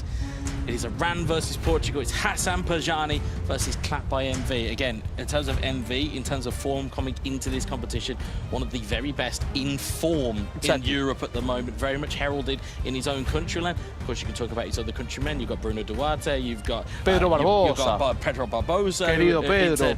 Instead, Clap by MV is the guy who's representing him here and doing very well indeed. Coming through to this stage, he has now got, I would say, almost an immovable force, because whenever we did our interviews with Iran, or we did our interviews, should I say, with the players, every time we asked them for who do you think is going to come through, everybody pointed to Iran. He's doing. I've got one player who will remain nameless, saying he's doing things here on the console that I've never seen done. Now, if you have a player of that quality and that unpredictability representing your country here, it's going to cause chaos for everyone. Of course. I am very excited to see once again him on live stream, and of course I would imagine that if you were looking for other results or other up-to-date results, you can always take a look at the IESF website and they have their results there. So if you're not already doing so, you can keep up to date with that. But we just hear that the players are just getting themselves ready, just making sure everything's in place, making sure everything's relaxed. I would like to know which teams would they use. Well, that'll be the very interesting thing. Who will they use? Because it's always the matchup that we think about, and a lot of teams we've seen using Manchester United, maybe with the exception of the Arsenal style, which ironically used Arsenal to great aplomb against Uruguay. And you've got to think that maybe that they might do that, but we'll see. We'll see what they come up with. We'll wait for graphics, or we'll wait for the first kind of intro into the game. We'll be able to see who is who. If you were a coach and you have to pick one in-game team. I think for me, again, if you're looking at balance of the team, it's Bayern for me personally. In terms of the game that's here, and in this game mode, physicality is key, and they have from top to bottom in their squad, they have physicality. You've got De Ligt, you've got Upamecano, you've got Kim Min-jae, you've got Goretzka, Kimmich, Musiala. Then on the wings, you've got Trickery and Coman and Gnabry. You've got Tell. There's so many good players you can do it. You've got Harry Kane as well. You can bring off the bench as an option. But the heralded favourite of kind of competitions past is Eric Choupo-Moting, who I still just think has got the greatest football trajectory in sport in terms of his career path. Not quite how I would see him go, but somehow he's got there, folks. But that would be the team that I would lean to. Maybe the one slight weakness is Manuel Neuer with his offensive goalkeeper. Okay. But that would be me. But Good we can check with the chat. Who would they use? Yeah, of course. You can ask me as well. Yeah, of course. Yeah, and who? Yeah, exactly. You know, well, mind you, saying that your hands are retired. Your hands are retired. You can't play the game anymore. Yeah, but we mentioned this in Bali. His hands are physically retired from the game. Yeah, but folks. I think I will pick Napoli. Okay, let's see. Let's see what we have in store. There's a lot of people here at the chat as well. We did Mexico versus Serbia on the stream. People are asking. Listen, we get one game that we can choose. As I said already, I would pick all of them. All I of would them. have every game. Of course. But the problem is, of course, we'd be here till about 4 a.m. Yeah, of so, course. I mean, and that won't mind the chat. The chat will be fine. They'll be like, yeah, we'll sit here until 2 or whatever the time is locally. Yeah, it's fine. So I think the players are already there. Can we see them? Let's see. They are preparing for this amazing match. Road to the finals. Here we are for Portugal against Iran. Iran against Portugal. I would like to heavy know. hitter territory. Yes, of course. Your predictions. You at home. Tell me in the chat. I will read. For example, Felipe says Portugal. Sin duda, David André. Vai ser nossa. Ele fala, vai ser nossa. It means it will be ours. Okay. There's a lot of people who fancy their own country and they'll say, yeah, do you know what? We're going to be doing this. And I can see a lot of chat in the Twitch chat of Portugal fans. I can see Almeida and people from Portugal who are very much coming into back Clapton by MV. And like I said, in terms of form in Europe, one of the best at the moment. Okay, okay. I think we have the match up ready for us. Let's go. Let's go and see it. Let's go. Fantastic. We can settle into this. And this will be a Bayern Munich off. That's what we're going with. Both teams go with Bayern Munich. You can see left-hand side Iran. You can see right side Portugal. And you can see that both teams are going to be using FC Bayern Munich. And sometimes they would like to trick the other players to change some stuff. Yeah. So there's always some surprises. They certainly keep them guessing. Exactly. Like to keep them guessing. Exactly. That's it. So it would be the same team. This for me, of course, I prefer different teams because of my side. But on the playing analyst standpoint, it's even better because there is no exception. I mean, you have exactly the same team. It's just about how you use them, and that's the real. Exactly. You know, when people talk about skill gap and things like that, in tournaments like this, when it's stat balancing or uniform rating, whichever your dictionary definition of it is. If you both pick the same team, it's then just a case if you both have the same, let's call them chess pieces. Yes. You have both the same chess pieces. Right. It's just about how you get to checkmate, and it can be completely different. And we may see the same. We may see the same type of gameplay, but it will be those key moments, those critical moments that will be the difference maker. Exactly. Well, my friends, I think we are here. Ready, almost. Medomen says Iran 2-0 easy. No, I don't think it can't be that easy, surely. Yeah, we'll have a look at the team lineup. Let's see. And here we go. We've got loud and clear, please. I believe it'll be Iran on the left-hand side of your screen and Portugal on the right-hand side. I'm just trying to remember the brackets that we saw earlier on, and Iran are the home team in this scenario, so they would be at home first. Exactly. Let's see what they're doing. It's 4 on the back. Will he keep that? Let me see. Yeah, we'll certainly take a look and see what they've got going on here. As you can see, though, both of them quite smartly have loaded up multiple lineups and multiple things to take a look at in terms of formations. But of course, for now, it's quite mirrored. Yeah, and that's the thing. It's those small moments, and it's those small. Even in the game plan screen, that you can. I am still a firm believer that in the game plan screen, you can win or lose a game because if your players are in the wrong positions, if your players are just out just by a slight, then unfortunately it can become a cropper. Now, of course, we also got there Nico, who's asking for Chile versus Greece results. We are waiting for production just to give us a quick heads up on what the result was in Greece versus Chile. We will bring that to you once we have news. As of course, right now, we're just waiting for the lineups here, but we are waiting for news. We have certainly asked the question for you, Nico, so rest assured we will get that to you as soon as we can. But we have here Bayern Munich against Bayern Munich. It's Portugal against Iran. It's Iran against Portugal. We will see who wears which shirt in just a minute. Vamos clapped, dice O Felipe. Looking at it, I think it will be in the traditional kit of Bayern Munich, Or it might just be, they might just have gone with the away kit and the third alternate kit, which would be black and white, which would obviously be a lot easier on the eyes for a lot of people at home. Today I made a lot of mistakes about that, so I will keep my mouth shut. He's just like, I'm going to wait and see what's going on. I will just hear you. The white kit here, so I would assume, very much assume here, and that's a very dangerous thing to do, but it will be Iran from left to right in the black, and it will be Portugal in right to left in the white. Someone asks if we are going to stream the semi-finals. Yes, of course. Yeah, both semi-finals, exactly. Most importantly, guys, both semi-finals will be streamed live. So it's not a case that we have to pick between one or the other. You get both. So we will have two very good finalists that will be here, or the semi-finalists that will be here, and we'll certainly decide the finalists and the third place playoffs. That's true. So the game starts.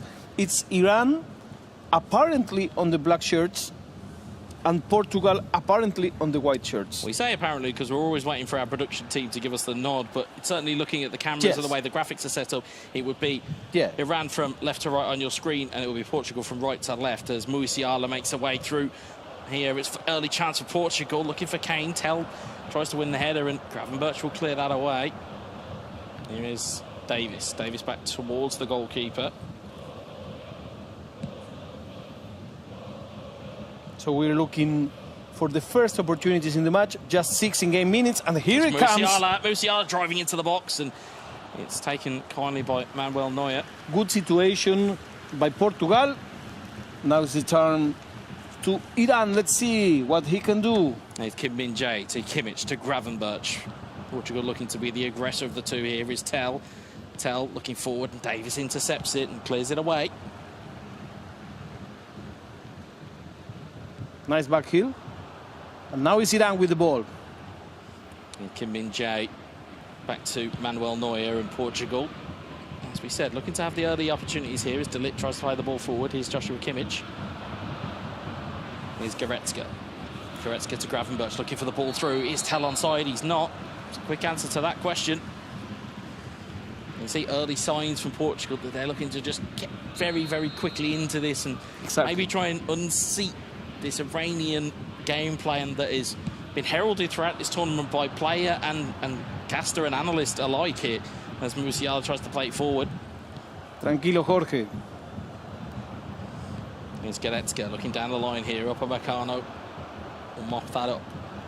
There's Musiala looking for Sane. Sane. Can he retrieve it? Here's Davis. Upamecano launches the ball forward. Pepa. Oh, that was a little bit strange. The goalie came in so far. That's the offensive goalkeeper. That's why I think it's the one kind of Achilles heel with this lineup, as we see Kane trying to win the header. But I think it's the one Achilles heel with it. Because I understand that. I think the reality is you've got to be careful. Here's Gravenberch tries to play it forward. Here's Harry Kane. Kane looks to shape, gets it in toward Musiala. Musiala's got some free room. Parried away by the goalkeeper. Lema will clear it, and Musiala will drive it forward. And Iran looking to launch a counter-attack here. Is Sane. Tell. Sane. Brilliant footwork. What a speed. So quick there. Sane to Tell. Tell. Can he get the ball in towards the back post? He'll look into Sane, and Upamecano will clear it away. Portugal live to fight another day here. It's Musiala. Gravenberch. Gravenberch. Double touch and straight into the feet of Joshua Kimmich. If you're just joining in, this is the first Great game. Ball into Tell. Iran on the attack, and Kim Min-jae gets a foot in. There's Manuel Neuer. And off we go. This is the first quarter-final, or the quarter-final that's the featured quarter-final, should I say, of Iran versus Portugal. Again, Portugal in the left. Sorry, Iran on the left, Portugal on the right. Portugal on the attack, and it's cleared away by Iran's goalkeeper. It's Iran on the black shirts. It's Portugal on the white shirts. Quite balanced match. It's perhaps Iran the one that had a little bit more of an attacking standpoint. Certainly here's Tell, though, off the header of Kane. Tell with the header, or Tell with the strike, beg your pardon. My eyes are deceiving me. I really need that eye check when I get home. Here's Vidovic to Tell. Portugal. It's a midfield battle. It's very much breaking down, as you quite rightly said. It is breaking down in that midfield ever so slightly. Sane, though, trying to break free onto the wings. It's like none of them can reach the box of the other one. Yeah, It's true. They're certainly struggling to just find their inroads, and we had that one opportunity that got saved by Manuel Neuer, but that's been about it so far. Here is Goretzka to Tell. Gravenberch looking to drive forward here. Portugal, can they find an opportunity? Tell flicks it on, looking for Goretzka. Davis with the clearance.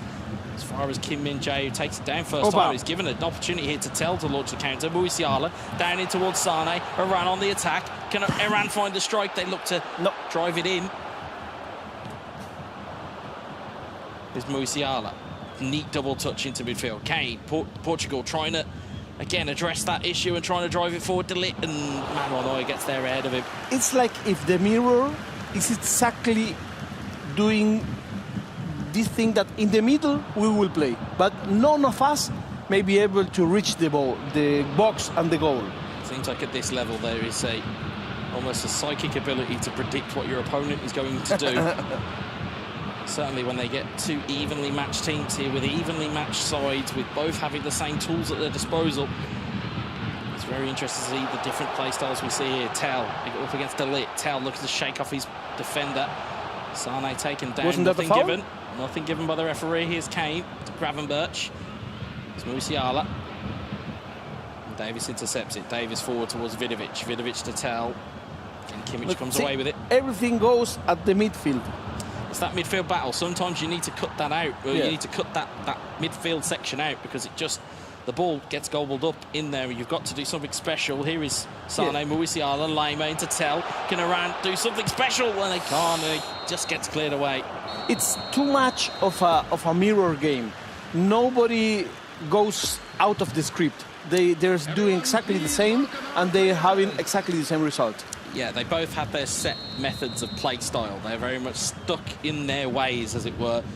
And again, like I said, it's going to be either an error or a moment of magic that will light this game on fire. Here's Gravenberch looking for Goretzka.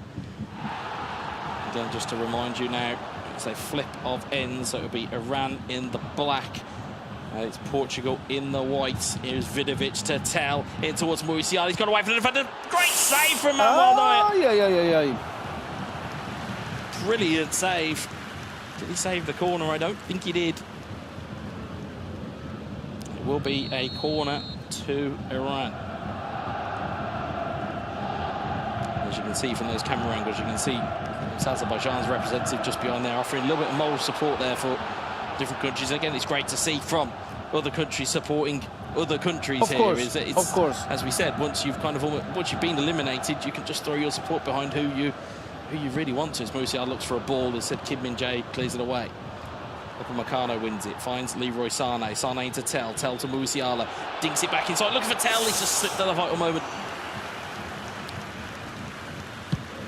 Ball is cleared forward again. Portugal now starting to right their look just a little bit. Here's Musiala, cleared away by Davis. Goretzka forward, Musiala. Davis will intercept it. Who is going to break the deadlock here? It's very battled, very midfield, very cagey game. I think that we depend on an error. Yeah, I think both players are at such quality. I don't think you'll be seeing an error anytime soon. I think it's going to have to be some type of skill here. It may just separate these two teams for 60 minutes in, and apart from that one save, can't really think of too many real clear-cut opportunities for either side here. Un abrazo al X7, muchas gracias, X. Sane looking to drill the ball in. Tell. It's an offside flag. Offside? Offside flag that goes up. 61 minutes. This is a best of 3. This is the first game. All of the games must have a tiebreaker. They cannot end in a draw, in a tie. Yeah, absolutely, they can't end in a draw. See both players. This is the Portugal player, of course. This is the Iran player. Hopefully, from that mic that he's got, hopefully he's not talking to anybody as he's playing. I mean, that'd be off-putting to say at the very least. They even look alike. You know, they play with the same team. They play alike. Both have black shirts, and they both have a small beard. I tell you, both are fearsome competitors here. As you can see, like just behind them, you could see Emiliano from Italy, who's here as a delegate for Italy. Again, he's you know, his abilities on the game are vast in number. Even you can see there just a curious word to Azerbaijan as it looks like it's Portugal who are looking to dribble in here. Coben and Upamecano. He was preparing. He was preparing his leg. His leg was on the air. The bullet was in the chamber and he couldn't fire it off. It's Choupo-Moting to Kimmich. Un abrazo a Román Dios, que no es de la C. Abrazo grande. Rafael Guerrero into Serge Gnabry. Can there be a breakthrough here? 66 minutes on the clock here. And again, the reason why we are so hushed versus what we have seen already is even we can feel the tension here as the ball goes in towards Choupo-Moting. Can there be an opener here? Rafael Guerrero into Serge Gnabry. Gnabry got away from his defender. Gnabry, oh, it's a big opportunity and it goes. That was out a for good one. I think it was the closest that we got from a situation, a clear situation.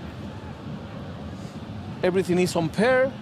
The completed passes 72-71. Ball into the box here, looking for Choupo-Moting at the back post. It's flicked off of him. Gnabry may just keep this in if he chooses to do so. He does keep it in.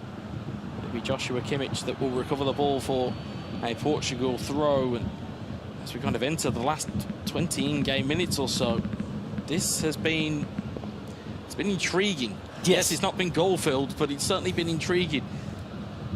It's like you have to think that maybe both players are downloading data on one another here, because at the moment they're so evenly matched here. Yes, it's all very mirrored. Would you change the team for the second game? Would you risk that? It depends on how much you practice with them. That's the issue. With these players, they'll pick a team and then they'll get used to that team. You don't really want to go away from plan A, especially when you've been so good already for both sides here. You won't want to go away and kind of maybe concede the opportunity of changing. You can see super cancels galore here, waiting for the right opportunity. Here's Guerrero, and he's wasted the ball in the end, but the ball's bounced to Wana, and it's gone to Tell, and so cleared away again is Wana again, in towards Gnabry. Kim Min-jae with a vital challenge. But you know, there's always like a pair, like if they're dancing tango. For every black shirt is a white shirt, for every white shirt is a black shirt. So evenly matched, as we said. It's the chess matches. Exactly. It's the game of chicken. It's who blinks first, who makes a change, who changes their formation. And at the moment, there's no give in either of the players here. And I think that they are both trying not to risk too much. It's the first game. Both know that if they stick to the plan, if they have a good opportunity, things may change. And as the match is so even, just one goal can be enough. Yeah, absolutely. One goal could really be enough here as we get into 8 minutes left of the game, plus a little bit of stoppage time. Choupo-Moting in towards Kimmich, in towards Choupo-Moting, cleared away by Kim Min-jae. Serge Gnabry headed clear again. Can Iran steal this game? It is up for grabs at 0-0. It is Tell looking to inroad here. Guerrero, Choupo-Moting, what a turn! Choupo-Moting, winner! With 4 minutes left to go. What a move that was! Amazing, amazing. As we said before, you had sometimes to change your song, to change your spirit. And now I believe that you have seen things you don't normally see from Iran. As a percentage play that you don't really see. What an unreal turn. Takes it out of his feet. Wana's there to score. And into the back of it. What a finish that is. Amazing. I think poetry. Brilliant ball. If it's not the best goal in the tournament, it's really one of the top 3. There's certainly been a lot of the head scratches in the chat of, ooh, amazing. Amazing. The thing is, game recognises game. When communities and when players see goals and they go, of course, that's something different we don't normally see. There's a tip of the hat there. It's a brilliant finish there. And with 4 in-game minutes left on the goal on the game, Iran have themselves a goal lead, and we said it would be a moment of magic. Exactly. And it is exactly that for Azerbaijan. And you said this is a very important point.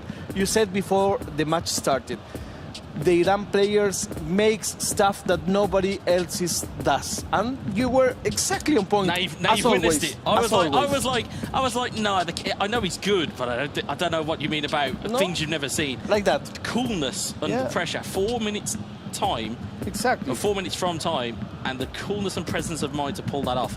Unreal from Iran. Brilliant finish. And as you can see now, it's gone very back to again, almost that hushed silence. Yeah. There was the ripple of applause from the players who have waited here to watch these games out. Look at the face of the rest. Everybody's so concentrated. It is so tense here. It's very much... I feel as though I am maybe doing them a disservice by puncturing the air with my commentary, but certainly when you see a goal like that, it's worth it, absolutely. Yes. As Guerreiro looks to bring it forward. Can Portugal find an equaliser? It looks for Kingsley Coman, and Benjamin Pavard will clear that one away. And also things are not just by chance. In Iran, there is a very big eFootball scene with huge tournaments. Yeah, not least the Middle East region as well. Weymouth looks to make a way through, and it's cleared away again. Yeah, as we said, as an emerging region, the Middle East is certainly providing wonderful players, as you've seen already throughout this tournament. And none more so here than Hassan Pajan. Is the ball, looks to be cleared over halfway. Will there be one more opportunity? There won't be. And that will be game 1 to Iran. That's it. That is all but done. We're just waiting for the ball to be cleared over halfway. And there it is. Game 1 goes to Iran.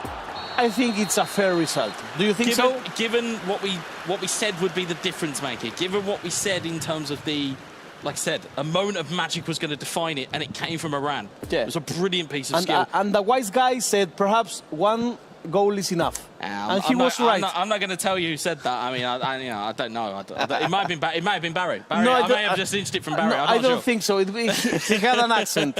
He had an accent. Well, as somebody said in the chat, I sound like I'm from Coventry. Okay. Well, that's an inside English joke. But yeah, no, in terms of the performance that we just saw from the two of those players, both at the peak of their powers, and like we said, it was one moment really changed that game. Yeah. And again, the presence of mind in that moment, there are so many things you could have done when that ball goes in, but to kind of pirouette out of it and then just... Do you think that that play was improvised? I think it's not. I think he made that play many times. Yeah, I think, and that doesn't, exactly. It doesn't come by accident to do those types of things, especially with the way that the ball moved in. Since I saw a lot in the chat of everybody going, "Ooh, oh, that was good." Yeah. And when we certainly see people suggesting, Iran may have a lot to go because here. Just with the roundabout, that was very good. A lot of players would have tried to score with that player. Yeah, so it was Choupo-Moting that made the move, and a lot of us, myself included, if I'd have got into that position, I'd be smashing the shoot button immediately. Instead, the presence of mind, again, to have your substitutes who you brought on, Wano with his almost trademark white gloves, it almost looks like a snooker referee, but you always can pick him out. And it was brilliant awareness, the presence to pick him out and just slot it into the corner. Brilliant play from him. He knew he had another player there waiting for the ball. Absolutely, and it sounds as though both players are ready to round 2. We're going to wait for the lineup so we can see that we're hopefully going to see the lineups come back in here. As we can see, I believe they have flipped sides now as well, so it will be Portugal from left to right, because and the telltale sign was Harry Kane starts for Portugal and doesn't start for Iran. Exactly. So it is Portugal from left to right on your screen, and it will be Iran from right to left. Of course, Iran now 1 game to the good in the quarter-final that we are showcasing. What a game that was. You know, sometimes you can look at games and say, but if it was Goldfield, that's a really good, that's a brilliant game. Yeah. Sometimes it's the game of intrigue, and it's the games that kind of almost stimulate the minds of the analysts and say, you know what, we just want to see the tiny moments. And that's what I said, that with just 1 goal you can win this match. I can still keep my word on that, because they are playing so much a mirrored game that the most probable result would be 0-0. It was so tight. It really was at that point. Coco Pato is asking about information for the Spain match. What I will do, guys, I will send our roving reporter, Barry O'Halloran. I will send him to go and maybe take a look and see whether we can get any live score updates. I may get a piece of paper slipped to me. It might be an electronic device. Whatever happens, we will get you some information. So left to right, as we said, Portugal in the white. The kits have not changed. No. So in the black, it is Iran. As we said, they are 1 game to the good. If they get this game over the line, they will guarantee themselves a spot in the semi-final.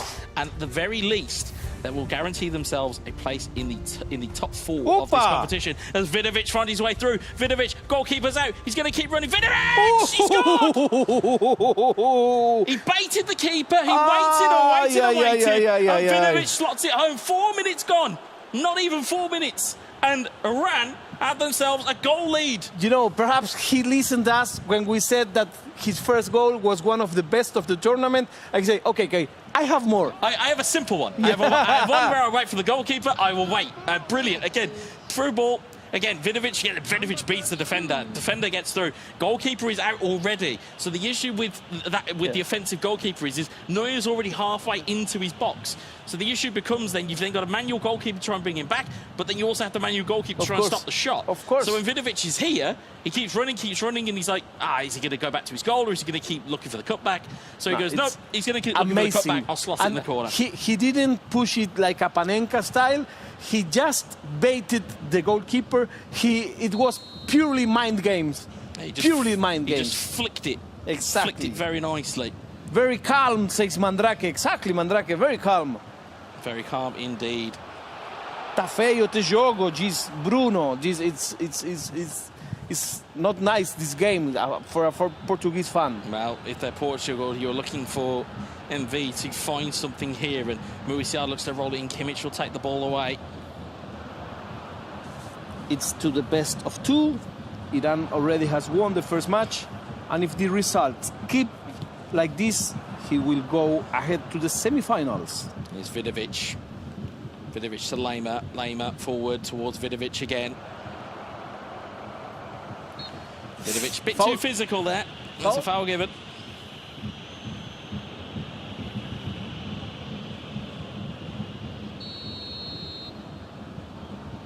We're watching a nice match now because it's delicately poised now. Portugal needs to go ahead, to open, to risk.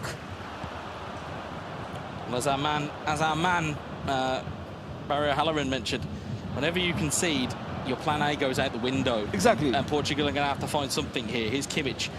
Just gets dispossessed, and now Iran are back on the attack here, and Leroy Sané's found it. Tells it on, he's onside here. He's up against Upamecano. Taro's in the corner. He's picked it out early, and Iran have got 2 goals up. And it was once again an excellent definition. Once again against the goalkeeper, trying to play those mind games to wait until the last minute. This is also precision, you know, knowing when to kick the ball, knowing when to carry the ball. Look at this. Just amazing. A slight, he read the movement. So there's amazing. a manual goalkeeping there from Clapped MV. But it's picking out the right moment to strike. If you watch Neuer's movement, and obviously we're slightly limited by our camera angles, but there was the tiniest movement left, and in that almost split second, Hassan knew to shoot.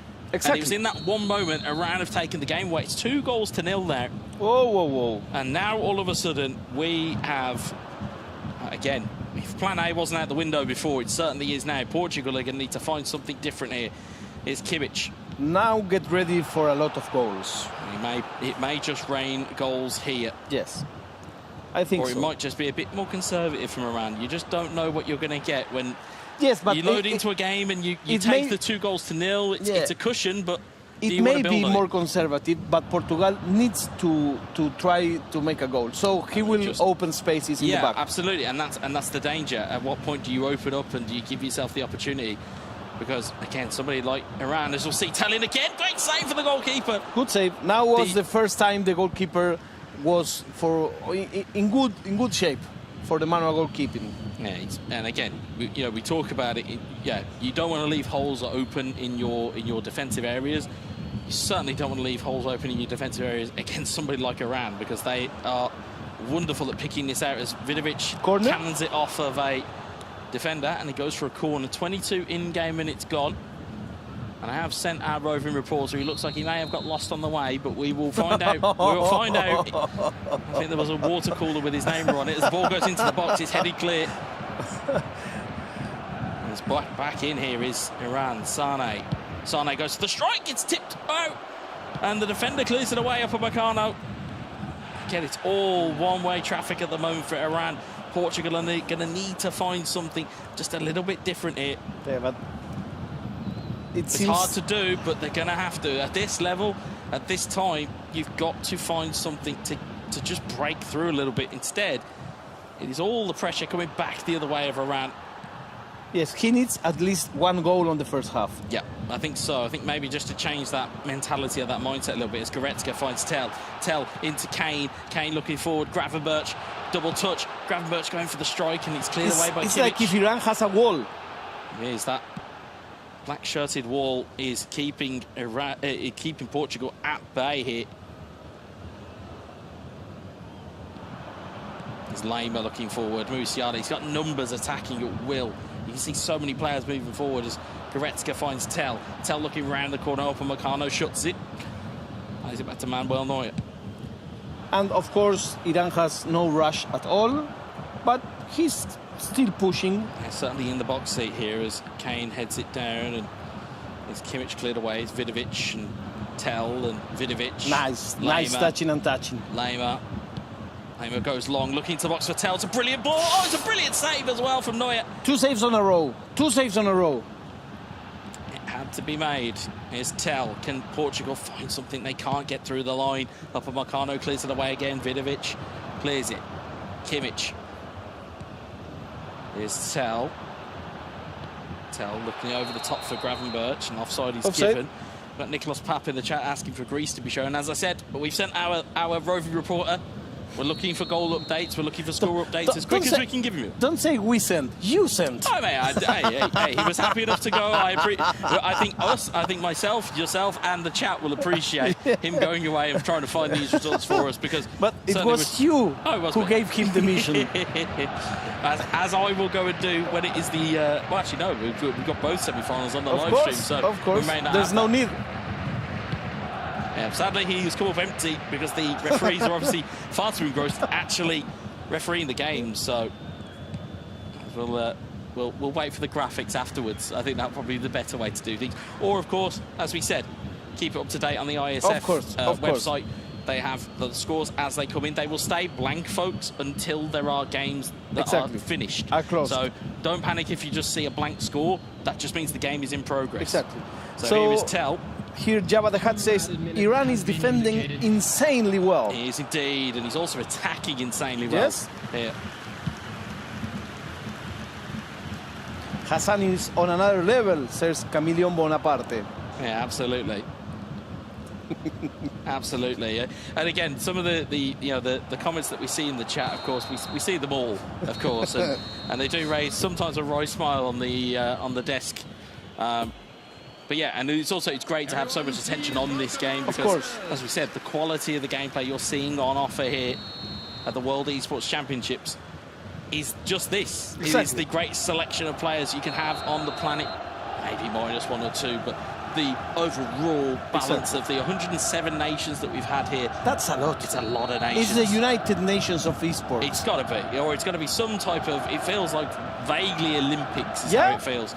But you can see the level that all these players and all these countries are bringing with them. You can see Goretzka, you can see Portugal just trying to find a way. Here's Kane to Gravenberch. Gravenberch trying to double touch and Pavard. In his favour, he keeps trying and keeps trying and keeps trying, and that's something valuable. Yeah, absolutely, absolutely. Davis. As time passes, my tongue feels like it disconnects from your jaw, doesn't it? In terms of speaking of, absolutely. I mean, it's what we've been streaming for a good few hours now, but rest assured we've got 2 absolute heavyweight contests to come in these 2 semi-finals. We'll of course wait to find out exactly who is in those semi-finals. Here's Vidovic, and it's more solid for Iran. Most definitely, and as time ticks on with the game, especially with the game they have at their disposal, and especially with the fact they have that first game, that cushion of 2-0 seems to be even more important as time goes on. Yes. As we said before, this is it looks perhaps uneven, but it's quite an even match. But here comes Iran once again. Ball into the box, and Kim Min-jae plays it away, and Joshua Kimmich will lead it forward. Portugal will need a goal. They need a goal just again give him some confidence here, because at the moment Iran have just got this again stranglehold on the game where they have just suffocated Portugal. They got that 2-goal lead and they haven't built on it, but they haven't needed to build on it. That's true. And again, anything that Portugal is throwing at Iran, as quite rightly has been highlighted in the chat, Iran have a answer for pretty much everything as the ball goes flying through to Manuel Neuer. 61 in-game minutes gone here, and Iran are looking to cement their place in the semi-finals here. And the defence is absolutely crazy at this point as Leroy Sané looks to dribble through Kim Min-jae. That's a big task to go through him. Tomorrow we have the third place. Tomorrow we have the final. The three of us together taking you to these amazing games. Yeah, we are going to have the three Musketeers on the live stream for third place playoff and for the final. It's just a case of finding out who gets there for Rita, and that is going to be our job here today. Exactly. Certainly, one of these two teams will be through to the semi-finals, and the more this clock ticks away, the more likely it's going to be Iran. And I know there'll be a very happy Merriman if the score stays the same way, because then we can ask him what the scores are going to be in the semi-finals. Certainly, but again, it's just, as you can see there, Kane looking to get the way through. Musiala, Portugal, can they do something? They certainly have it in the locker to do so. Kane! There it is! There it is! And there is the seed of doubt. If you're a fan of Portugal, there is the seed of doubt for Iran. And now we have ourselves a game. Yes, he needs another goal. He still has time. And mostly he has an energy that comes after a goal. Absolutely, absolutely. And that gives him, it'll give him that psychological boost. He'll go, hey, wait a minute. There's this guy that everyone is fancying as the guy to beat over here. I'm pretty good too, and I can score. And now that gives him that confidence to say, hey, we can actually score here. And as we see, a lot of vamos in the chat. And again, my Spanish is very limited, but I know exactly what that means.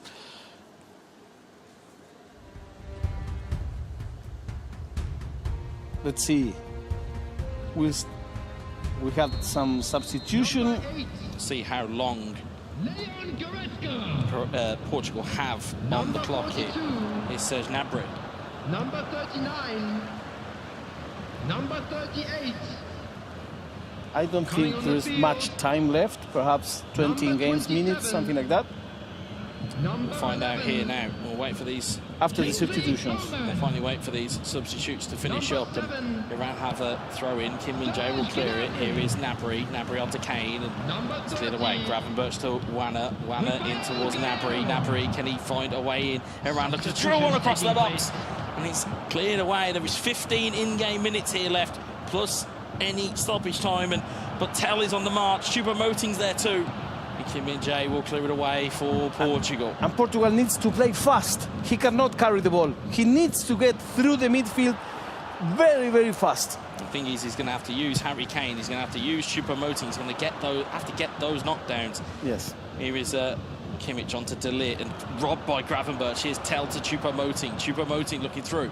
Looking for Tell. And Macano will clear it away. Here is Gravenberch and Leimer and everybody in attack here as Harry Kane.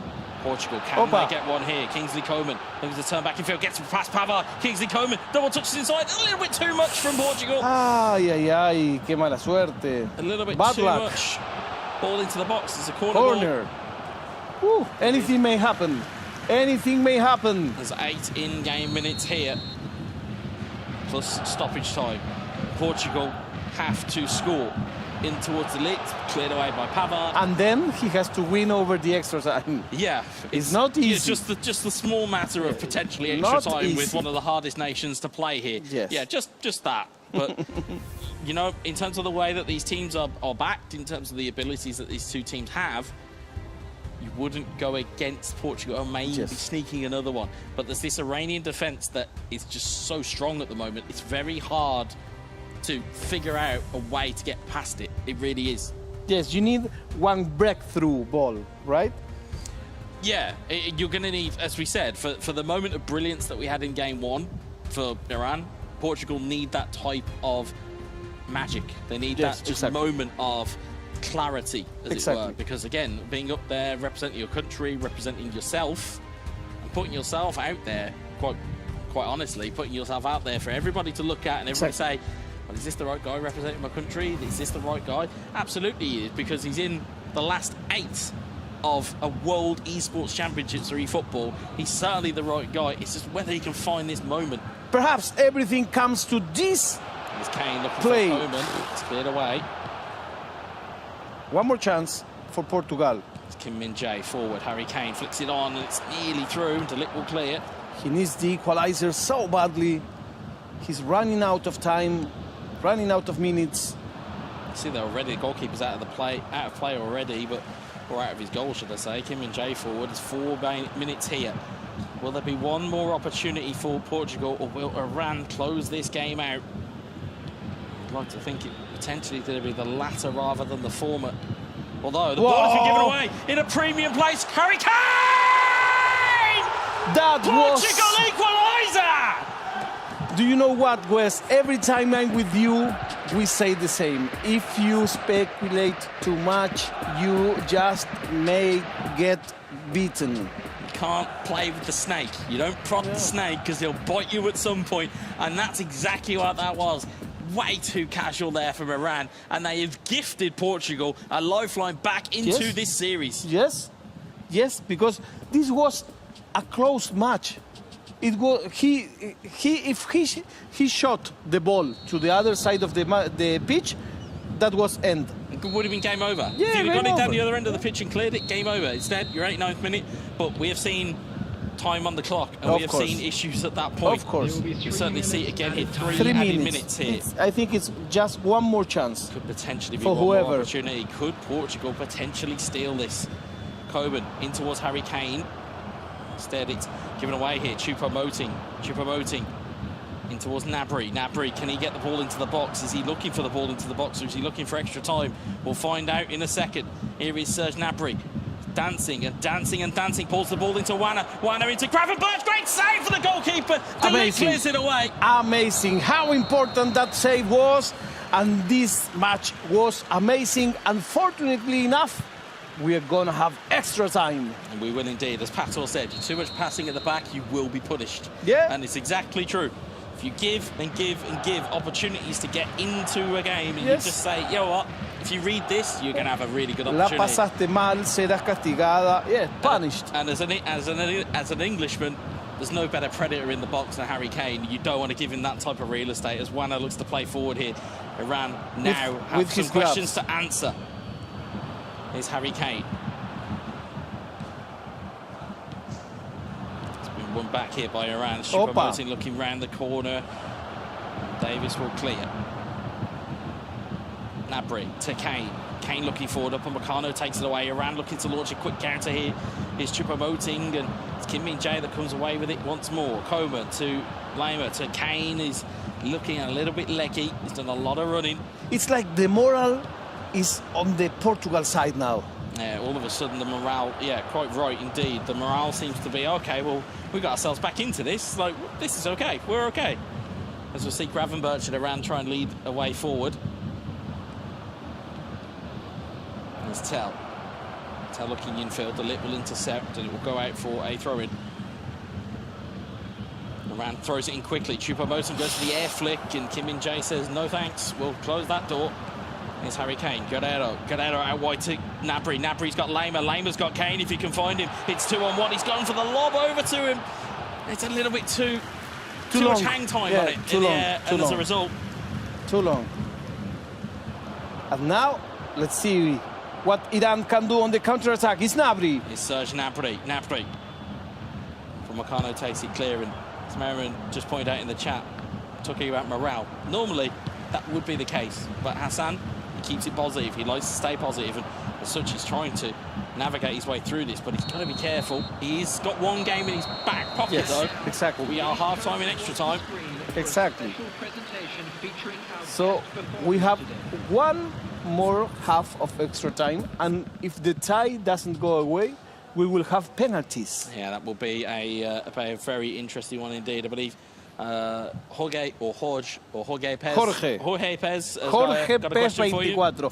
He asking me who do I think may win the cup. Wow, it depends on who's left, but either, again, as we said earlier on about the teams that we have still left on stream, either one of these are viable candidates if they get through. Because if you have the story of, oh, okay, well, they just beat Iran in the quarterfinals, it's scary. I did a tweet before coming here, and I said Miguel Mestre. Yeah. That was my prediction before the tournament started. It's a very safe pick, as I it were. I don't know. Well, I don't mean safe in that regard, but I don't certainly know. he's going to be there or thereabouts, as I don't are, know. you know, as we certainly see some of the guys that are here. Again, Hassan Pajani has been heralded across this tournament in terms of Iran, in terms of his play style, and certainly in the practice rooms and the players that we've spoken to. Portugal, of course, MV has been, again, fantastic as he's been throughout the tournament. And he's certainly done well to get himself back in it. But bear in mind, folks, he was 2 goals down in this game, got himself back to 2-2, and now stands on potentially the kind of the horizon of a game 3 here. But he's got to get through 10 in-game minutes here. Do you smell penalties? As an Englishman, we always smell penalties, regardless of whether we're winning the shootouts or losing them. We certainly smell them. There's Rafael Guerreiro, Portugal looking to maybe stop that aroma from filtering into this building, as we'll see Nabri. Iran have 5 in-game minutes to maybe close this out. They are on, as we said, match point. Again, we are at a best-of-3 scenario. You need to win 2 games in the series and you're through. It's Tell, it's back to Gravenberch. 4 in-game minutes left. A little bit of a shimmy from Gravenberch. Looking in towards Tell. Tell trying to get the ball across. Goalkeeper's parried it up. Gravenberch were there, and Upamecano will clear. Ay, ay, ay. There's Delit. Not long left here, and as we traditionally see within... Oh, and there's a terrible giveaway. There's a stunning cross that was tried, and instead... Portugal. Two defensive mistakes on the last minute of the match. 2, not 1. 2. 2 big opportunities. Instead, that's something that you cannot give. Instead, now we head towards penalty kicks. And as we see, under the t-shirt, under your sofa, under your chair, yes, whatever you can find, under the table, whatever you can find. So the first one is for Portugal. First kick goes to Portugal. If Portugal wins this penalty shootout, we have 3rd match. Nabri against Neuer. Nabri takes the hit and scores. Just puts it past the goalkeeper. If Iran wins this penalty shootout, this series is over. And they will be through to the semi-finals. It's going to be Iran's Nabri against Portugal's Neuer. Very hard. And scores. Very good penalty indeed. Risky indeed. As you know, when more power you put on the shot, the more that targeting circle increases. Less precision. It goes anywhere within that circle. It's an interesting move from the goalkeeper. Kane shoots and scores. Whoa, this is a mental battle. Right now we have a mental battle. It's the best game of chicken I can find as a penalty shootout. It's who blinks first. Here is Choupo-Moting. Choupo-Moting to strike for Iran. Choupo-Moting, it's a clever Panenka down the middle. We've seen him a couple of times. That's dangerous. But in pressure situations, there are sometimes calls for it. Here's Rafael. He's dancing like Dibu Martinez. And he's definitely hot-stepping his way through. Rafael Guerreiro saved! Saved by Iran. Iran now has a chance, now has some leverage. Put some big pressure on here. It'd be a big penalty from Wana if Iran can tuck this away.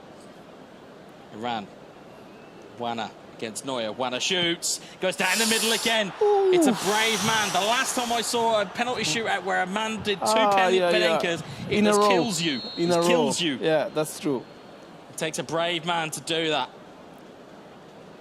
This Kimmich. Goalkeeper has moved. Joshua Kimmich, will he save? He will! Manuel Neuer saved! Now, Iran need to score. Just once. Just one. 1 goal will do it. It is Leon Goretzka. 2 chances, it's 1 goal. 2 chances to finish the game here. He may only need 1. It's Leon Goretzka. And look, he's like a henchman. There's little twitches, there's little moments here. Goretzka, can Hassan Pajani tuck it away? Hassan Pajani scores! And there it is. Iran take it 2 games to 0. Whoa. And are through to the semi-finals of the World Esports Championships. And he started like how favorites start, doing like a master class. The first game was amazing game, no doubts at all. On the second game, he suffered a little bit. He was 2 goals up. Yeah. And he let it slip. And as some of the guys in the chat said, mentality comes into play. If you were 2 goals up and then your opponent pips you just in that 89th minute, he can play with your brain and he can make you doubt yourself. And instead, he was strong enough to just take that game into extras. I will not want to go to penalties after I was 2-0 up and someone climbed my game. Because, Absolutely. I mean, you start to lose it, but... Absolutely. You can have a mindset of saying, well, I was 2 goals up, what am I doing in the penalty shootout? Instead, Hassan's quite clearly gone, yes, I was 2 goals up, I've conceded 2, I got it through extra time. Okay, let's do penalties. Speaking... Like, okay, well, I've got this. Yeah. Like, he's very cool customer when you talk to him. Like, off stream, you talk to him, he's very calm, he's very cool, yes, he's very, but you can tell that he's motivated though. On the chat, a lot of people from Portugal are clapped, are congratulating him about again, his... in terms of statesman for your country, absolutely well up there in terms of a finish. Because again, as we talk about what happened in Bali in terms of their finish there, actually Portugal way better placed this time than they did last time. Exactly. Certainly well placed in terms of a country of esports as well. So Portugal, you've got yourselves a handy little player there, and I say that with the greatest of reverence. Okay, so let's go for a little break, because after that, semi-time, semi-finals will be here. Just a little break and we come right back.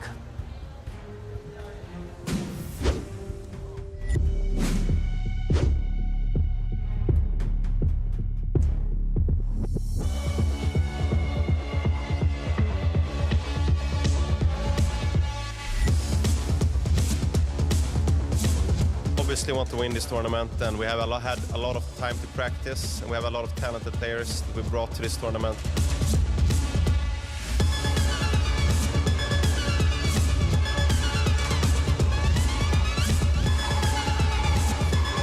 Toată lumea vorbește de Iași. Iași e capitalul esportului în țara asta. Over 700 gamers from around the globe will join us to compete and battle it out for glory to earn their place in the Pantheon of Champions. Because of this event, so I'm really happy that I saw a lot of female team. Like, it's an opportunity to play against them all.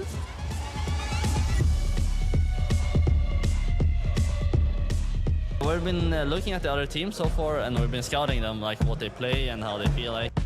Cel mai bun eveniment de până acum la care am fost eu în țara la noi. Beautiful country, beautiful people, amazing food. Good luck to everyone. Let's enjoy together these days of sharing moments.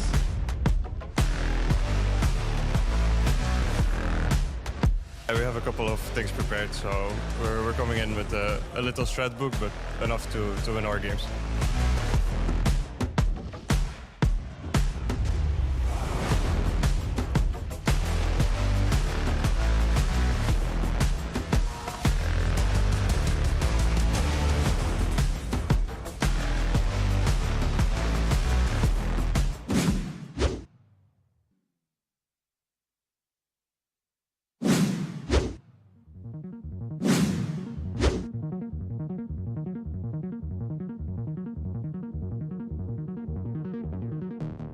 The top 3 players will make it out there, right? So basically 2 people will make it out on the lower side and 1 person gets to advance. So whoever's the main winner, they're ahead of everybody.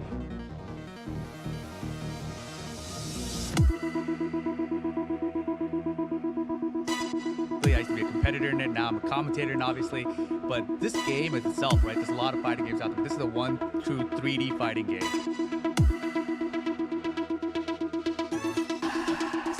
Having so many countries in this city is something very special, and it's an honor to be here and play against most.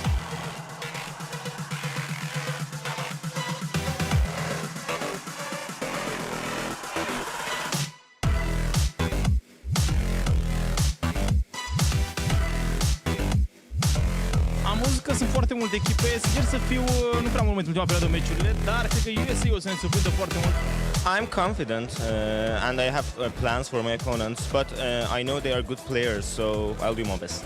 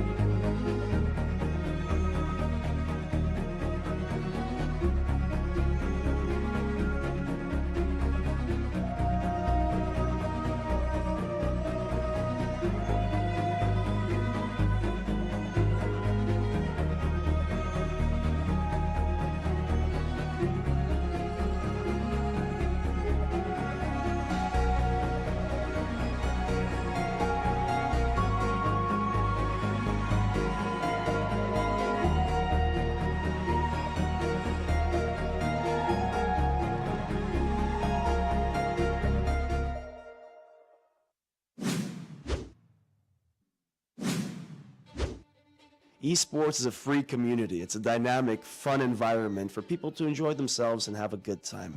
Este o experiență foarte importantă pentru mine și țin mult la cosplay.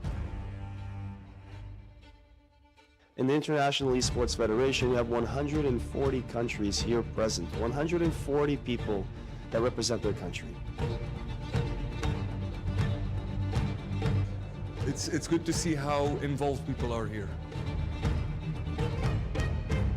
I consider that without loss you cannot become a better player.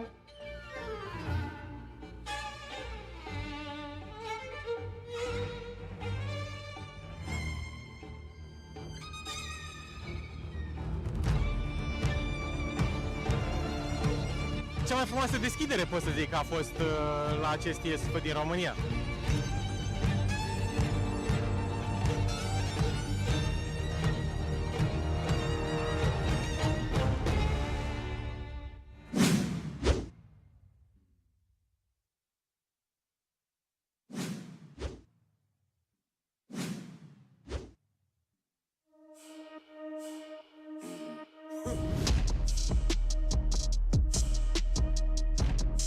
So what we know is that video game players, professional esport athletes, are cognitive performers.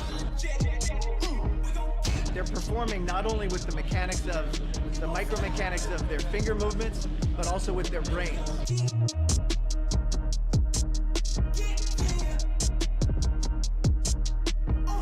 I think this is the best day of my life.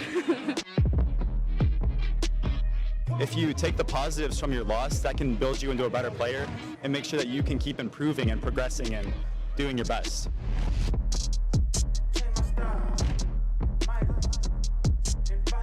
It's our first time here in Romania for the IESF tournament.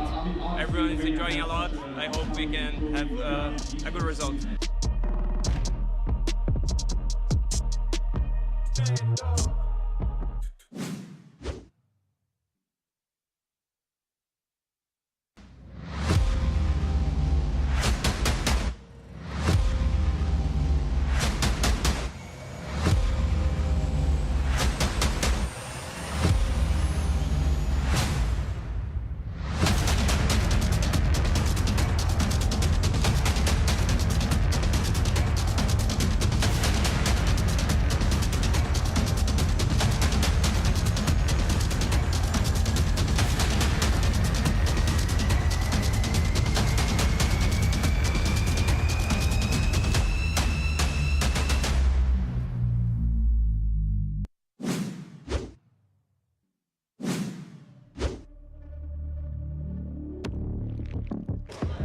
I never thought about playing professional too seriously at the start, and then I just started getting opportunities, and I was like, okay, wow, this is getting pretty serious.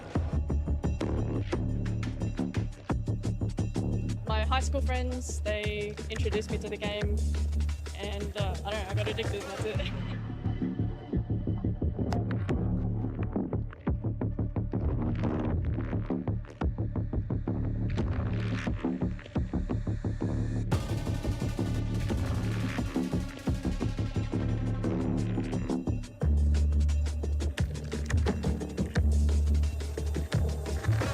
The main thing about this event is sort of the atmosphere. It's just everybody's here, everybody's competitive, but everybody's really nice and really enjoying sort of this spirit and everything.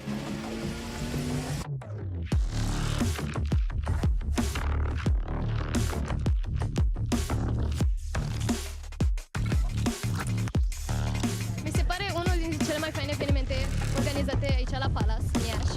Îmi place foarte mult, e un vibe foarte fain.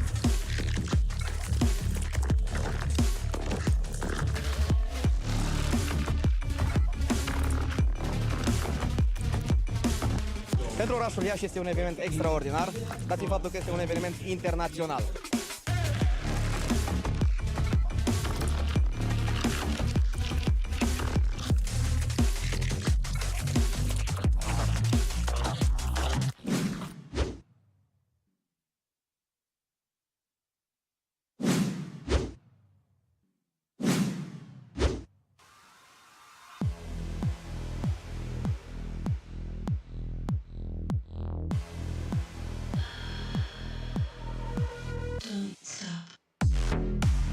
me to represent my country, it's an honor and a pleasure.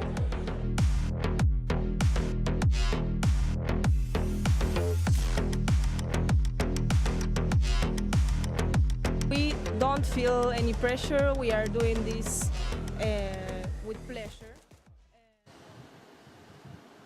Quick question, everybody. Have you recovered from that penalty shootout? Welcome back to the IESF World Esports Championships here in Iași, in Romania. I have Barry O'Halloran back next to me. I haven't recovered. I barely recovered because I was trying to go around and get it. I was on a mission. I'm so sorry. I sent you on a wild goose chase trying to get results for us. But the good news is we know our final four, and we're going to see all of them. Just a word on that penalty shootout, though. Two Panenkas down the middle. Yeah, cheeky as well. You've got to have some, what's the word, cojones. Yeah. You've got to have some real you know, fortitude to do that. And of course, looking ahead now, we have our final four. We have our brackets. I've nicely informed the chat because they are obviously, of course, well ahead of us in terms of our brackets and whatnot. And they've informed us as we went and checked with the players the two games that you have coming your way. First up, we have Japan versus Mexico, and then afterwards we have Spain versus Iran. I still can't believe that those are the four countries. Yeah. All four of them have been fantastic across the whole scope of the tournament, and now they are all playing with an opportunity to either end up in the third place playoff. Yep. Or they're going to end up at the grand final. For the glory. Yeah. I mean, yeah, and even talking to lads around Wes when I was between games there, these guys, we've had a couple of upsets in terms of results and that, but these guys' names have popped up since the start of the group stage. Yeah. You know what I mean? We've heard about Japan, we've heard about Mexico. Hassan obviously showed his strength there. And then Mestre. Mestre is like a guy that has, how has he kind of crept up under the radar a little bit? Again, he just like goes around silently, and now he's on, you know, one game away or one series away from getting to another final. These matchups are insane, absolutely insane. And all I've heard about Leva from Japan is he's a machine. Yeah. Like, he's a machine. Yeah. And then similarly, you have Hassan, who's doing things, I heard you mention it, the players have been saying, he's doing things that, just that goal that he scored and just the mental, he never gets too high, too low.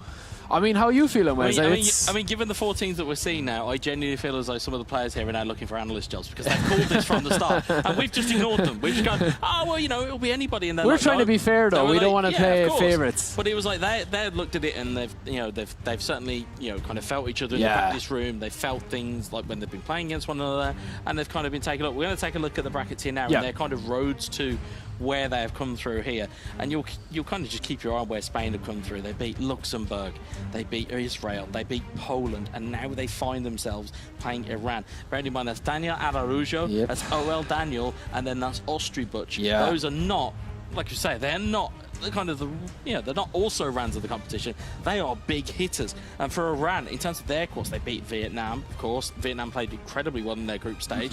You've got Iran that have then taken down Brazil, which was F. Mestre, who everybody, again, we much know him as a player, but again, he got took down here by Iran. And then to top that off, took down Portugal with a penalty shootout. And the way, like I said, the moment of magic in game one, and then the ability to show that level in game I mean, two, he just has it all, it's been seems fantastic. I mean, and as we'll probably take a look at the other side of the other side of the bracket, we'll see the story over that side, because of course we've been trying to keep it balanced in terms of the games we're showing you. Of course, we have the ability to show you different games.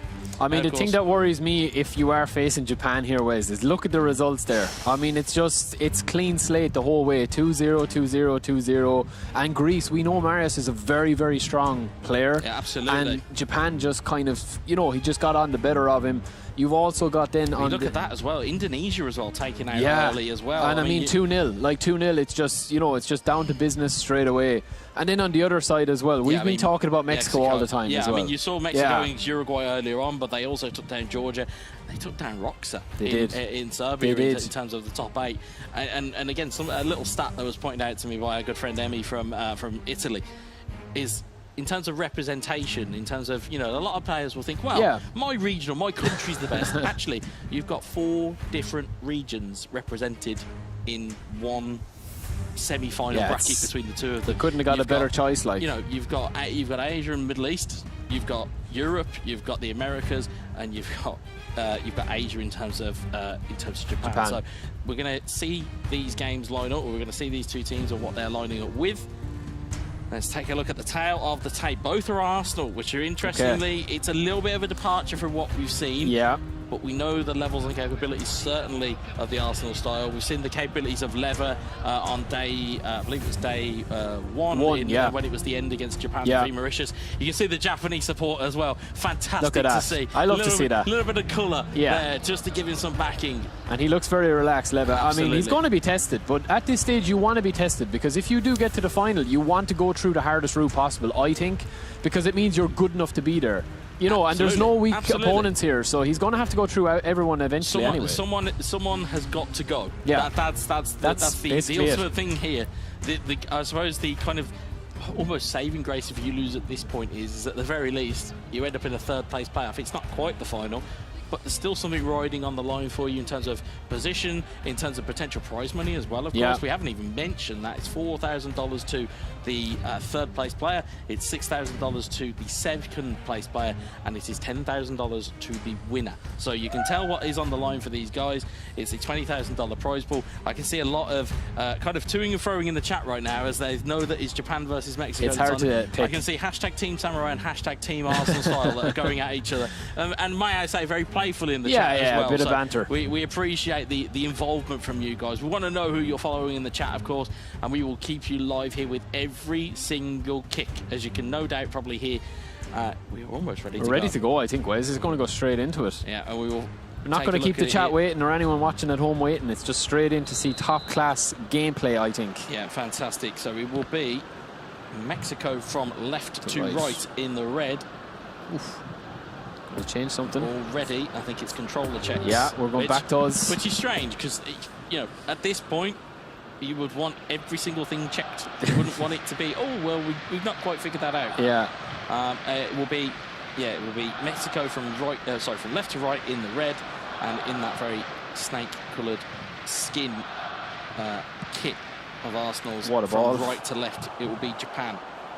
I mean, we've seen the Arsenal style turn on the style, but he's also just he doesn't give much away in terms of his possession. He doesn't leave himself open at the back, and we'll see if Leva, who's one of the best players in this tournament, can unlock that defence now repeatedly. Here's Odegaard to Trossard. It's Odegaard, early strike. And Kongo makes the save, and it's an early sighter for Japan. That's promising from Japan straight away. It's going to be Odegaard again. He's given away high up the field here as Mexico's given the inroad here. Japan, it's cleared away. Holding forward. Jesus to Odegaard. Declan Rice wins it away for Mexico. Mexico looking to lead on the counters. Kai Havertz. Havertz onto Lukonga. Partey intercepts it. Partey looking forward for Japan now as Odegaard switches the play nicely to Kai Havertz. Havertz for a ball in field. Instead, he's felt the pressure and he's played it back to Holding, and Holding's given the ball away here on halfway. Got an overlap ways if he can get it out, but he might do, but Lukonga very much across to it. It's still there. Jesus wins it back once more. It's Lukonga. We saw in the game plan a lot of the time with the Arsenal side, he is playing that three at the back, so that's going to be interesting as well with Levo unlocking that. Certainly will, as he finds the ball into Odegaard, and the goalkeeper just about gets there. Just about. Here's a Kongwo. Heads it forward. Timber dispossessed high upfield. Jesus, and again Japan very quickly back into formation. Timber on towards Havertz. Havertz looking deep downfield here maybe. Brilliant turn from Havertz, and just took too long on it. It's given it away to Smith Rowe. Odegaard looking for Smith Rowe again. Holding intercepts it. It's just going to be that midfield battle that we know all too well. Here's Jesus, first time touch in towards Odegaard. Odegaard round the corner. Trossard, neat touch back. Great save for the goalkeeper. He saw it coming. Manual save. Yeah, he read it. It's a brilliant bit of football IQ or eFootball IQ. He knew that was coming. He knew that was coming, and he got around quick there. Because if that wasn't a manual goalkeeping, he probably would have scored there. Could have been a real big problem. Ball into the box, looking for Rob Holding in the back post. Japan take the lead. Simple as that, Wes. I mean, we've seen a few corners, but that is probably the most important one of the day. It's one of the most simple ones you can do. A stunning cross from a corner in towards the back post. If your centre-halves are up, it is very, very hard to defend. That's a dream start for Japan. Brilliant start for Japan. Mexico will need to find a way forward. Have we seen, or even have we heard, Mexico being under pressure in this competition? I don't really think I've heard it from anybody to say they were under pressure. Obviously, I didn't see the games, obviously, from Serbia and whatnot, but certainly nobody really talking to me about pressure they've seen them under. Yeah, a little bit, but he's dealt with it well. But this is the ultimate test now. It's Jesus, Ødegaard back in towards Jesus. Jesus onside, great movement for the goalkeeper. Ramsdale with the manual goalkeeping save from Japan. Brilliant save indeed. Little smile from Leva there. That's a game-changing save there. We saw one down the other end a minute ago as well. Oh, and danger is not gone though. Lokonga in towards Havertz. Havertz back to Lokonga. Lokonga cleared away by Partey. Forward to Trossard. Trossard in towards Jesus. Jesus looking forward. Just cleared away, and see a cautionary note in the chat from Pato saying, please don't skip the replays. That is what we want. We want to see replays, folks. I know it's the semi-finals, and I know you're not happy about conceding, but please don't skip the replays. As we see Kai Havertz trying to get forward. Brilliant pass there to Lokonga. Lokonga goes to the first time ball. Trossard's got acres at back post. Oh, what a finish from the Belgian!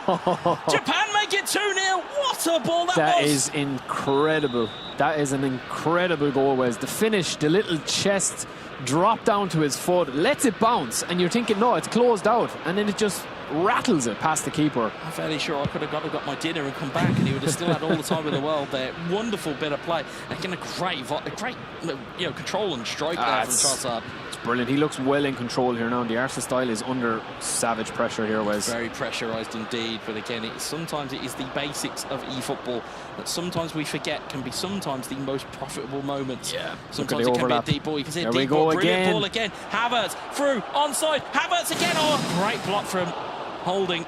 He's ripping him on those overlaps, and I don't know what you're meant to do really. It's just the runs that he's getting from his teammates there is incredible. Looking at Lever in terms of body language, it's ice in his veins yeah, at this point. Look at him. Header looking on for it.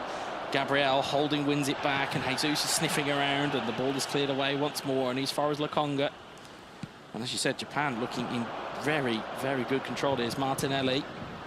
Partey intercepts it. Looking forward, and Holding intercepts once more, which ricocheted back kindly. Havertz with the flick on. Jesus, can he profit from the danger? It's a good save. Oh, the goal! 3-0! I mean, he knew that he was going to get the rebound there. That any time he got that on target, it was going to be in trouble for the Arsenal style. Profits from a little bit of luck, but as we say, those ingredients of know-how and knowledge and experience and mentality and skill, you have to just drop in there just that tiniest bit of luck, and he's got it at the vital moment here. 3-0 in this opening half of this semi-final. I mean, I think we're all a little shocked here at the moment, but this has been, what a complete performance this has been the first half, Wes. Yeah, total control. See DJ here saying he needs to change the three at the back formation. Yeah, Lever knows how to get him on the break with ease. Yeah, we said that in a previous match. You need to be able to spread that left, but the balls he's getting, I think he actually has changed. I think he's actually turned on. You can see there the left back position, but we will get confirmation in the game plan if we see it. It's hard what these guys do so quick. It certainly looks that way, and certainly, you look at Deadaway, you can't believe what his eyes are seeing. Yeah. Neither can we, in terms of the coldness that's here. Ødegaard looking for a fourth, potentially Timber clears it away. But as we said, we know Lever's level. We saw it during the group stage. You have to cast your mind back to the group stage. This is a player who topped a group that contained Turkey and Argentina. What a ball that is to Trossard. Trossard back across. What a save! Brilliant manual save there. The danger's not free, but you have to cast your mind back. Those two nations came second and third in Bali in 2022, and instead, Lever is the one and has shown his level. He's shown his skill, and has shown the ability that he's got at his disposal here. This is next level breakdowns of play here. Brilliant manual save as well, though. Jesus, Ødegaard, he's keeping the Arsenal style honest. Yeah, he's basically saying, look, you can't even really push a player forward because I will just counter you. Yeah. That's how it is. There's a couple of olays in the chat as well. Well, I tell you, this guy is earning them. He's definitely earned them because he's playing absolutely beautiful liquid football, Wes, is what I would call it. He makes it look so easy, that's the thing. Ødegaard steps up, looks for the strike over the wall. Oh, a Okonkwo makes the save just about, though. That would have brought the whole place down, I think. I think if you'd have added set pieces to his repertoire, I think you'd certainly be looking at a wonderful goal and a wonderful setup from a brilliant player. And in terms of, you know, we talk off console about how these players are. Yeah. Mild-mannered, very nice individual to talk to, especially with the delegates that they have there as well. Again, very much feeds into a, you know what, we know, we're confident, we quietly know how they can play. And as such, they are absolutely dominating here in this game one. Lokonga to Smith Rowe, to Martinelli, though. Can Mexico find a way? Sometimes it is when you come up against an immovable or an irresistible force. There's not much more you can do about it. As Havertz gets dispossessed by Declan Rice, and this is not to be said, by the way. This is not to be said that the Arsenal style or Mexico it's not a turned up and had a bad performance. It just shows you that the levels that are here is that a player is making somebody almost look ordinary here. As Lokonga tries to make a way through, here's Havertz.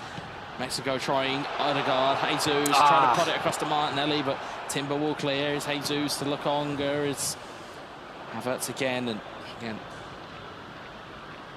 If Lever wasn't known before this tournament, he certainly will be by the end. It's Jesus in towards Trossard with a stunning strike. I think he baited and waited for the manual goalkeeper that never came. And the space he's getting is extraordinary. It's just a pass and then he's just open. And it's very hard. You can see there that, like, the back three, I always worry about playing a back three, even if you are even a goal up, Wes, because you can get caught very quickly with the counter punch. But I think that this is a very, very confident start to the semi-finals by this man we're seeing on the screens here. Arsenal style has it all to do with. I mean, he's been scoring goals for fun the whole tournament, but he seems to the level in here seems to have gone up a little bit now. Just kicks up a notch. As the old adage goes, precision beats power and timing beats speed, and certainly he's timing everything. Yeah, and the precision is so he's so nuanced. Yeah, in terms of the way that he's playing. He's just taken this at least this first game away from the Arsenal. Yeah, he has. He's done everything right. And as you said, Wes, it's not at this level. It's not about what. Sometimes it's just about matchups. It's not about skill level. It's just about matchups, and you get your chances, and it's too late before you can make the changes. The match is gone from you, and that's what's happened in this one, I think. Yeah, I mean, we'll have to take a quick check on how long is left here, but it's only about 15, is it? Three goals to the good is Lever here, and he's looking comfortable. Very, very comfortable. All started from that one set piece. There's one other one here that's been delivered in towards the back post. Looking for Balogun's header, it's cleared away. And Pepe to Martinelli to Vieira. Vieira to Partey has headed it clear. Here's Declan Rice. Rice across to Saka. Saka, can he find a way through? He can't. It's holding. Saka intercepts it once more, though. He's done well there to parry the opportunity back, but instead running out of time, though. And there's not going to be much time left here. Beautiful through ball there. Finds Smith Rowe. It's also back pass looking for Vieira. And we've got 16 in-game minutes and counting. Substitutions taking place.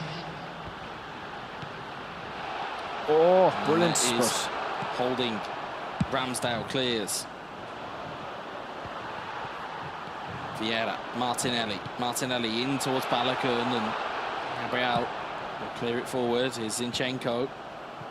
So Martinelli, what can the Arsenal style conjure up? And more importantly, if you're the Arsenal style looking at this game, what do you do in the next one? Do you try and do it, as we'll see Zinchenko try and drill that one across the box, and Smith Rowe again clears away. Yeah, I think you're right, Wes. I think you use this last 15-20 minutes to just test out things and start fresh into the new game and say, listen, I'm still in this, it's best of three.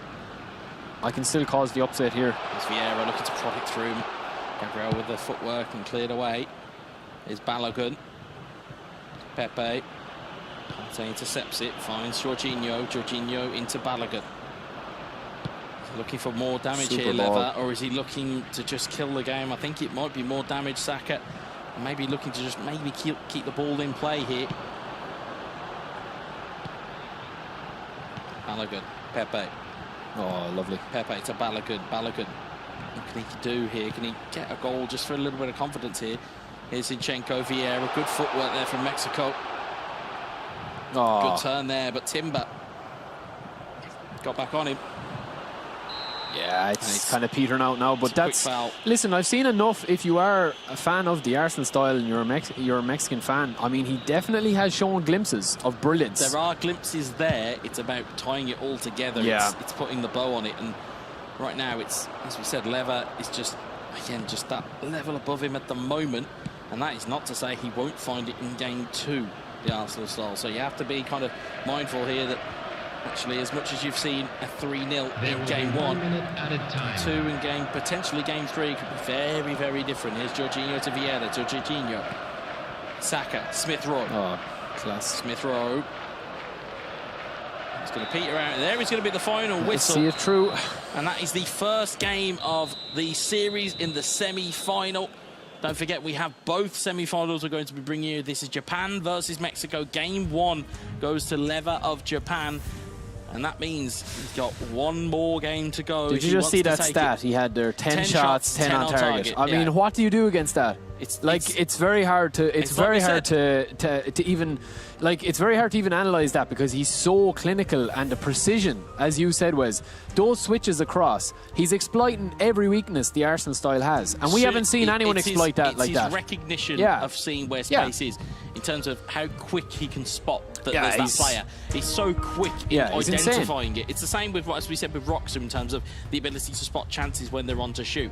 Leva seems to be almost his build-up. It's almost the assist king. He's able to find where that pass is, and his identification of that pass seems to be so much better here at the moment. And of course, that the Arsenal style's shape, as it is with Mexico, if it is how we believe it to be. So, at some point, hopefully, we'll see a little bit. He's played a 3 at the back all tournament. If he's playing a 3 back, it does leave the wings very much exploitable. If you're playing with, as we said, that kind of traditional, almost diamond shape of an attack. But nobody had been able to exploit the Arsenal style's back 3. That's why he's going to continue to use it. Because I think there's been a bit of fear. That's the issue. I think that there's so much of reputation. We'll see a head-to-head potentially of the last match stats. There's a bit of fear that kind of seeps in, and you'll see here 111 passes. 26 interceptions 89 as well. That's successful. So 15 interceptions on the other side. That's only one game, by the way, folks. That's not, we've taken all the games. That's one game. And in terms of that shot conversion rate, I mean, that's incredible. Unbelievable at this stage. Forcing a save at every moment is brilliant. And again, I don't think we've heard too much in terms of people being able to nullify Mexico. Yeah, well, I mean, he scored 50 goals in the group stage. Yeah, scored 50 goals in the group stage. So you're thinking, and conceded 4 in the group. So you're thinking to yourself, this guy knows how to score. Like, it's not what he's doing wrong, it's more what Leva is doing right. He's almost absolutely. He's winning the battle as well by computing. Like this, we talk about sometimes with like football IQ. It's spatial IQ when you're playing video games a lot of the time, and eFootball is like, what's working, what's not, how can I exploit that when my opponent is not closing the gaps? Absolutely. Or if my opponent brings a player out, how do I exploit the gap that they've left behind? If I can get the ball in transition, very much akin to some of the other sports we've seen in terms of basketball. If you can take a swipe and take a switch, you can be on. And again, to some of the guys that are in the chat, we are going to be cutting back to the game plan in just a second. Relax.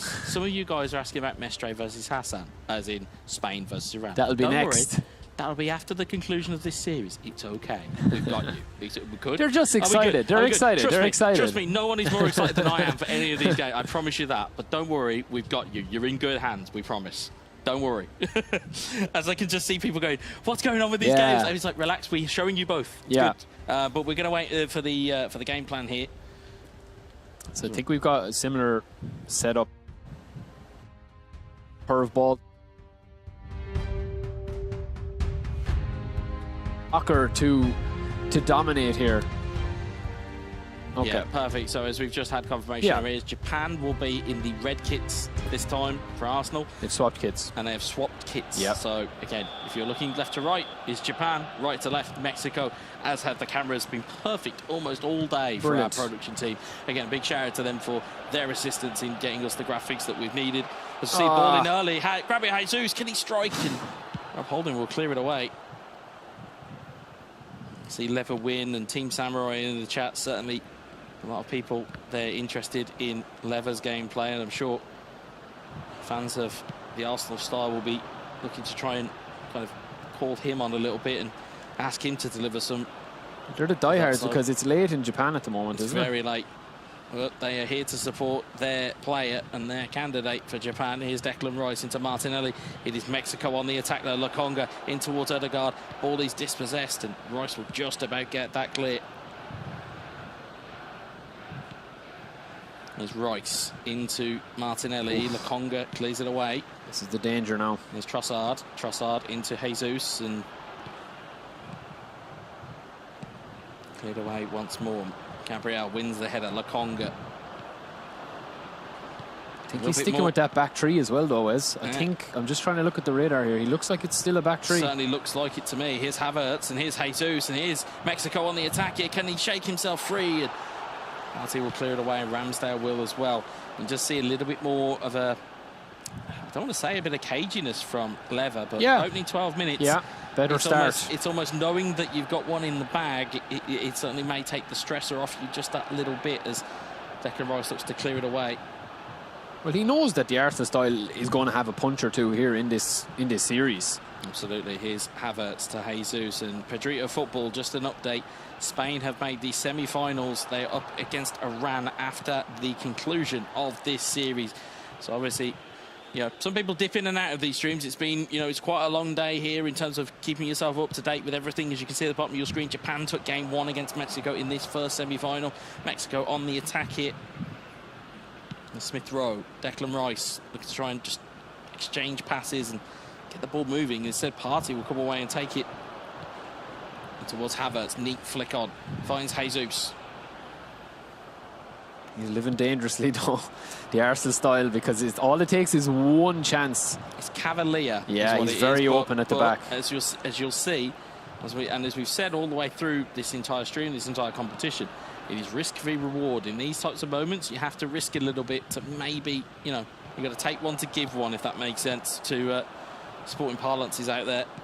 That's Declan Rice. Smith Rowe towards Martinelli to flick up, and instead it's cleared away. And now Japan might be on the break here if they can get something moving. There's Havertz and just tries to flick it down the line, and Smith Rowe will gather it. Ball ricochets there, and Conga, it's, like I say, the edge on this game has become a little bit sharper. Yeah. That first goal in this game will be pivotal as Jesus finds the ball. Mexico had the opportunity, but Gabriel gets back and puts a foot in. It seems to be Mexico a little bit more of the aggressor here. Yeah, possession-wise, they've dominated. And that's what he needs to do. He needs to keep the ball, Wes, because every time Leva has the ball, he's bypassing midfield. Yep. Completely bypassing midfield and spreading it out wide. But that's beautiful. That's what we've been saying. Yeah. Is that DMF position in this type of game mode, you almost have to bypass it because they're so good. Yeah. I mean, Declan Rice, Casemiro, Joshua Kimmich, any one of those individuals that we've seen, or even other individuals that we've seen already, they are just hoover up the ball before it even gets into your centre forward. So you've got to find another way around. Here's Lokonga, Jesus, Odegaard looking back in field, and Declan Rice will clear that one. Yeah, CB. There's Trossard to Lokonga.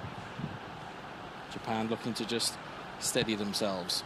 Partey to Trossard to Odegaard. Can he find a magical ball? It's Havertz and it's Saliba that gets the foot in. Although it's given back here kindly. Havertz trying to get the ball back in. The holding will just about scramble it clear. Havertz once more. Jesus to Odegaard. Odegaard to Lokonga.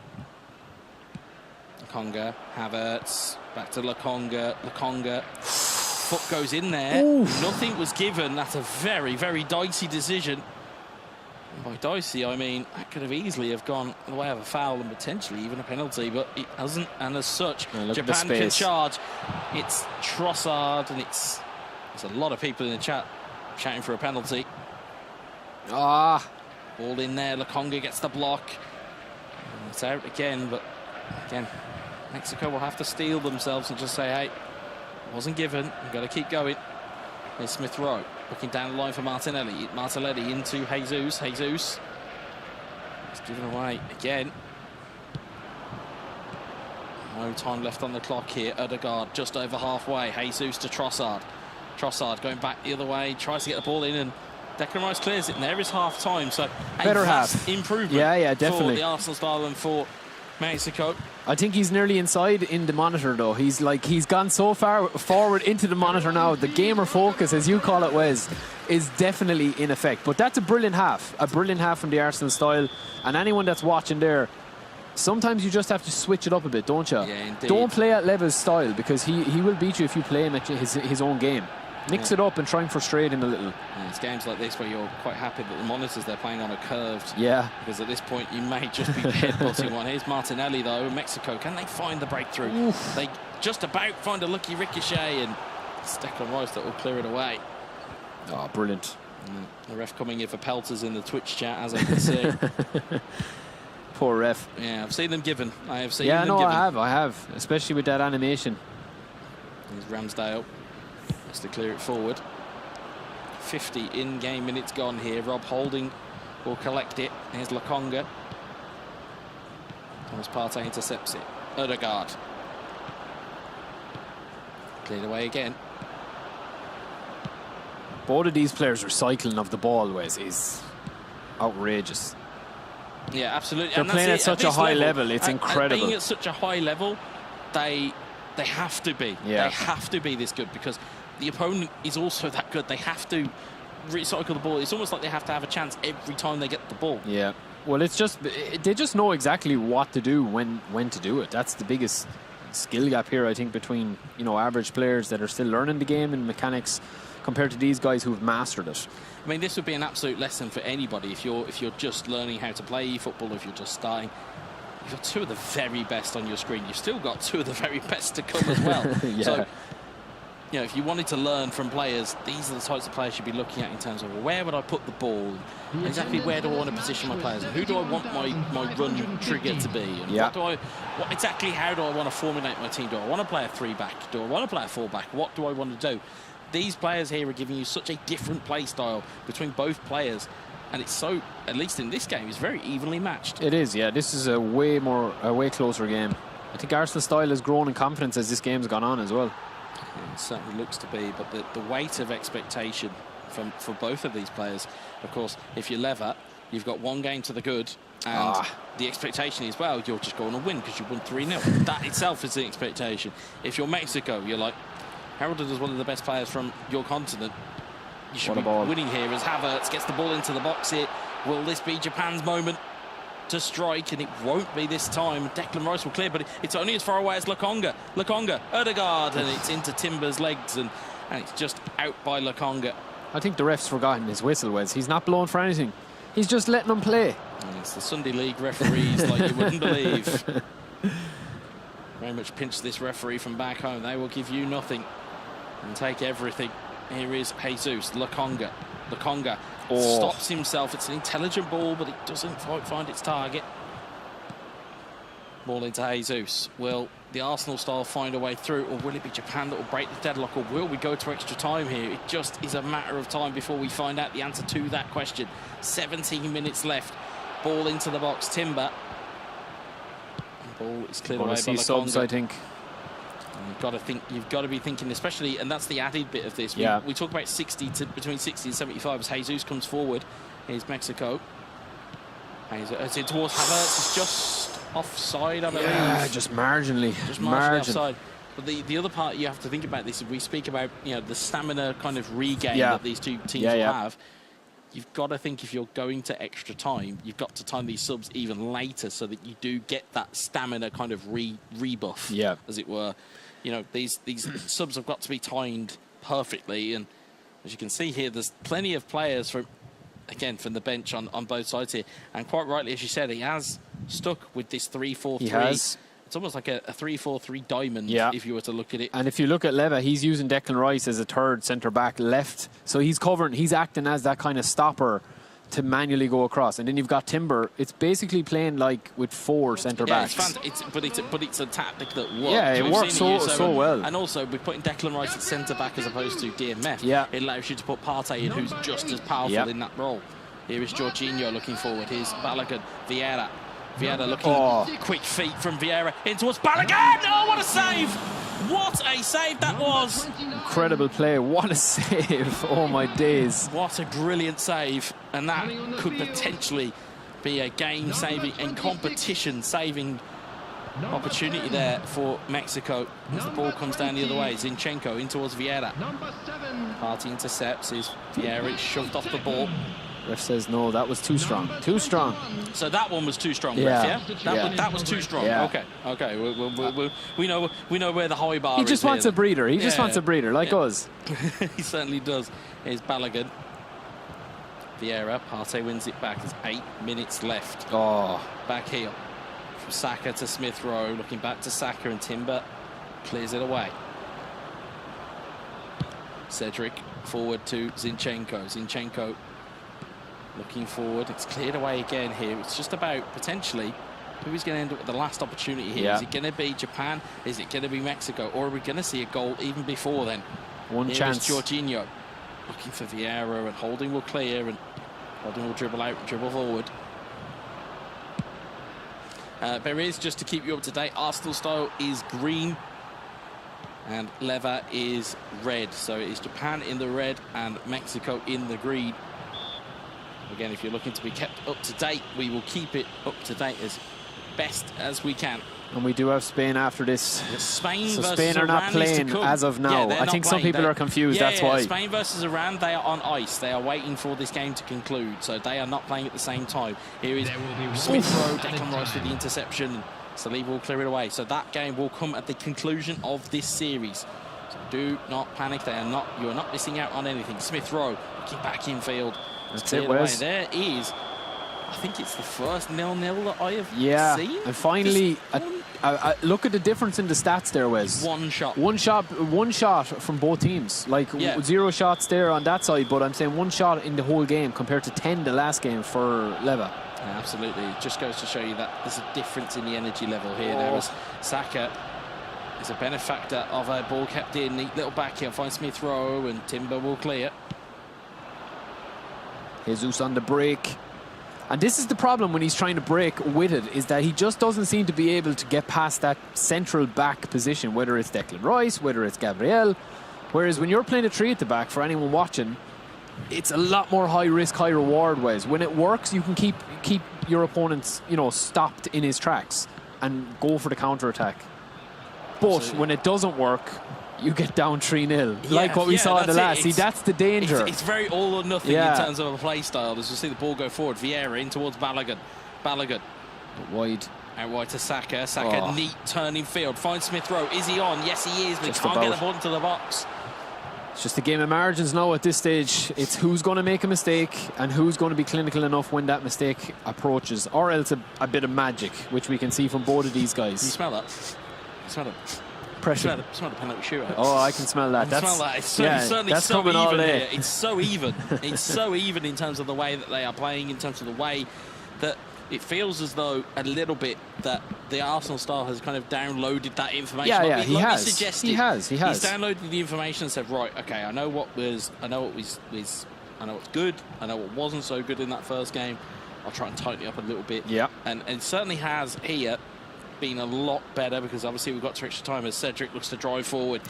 Can Mexico find a difference maker? They can't at the moment. It's Declan Rice leads it away. Saka to Smith Rowe. Smith Rowe rolls it into Jorginho, and Zinchenko will come away with it, and out it comes again. Jesus in towards Vieira. Vieira, Partey to Saka. There could have been a last chance, the but end of the first half.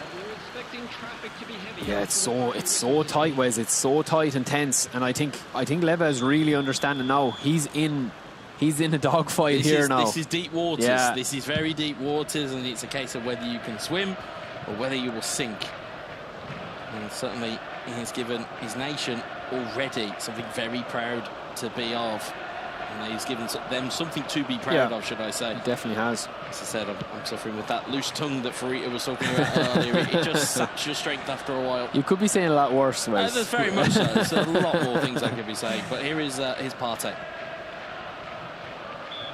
Yeah, man, his recycling of the ball from both of these guys is incredible. And when you're watching on stream, you're thinking they're not doing much with the ball. Like, I could do that, but it's just the ability to know what to do at all times is. Header on Saka. He's off. It's in He's the off. net, He's but off. it's He's off. offside. He's off. Yeah, he's off. It is offside. Yeah. He's a mile off. It's a country mile offside. He could have been sitting on a chair inside there, Wes. He was so late. I could park my car in there. No, I absolutely agree. In terms of the ability that they have, and in terms of it's the mental strength here, because it's not just the ability to play this game, but you are going into 113 minutes now. Yeah. And it's all been focused. Like, these guys. And you still see them put under attack defence levels. You still see them draw their line back, play deep, push forward. It's the level of focus that's there from both these players. And I would imagine that after both these players are finished here today, they'll need a very long rest tomorrow. I don't think they'll be doing any practicing. I don't think anything will happen, because it's been such a draining day. Yeah, it's been a long day for them. And you know, we say that as casters, that it's a tiring day. For players who are focusing on gameplay, especially we've got 3 minutes left here, is Trossard and Mexico trying to get forward. Given that their gameplay has been so kind of, I want to say stressful, because it has been. This game has anyway. It's been backs to the wall for both these two teams. Both of them have been trying to evade each other. Some really good manual saves. And it's just draining, as we'll see. We'll get into 120th minute. It's not any minutes. And there is the final whistle. And my Spidey sense, or my Scooby-Doo nose was correct. I have found us another penalty shootout. And I think if you're Spain, or if you're Mestre or Hassan here, it's going to be a case of get as much information as you possibly can out with these two guys now. There's a great comment that I've just read there from Pato. Is this Japan or is this 1990s Italy? Again, for those who are unaware of Italy's rear guard in the early 90s was heralded as one of the greatest in football history. And certainly at this point, he has been defensively brilliant. He has been brilliant, yeah. It is Japan with the first kick. Declan Rice. Bottom left, I think, Wes. Let's see what we find out. Oh! It's down the middle. And it's been red. Mind games. Red. He lost that battle. It's been red already. Advantage. Will we see a return? Will we see a return? Panenka. He can't do a return fire, can he? Fiera saved! Equaled with the save. We saw a lot of Vamos in the chat. I don't think we'll see any unless this gets saved as well. This could be it. Here's Fabio Vieira. The concentration is key. Just into the bottom corner. Didn't move an inch. There's no saving that. Perfect penalty. Max out the power bar. Yeah, it's a risky strategy, but you have to pay off. Here's Balogun. Mexico, good penalty. Yeah, very strong penalty as well. You have to be scoring with your top guys, really, don't you? I mean, if you're going to miss with a centre-back... No, but that's a slight trick that you've missed here, or at least I think we've missed here, is Balogun was taking strike for Japan and scores. Beautiful. As you notice when they selected penalty takers, he put Declan Rice on top, he's got 69. He's kind of almost taken a bad shot. That's what I'm saying, you can afford to miss that one, you know what I mean? Here's Trossard. Mexico, can they score? They will score. 2-2. Stuck it. So we're even keel. Very much even. Could be here all night, Wes. We could be. Here's Saka. Saka shoots and Saka scores. He was close to the keeper. Yeah. If he'd have made one move, he could have saved it. Could have saved it. But instead, it is 3-2 to Japan. Here's Declan Rice. This is the change that Japan made. Will this middle. pay off? Declan Rice saved! What an important save that is! It's a huge save. He went too much power. I knew he was going to go middle, I think. And it's that key move that they've made here with Jorginho. Expert penalty taker scores. No, he saved again! Oh, what an opportunity this is. Mexico have to score to take it to a sudden death penalty shootout. This it's could be Gabriel Jesus. Jesus with a trot up here against Ramsdale. Jesus shoots and scores! We are in sudden death penalty mode. Ice in the veins, and he's out of the chair nearly. I hope he didn't fall off the chair. It's Elliot Smith Rowe. Or Emil Smith Rowe, beg your pardon. Smith Rowe shoots and scores. Just squirms past the keeper. The pressure is going back and forth here. It's going to be Zinchenko. Can he score for Mexico? Zinchenko shoots. And he's put it wide! Oh, no. And Japan have made it through to tomorrow's grand final. And Mexico slip into the third place playoff. What a game. What a performance from Lever. I mean, incredible. He's probably deserved it based on the first match performance of this series. But what a player. What a guy. I mean, he's a super nice guy around as well. You know, when you see him, he's so friendly. I mean, they all are here, but he will be delighted with that. You see the emotion burst out there. Fantastic. But you hate seeing a penalty go wide. Oh, and Zinchenko will have a lot to... But that comes down to those choices that were made. Yeah. In terms of the penalty takers, it's those choices that were made. We saw the neat little change from Rice to put him in at the front. And like you said, you can afford to miss one then. Yeah, you can. You can afford, but you can chalk it down. But I think if you looked at Leva now and you take it close above his arms, you'll see ice. In the veins, I think, as well, because that was incredible for any of you guys watching at home. The head could have dropped, but it's just straight away. He's just back in. He gets his result. And it's flawless. I think he's won every game 2-0 on all his... We'll see in the bracket maybe sometime, but he's been phenomenal throughout the tournament. He topped a group that had Turkey and Argentina in it. He's came through all the way through to the final. And as you'll see there was no goals, of course, to separate either team. There was only that one shot of the entire game. And it just went to show how much of a midfield and defensive battle it was between these two. It was never going to be decided in regulation. It was never going to be decided in extra time. It had to go to penalties because they were so evenly matched. And it just came down to that pressure moment where Zinchenko just pulls one wide. I think if Arsenal style were to get another game in this series, if it was to go another one, I think he had downloaded all that. I was going to say, do you reckon Lever will say, yeah, best of 5? I think he would. I think he would take this. I think he'd take this result and run now. Again, though, it's an example of high-level e-football play between both of these players. Incredible. Again, Mexico and the Arsenal style have been fantastic across this tournament, and it had to take somebody who was coming out of the woodwork as well. Like, you know, as a country and as a region, in terms of if you look at the surrounding nations between Japan, you've got Indonesia, Thailand. Esports is massive. You know, we talk about the games publisher Konami, Japanese. Like, and there's a lot of conspiracy theories. So, wow, they've made him get through. No, he's well worth his weight in that. Again, fantastic to see. But you know just how important esports is to that region. Incredible. Looking at it, and I think we've just heard an area, is that we are going to go to a break, and when we come back, it is going to be Spain versus Iran in semi-final number 2, and it's going to be Farita and Barry on the mics because I need a rest. I will take care, and we will see you in about 5 minutes.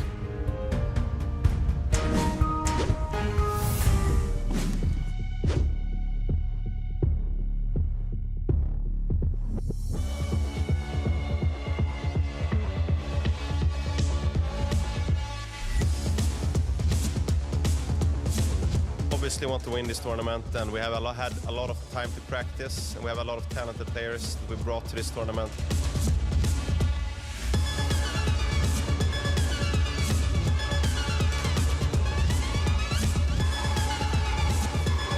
Toată lumea vorbește de Iași. Iași e capitalul sportului în țara asta. Over 700 gamers from around the globe will join us to compete and battle it out for glory to earn their place in the pantheon of champions. Because of this event, so I'm really happy that I saw a lot of female team. Like, it's an opportunity to play against them all.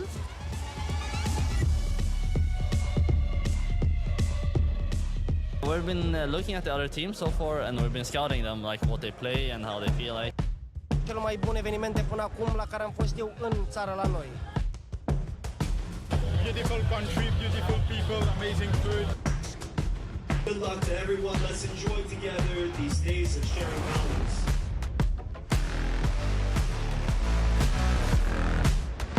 We have a couple of things prepared, so we're coming in with a little strat book, but enough to win our games.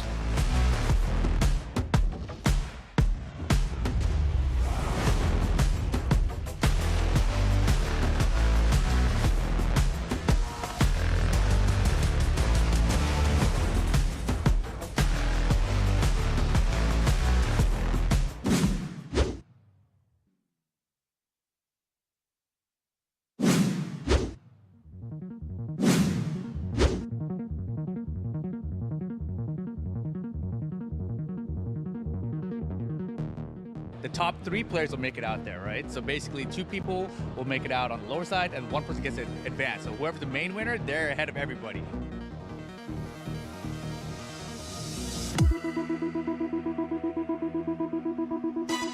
I used to be a competitor in it. Now I'm a commentator, and obviously, but this game is itself, right? There's a lot of fighting games out there. This is the one true 3D fighting game. Having so many countries in this city is something very special, and it's an honor to be here and play against most.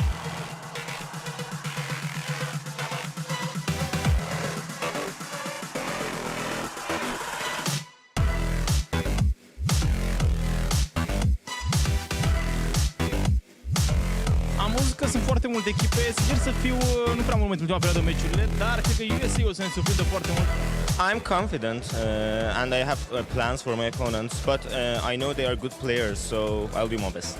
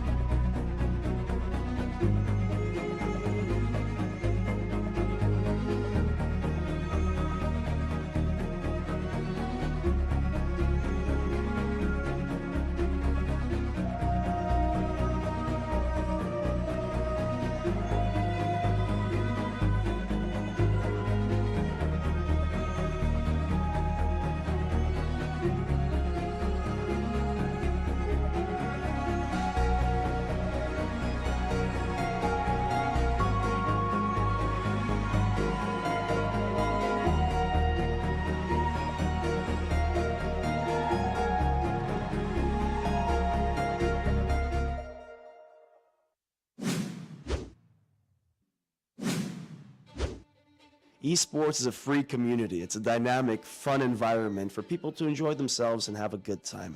Este o experiență foarte importantă pentru mine și țin mult la cosplay. In the International Esports Federation, you have 140 countries here present, 140 people that represent their country. It's good to see how involved people are here. I consider that without loss you cannot become a better player.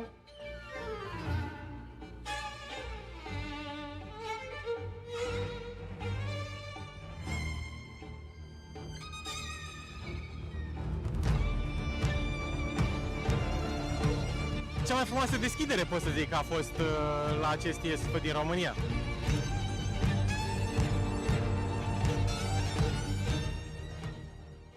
And here we are once again for the last series of today, the last semi-final. Yep. Two very interesting teams. People are wanting to see them on the chat. They are asking all day long, when are we having Miguel Mestre? When are we having Miguel Mestre? You're going to see him. Yes. You're going to see him right now. And I mean, he's going to have a tough challenge, but... Because he's playing against? Hassan. And this is going to be a battle of the beasts, I will say. Yes, of course. We'll title it as that, Battle of the Beasts. I mean, it's going to be unreal. That's a lot, you know. But let's see the matchup for the semi-final, the last semi-final. This is Spain against Iran. Manchester United versus Bayern Munich. We are ready, and we're ready for rocking and rolling. We're just going to see the matchups here as the boys do their teams. Interesting choices, obviously, with the teams. You've got Bayern versus Manchester United. I've actually, talked to Mestre a bit, and he was saying that he likes the strengths of the United players up front. That it's a lot of first-time shots. You've got Martial, you've got Rashford, and then obviously. Did that make you happy? Yeah. Okay. Of course it made me happy. Okay. We'll see. Okay. We'll see how he gets on, We'll see how he gets on. No, I'm speaking Hopefully about the better luck in this, right? But if he has that team selection at his disposal, he's also got a really solid bench. And Mestre is one of the best possession players in the game. He just never panics. Then you've got Hassan, who's kind of lit a fire under this competition. As you see the two boys, their ultimate focus. I know Wes and you mentioned on it, there's a respect there. You do see you do see that as we're going to go straight to the game, but you will see that little bit of styles clash here now, I think, because Hassan has definitely, he's a chilled out dude, but he'll want to win this. So we're straight in and straight off. Sané leading the line firstly. We do have Musiala with an early chance, but Heaton is there. And just to get confirmation of that, we do think Mestre is playing with Manchester United. Just the graphics might be the opposite way around there. But we will see there in a second as Bayern Munich launch another attack. Martial, Rashford, De Ligt, Tatel, Varane, Bruno, stunning pass. And this is going to be, I think, cagey at the start, but we might see a little bit of craziness as well, because I think then both nerves will want to settle. Mestre, of course, if you have joined us and you are supporting from España, he is playing as Manchester United. Yes, exactly. And we've got Hassan from Iran, who's definitely one of the players of the tournament here. Yes. Playing with Bayern. And so everybody was giving him as the candidate, as the favorite. Yeah. Well, let's see what happens here. He's going to earn it against Mestre, I'll tell you that. Because Mestre he's just so methodical in how he does things, and he's so focused. Oh, beautiful dribbling. Bruno Fernandes out on that side. It's a great ball in across. Testing ball with Pavard's there. Musiala will recycle that ball out wide, and he doesn't. It's a terrible pass, actually. McTominay, Kimmich. And we build again. Vidovic. Tell. Musiala working through the lines for Ida. Slow but surely going in his way. If you're stopped by Varane. If you just arrive, it's Spain with the green shirt with the Manchester United. It's Iran with the black shirt with the Bayern Munich. Correct. And let us know in the chat who you're shouting for. Let us know some predictions as well, Of Frida, course. as they come in. I know you love Of that course. stuff. Yeah, I do. Rashford, patient build up again. McTominay powering through the middle out to Martial. This is what we're talking about. Mestre was saying with the first time shots. Rashford, it's one. What a finish. Whoa. Do you know what? This is the attacking threat that we do have with Manchester United in eFootball, and Mestre, dream start for the Spaniard. And sometimes it's better not to be the favorite for some of the players. I mean, I said it in the last game. How is Mestre, after creeping in a little under the radar with the talent he has and, you know, the name in the sport that he has as well? But such has been, I think, a couple of guys coming up. We saw Japan, we saw Hassan from Iran. We saw a couple of guys actually throughout the group stage that just lit the tournament on fire. But Mestre is so solid. Yeah, now it's Iran, the one that needs to push to try to get at least an equalizer. This is best of 3 games. Could be yes. And we are watching the first one. This is the last semi-final. On the other bracket, Japan is already on the final. Japan away in the final. Mexico will... It's a brilliant ball for Ida, and a lovely touch on. If he can go back post, he does! Martial can't get it back in, though. High risk defended for Ida. Is Mexico waiting on the bracket for the third stand?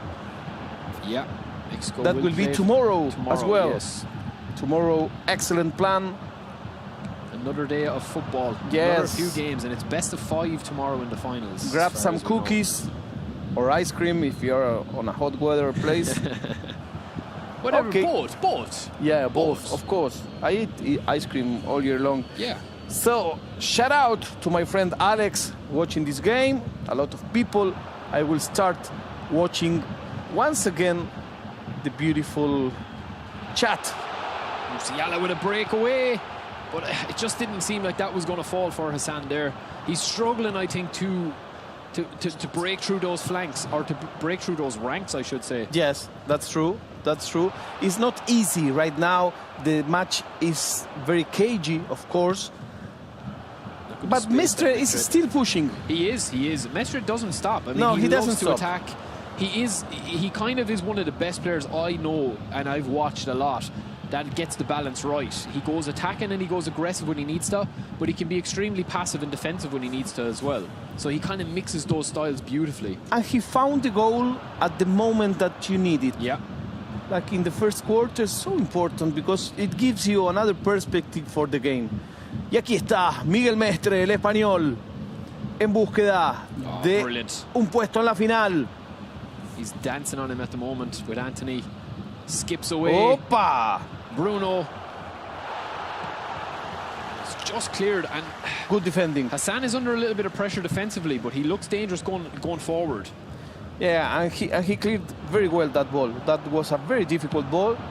It didn't went out of bounds. He saved it 2 times. Nice, relaxing take us into the half. Yeah, one legend that it says Mestre is the GOAT. Okay, people with Mestre here. And you just see the little formational changes going on there. Just little tweaks. And Mestre will think he's done enough. I mean, he's kind of controlled this half. But there's a lot of game left to play in this. There's a lot of football left to play in this. Mestre is definitely in a better spot, obviously being a goal up, but the talent that Hassan has is, I mean, blink and you will miss it that he will literally score. So let's see what happens as you see Bayern switch around with that attack defense levels. Yes, Manchester United with the green shirt, Bayern Munich with the black shirt, Manchester United in Spain, Mestre's hand. Bayern Munich, it's the team chosen by the Iranian player Hassan. This is the first game. It's the first game of the series. You need 2 wins in this best of 3.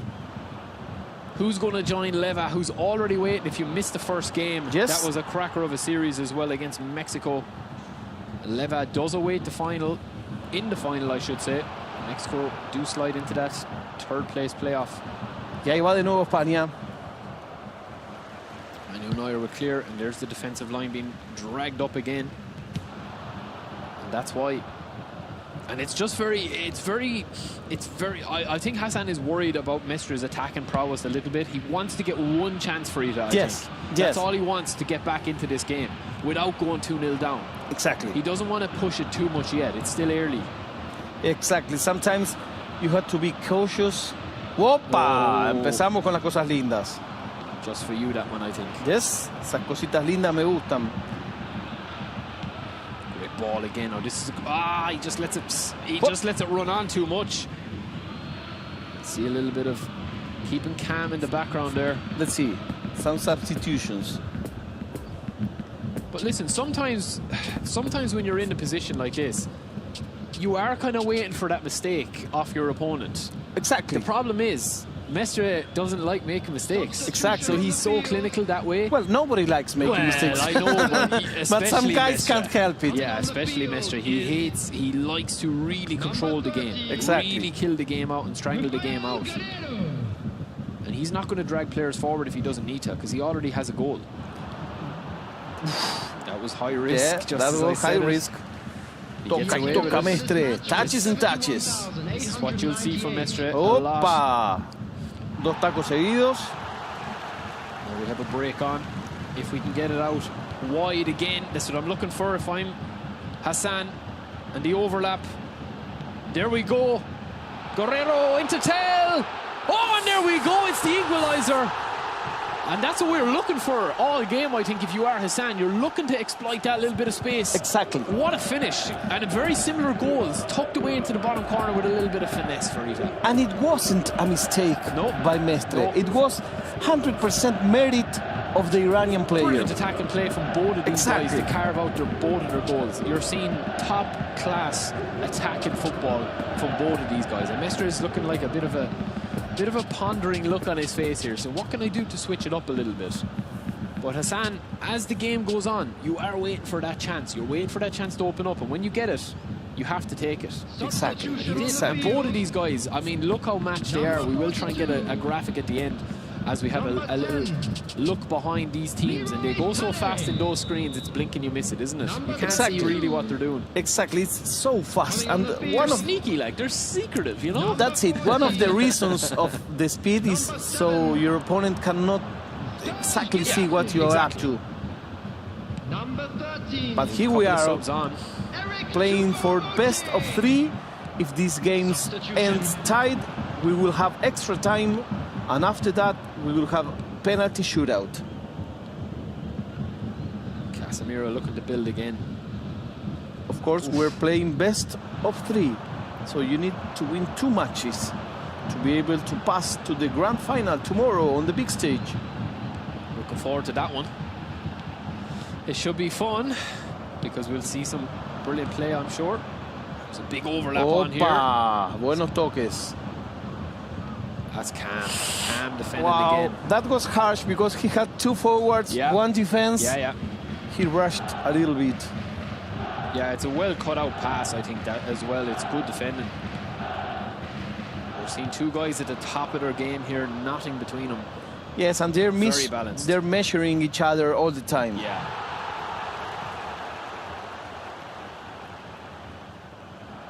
Casemiro again.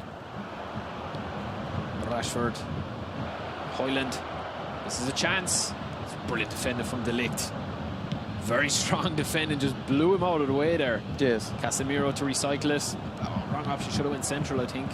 Into Mount, who was waiting, but he does get it now, Casemiro. Back out to Christian Eriksen. There's that rounded through ball. Rashford, double touch, just a bit too slow. Yes, but just, I mean, it's so precise. It is. These 2 players are so precise that everything is just so snugly fit. Yeah, it's so delicately poised as well. Sancho gets another break here into the box. This is not where you want it if you're Hassan. Beautiful ball roll, but up in Meccano, seen that all before. Yes. And says, give me that ball, and goes on the counter-attack. And similarly, Johnny Evans says, give me the ball back again. It's amazing. This is it. This is the chance I think that Mestre is going to carve out. 4 against 4. Mount, teasing, dancing. Ball in is not good enough. Manuel Neuer comes out and saves it. And now again, he has to concentrate on defending. Varane clears it. I mean, Frida, the tension it's driving up a little bit, isn't it? It's do these boys want to go to extra time and penalties? I would think not. They want to win. They want to go for it here. Exactly. It's you're watching with one eye, he's watching the clock. With the other eye, he's watching his players. It's an unlucky break because Mestre knows that. He gives a slight little grimace on his face there. He knows that could have been a goal-scoring chance, and now he has to defend. There will be back to Heaton. That's solid defence. That will see it. I think that will see it. They both are just happy to let that roll out. I think and so. Take it into extra time. Get your subs on. Reset your shape. Maybe get a couple of tweaks to your tactics. They've seen it all before. These boys will know what to do themselves. We might have one final chance though. And we won't. We had a very good first match. Yeah, it's a very good match. I mean, regardless of the result, it was a very good match. Yeah, I think Spain, like, look how evenly matched they are when we have a look there. We will see how evenly matched they are when we get the head-to-head stats. Yes, exactly. After the games. But I do feel like Mestre, it was a tale of 2 halves, and I know that's cliched to say it. Mestre did dominate the first half. Yes. Hassan, I think, came into it slowly but surely in the second half. That's Both true. scored at the ideal times. Exactly. And both neutralized the other one. Go from the kickoff straight away. Højlund looking to get in from a true ball from a Rashford. And again, Wanner there with his gloves. Looks like a very unique figure on the pitch with the gloves, doesn't he? Looks like the goalkeeper out there. Yeah, it's like sometimes if you're not watching, paying enough attention, you may say, what's the goalie doing there? What's Manuel Neuer doing out there? Yeah, I know. Which wouldn't be impossible to accept that he could be out there, because he does like to come out like a crazy man sometimes. Yeah, not so far, I think. Not that far, no. But yeah, there's nothing between these 2 boys and these 2 nations and these 2 teams. Guerrero, he's back post! Oh! Whoa, that was a very dangerous situation. That's just unlucky. He just forgot to make his run, I think. He just... Oh, beautiful. He just clears it again. And now we're livening up here. Yeah, we're smelling goals. You want penalties? Come on. No. Yeah, you always like penalties. I don't like penalties. I don't like penalties. I like the match to end in the pitch with nice goals. Could see the first free kick of the tournament on stream. Let's see. I hope we get a free kick. Let's see. I think it'll be a pass though, because they don't want to get caught in the break. They want to reset their lines. Yes, and also because of the clock, you know, this is extra time. This could be a big play here. I think we are going to go for a pass though. A little bit of mind games here now. Creeping in with one eye on the clock, as Farita says. No, he went for the shot. In fairness to him, he went for it. He went for the shot. He wanted the glory. But I do think, look, he's able to get back, and Mestre will just be happy to recycle this ball back out now to Highland. Guerrero, Kimmich. I think we might just have penalties. I hope not, but we might. I think we're going to get a goal. I'm going to predict the goal in normal time, in injury time, or in extra time. Oh, I hope so. Just for you. But it is, I think these both boys, they're so similarly balanced. Yes, it's like very hard. There's a mirror on the middle field. Yeah, that's a brilliant point. Wanner, Nabry, wrong option. Stunning pass, quicken it up. There's the press. There's Mount, and he does have it. He does have a break on here if he can get it, but he can't. Mestre's been looking for that crossed ball a few times. Yes. Now he leaves himself open at the back. Moteng. He knows that he may hurt if that ball goes through. This could be a hurt here just before the half-time break. This will be the last chance. Brilliant dribbling from Hassan. But again, oh, he gets unlucky. Ooh, that was short. And I dare that say ball Mestre was would short. not have deserved to concede there. That's just a little bit of unluckiness. But Hassan turning up the dial with the dribbling, and we are going to see a few more changes here now. Rashford has ran himself into the ground, and you can see the stamina.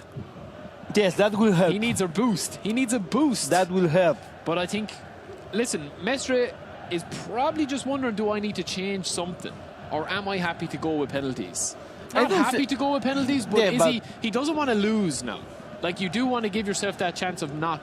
If Hassan is going to beat him, let him beat him rather than he make a mistake tactically and draw something out. Because he is perfectly set to stop Hassan, and Hassan is perfectly set to stop Mestre, because they've only scored one goal each at each other. Yes, I agree on that. But do you push? Would you push, Frida? Yes. You'd push? Yes. Yeah. Yes, because I don't like penalties. So the pressure would get you with penalties, would it? Yeah, I don't like that. But let's see. Let's see what the chat think as well. Will we be going to penalties, Frida? Let us know in the chat. Penalties, or will this be decided by one of the teams? I already have one option that says dead away. The good players in this tournament have no luck when it comes to penalties. I mean, it's just a lottery, really, isn't it? Tell, beautiful ball to Moteng if he can recycle it back to Tell. Brilliant dribbling. You can't really defend that because you have to just push him out. He does brilliantly, Mestre. As I said, he can't defend it, but Mestre finds a way to do so. Sancho. Yeah, but he's outnumbered. See? He is, yeah. He's They're very defensively set up, you see. That's always outnumbered. They're switching to full at the back, like really defensive. What a pass, splitting the defense, but no, it doesn't get through. I think that was Lindelof. It is Lindelof. Seems to wear the captain's armband as well. Oh, well kept in from Sancho. Nice just dialing it up a little bit of a fraction more now.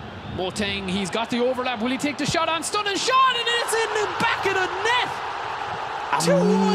2-1. Amazing goal from Iran.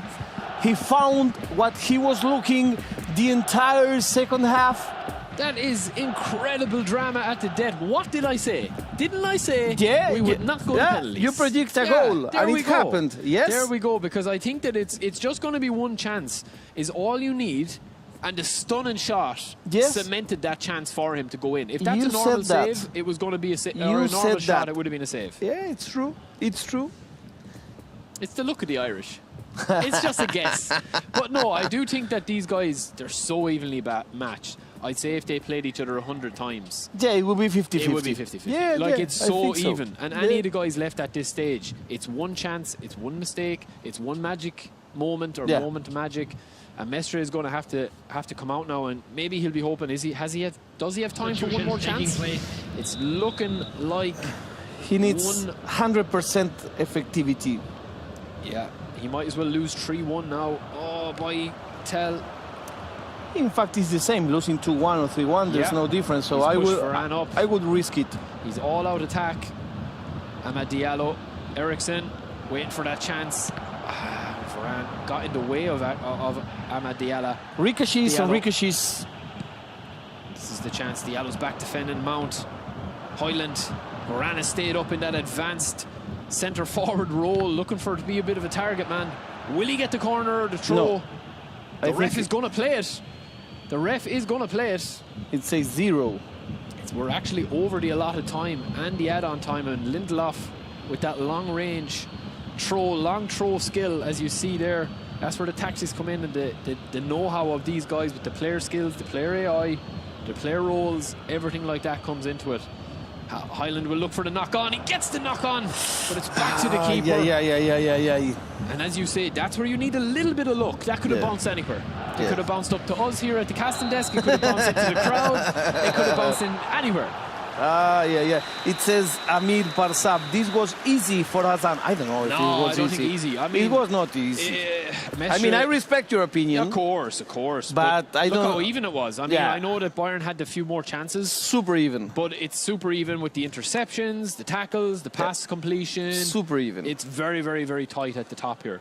Well, so we have an advantage for Iran. Yeah. If Iran wins the next match in the series, he's going through. Yeah. And we're seeing the boys just have a little chat here with the referee now. Yes. And see before we get set up for the next game. But look, I do think, right, just to kind of breathe for a second, right? Yes. I do think that was probably one of the most even games we've seen on stream the whole tournament. I think so. And we did say 100 games, 50-50 each. Yeah. And you would be a very brave man to say otherwise. And because it was so even, is that perhaps it was not the nicest match on the tournament. Yeah, but it's kind of an intriguing battle, like, and we'll probably see with the head-to-head here as well for the fans at home. When we have a look at this, Mestre only got one shot on target, but he scored from it. Yes. And I know that he got 4 shots on target from Hassan. But the game didn't really play out like that. You wouldn't say that it was a dominant, like, oh, Hassan should have had 4 goals or whatever. Mestre looked very comfortable when he was conceding those shots on targets. But, I mean, it's so even there. It's so even there. Absolutely so even. Let's go to the match. Second match. We're playing best of 3. The first one went to Iran. Japan awaiting the winner of this game, the winner of this series, as Mestre tries to do a dribble into a sprint, a dash, burst of acceleration. De Ligt says no. Give me that ball. I'm taking it home with me. McTominay, Rashford, Martial, Bruno. Good attack. Rashford, Shaw on the overlap. Swings it in, back post, Bruno! Very good situation by Mestre, very precise. Yeah. Brilliant start, and he'll grow in confidence with that. And I'm sure the Spanish fans watching along will be thinking, yeah, vamos, we're ready for this battle. Yes, Pez Lolitos dice, remonta seguro. He says he will climb it for sure. Yeah, there we go. A lot of love for both of these guys. Massive followings, of course, for both of these nations. Que riflote, dice, vamos, Mestre. Lovely break on here. Both players getting in each other's ways. Back to the keeper now, and there you'll see the recycle again. The reason they do that for those watching at home is to reset your team and to reset your runs. That's what it is for, to get all those things triggered for you. Get your anchorman back in his spot as you launch another attack. Very strong tackle from Johnny Evans. Bruno, little touch on to Anthony. Anthony back to Bruno. And again, it's cut out. Hassan really solid defensively here. It's Mestre that's pretty much played all the football forward. Yes, but that's Hassan true. is very solid here at the back. He's just controlling the possession a little bit better. And now he launches his attack. Lovely ball in to tell, but Varane is there. McTominay, Kimmich. The thing is, these guys are so even that when someone scores, it gets so tough for the other one. So tough. That's what it is. That first goal is key in how you react to it. Yeah, exactly. And again, you see him knock it back to the keeper. And that is, as I said, to keep resetting. Watch the radar down if anyone's looking to improve tactically. Watch the radar and the positioning of the AI when they do that. It's to reset everything, get back so you know exactly where your players are. Oh, should have had a pop for it, I think. I think it just kind of sped away from him. But yeah, I'd definitely be hitting that if it was me. And also, I think that this series will not have like a lot of goals because they are so mental, so technical, so clinical. Yeah, I mean, look at the defense from Mestre there. It's phenomenal. And the switch, that's a dangerous switch though. He's left himself wide open there. He just boots it. That's like something I would do, just get rid. And again, back to the keeper. Very tactical, not end-to-end in terms of chances, but a lot to learn from watching a 0-0 win the first 30 minutes here. And he grabs it with their hands, he just wants the time to go by. Yeah, and he just wants to reset everything and just get back his shape so that he's not caught on the break, he's not caught out of position or any switches. So it's an interesting part of the game as well to look at. It's a great ball here to Anthony though, with the left foot, the curl finish, and again, little flick onto the manual goalkeeper there. That was good. Yeah, that was good. It's a brilliant chance for Mestre. He's arguably had the better carving openings of this game, but still no goals. Bruno looking for that ball in behind again, Upamecano, and I think he's offside. It's offside, yeah. I think It's he's offside. Yeah, he's a good bit offside.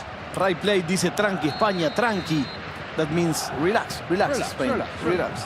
There's time. I don't think I would be very relaxed if I was Mestre, you know? Well, Hassan is always a chilled out dude. He's a real nice guy as well, as are all the guys on this event. I mean, they're all great with their time, you know, and answering your questions. And A los amigos de la Alianza Lima también un gran abrazo. And of course, without giving too much away, they like to keep it close to their chest what they're doing. Of course. Sani gets a chance in here, McTominay.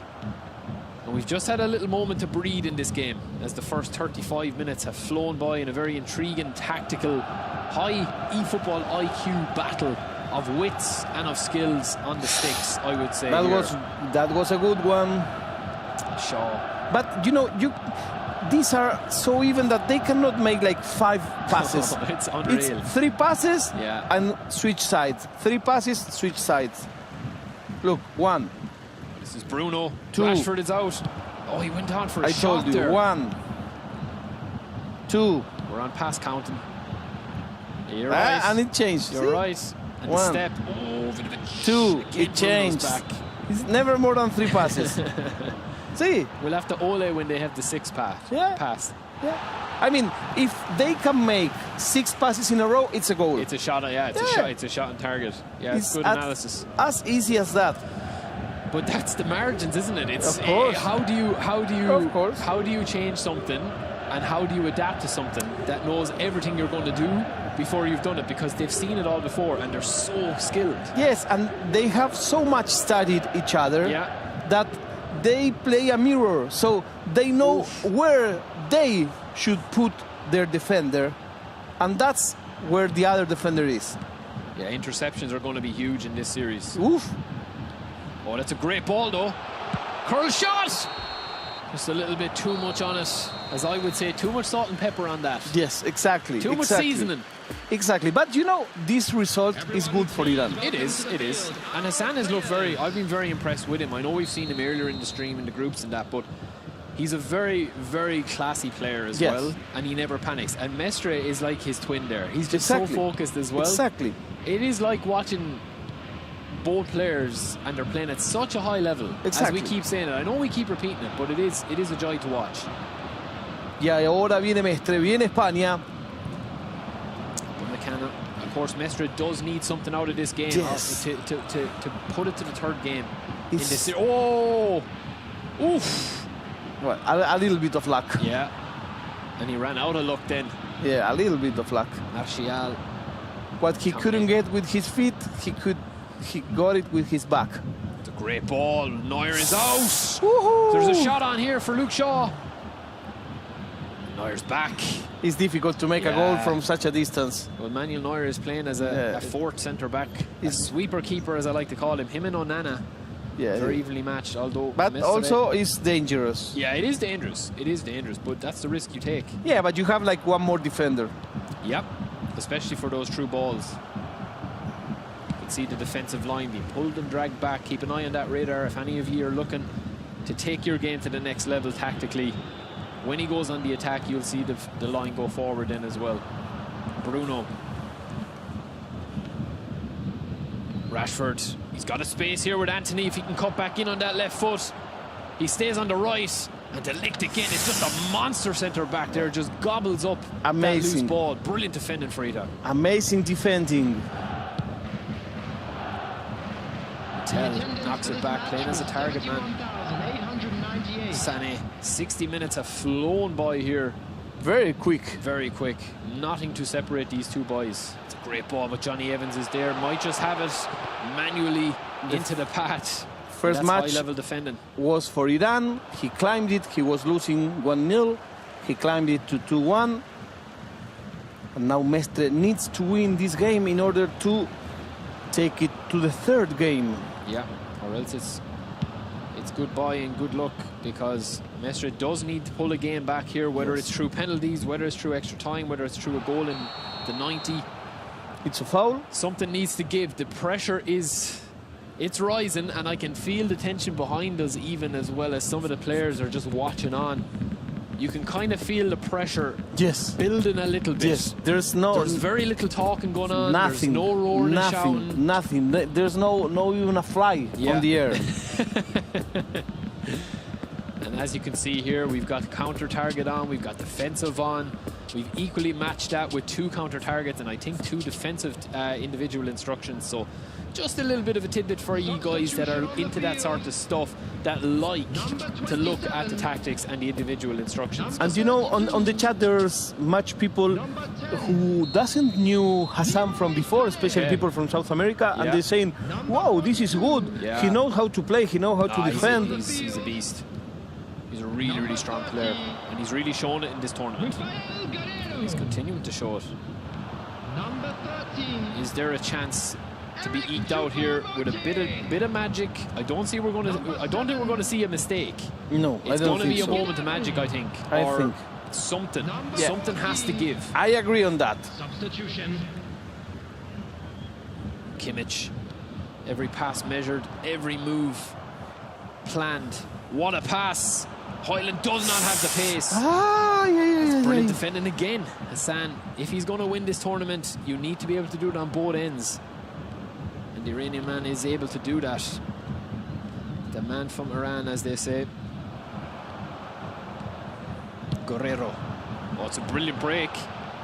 It's a great ball into Moteng, but it doesn't sit. And Mr. Anchorman extraordinaire Casemiro's back there, but only as far as Kimmich, who recycles it to Warner. Over to Guerrero, to Tell, to Chopa Moteng. What a save for Ida! Excellent save. Brilliant manual save from Mestre, showing his defensive prowess and his class at the back. Hassan was nearly celebrating that. I think he thought it was in. Yes. But Mestre said, not yet, not today. Someone says here, Hassan is IESF 2019 champion. They all know him. Yeah, but I'm speaking about the fans, not the players. Of course, the players know him. The players, they all know each other. I'm speaking about the fans. And a lot of people might watch the stream early, and then they might come back a couple of days later, because it is a long stream and it's a long few days. And one of the nice things of this tournament is that you get to watch people from another time zones, another continent. Farita, Bound! Qué mala suerte. That's bad luck. That is a cruel blow. It's just done everything right. Ripped him apart, and Mestre just could not convert. How big of a chance was that? Yeah, that was the best chance he had in the whole game. He will for sure be lamenting that chance. Does everything right, just does not get the look. Doesn't get the break, and that can happen. Mestre will grow in confidence over that now. He'll say, I can get one more chance here, and if you just give me that chance... 10 in-game minutes. What a pass. Shaw, it's a terrible pass there, though. Kimmich mixing that style up. And that's a probing pass, too, and he's looking for the rebound. But Casemiro, what a performance he's had today. And Kimmich as well. Moteng, Hassan. Can he end this in regular time and take a 2-game lead, and that will see him into the final? No. Mestre says no. Get out of my house, he says. Get out of my house. I'm still in this game. Bailly comes across with that big, strong challenge. Kimmich, Guerrero. Gnabry hugging the touchline. Oh, beautiful cancel. Lovely slip of a ball into Wanner. Is this going to be it? Gnabry! Bailly's had a monstrous game as well, and now we've one more chance. Now we're going end to end. Now we're going end to end. He has time for one more. Kimmich, Mount. Still time for one. Casemiro. He needs one goal to push it to the third match. Oh, great ball. Shaw. Great ball again to Hoyland. Oh, brilliant little double touch or acceleration boost away. Great ball in. Sanchez at the back post. Oof. And it won't sit down for the winger. So how important is the back post for these guys? I mean, they use it a lot. It's a great ball in again. It's big, but it depends what player you have there. That's the biggest problem. If that's Marcus Rashford, you're a bit more confident, but not Sancho over that high ball. You know, he doesn't have any aerial ability, so to speak. And we will have extra time. And penalties? Maybe penalties. We don't know. You don't want penalties. No, I don't. Yeah, you don't want penalties. Substitution on the field. But this is perfectly poised, and it's been a really absorbing game, is what I would say. And a shout out to El Matador from Germany. Oh, of course, El Matador. Greetings. Hope you're enjoying the stream, as is everyone. Mestre's in here if he can get the ball across. Sancho. A fresh burst and pep in his step. Mount. Lovely ball to Rashford. Will it sit for him with the R3? He had two guys on him. R-stick air dribble there. Didn't fall for him. Gnabry, we've seen it earlier in the game as well. Two guys on him. Wanner.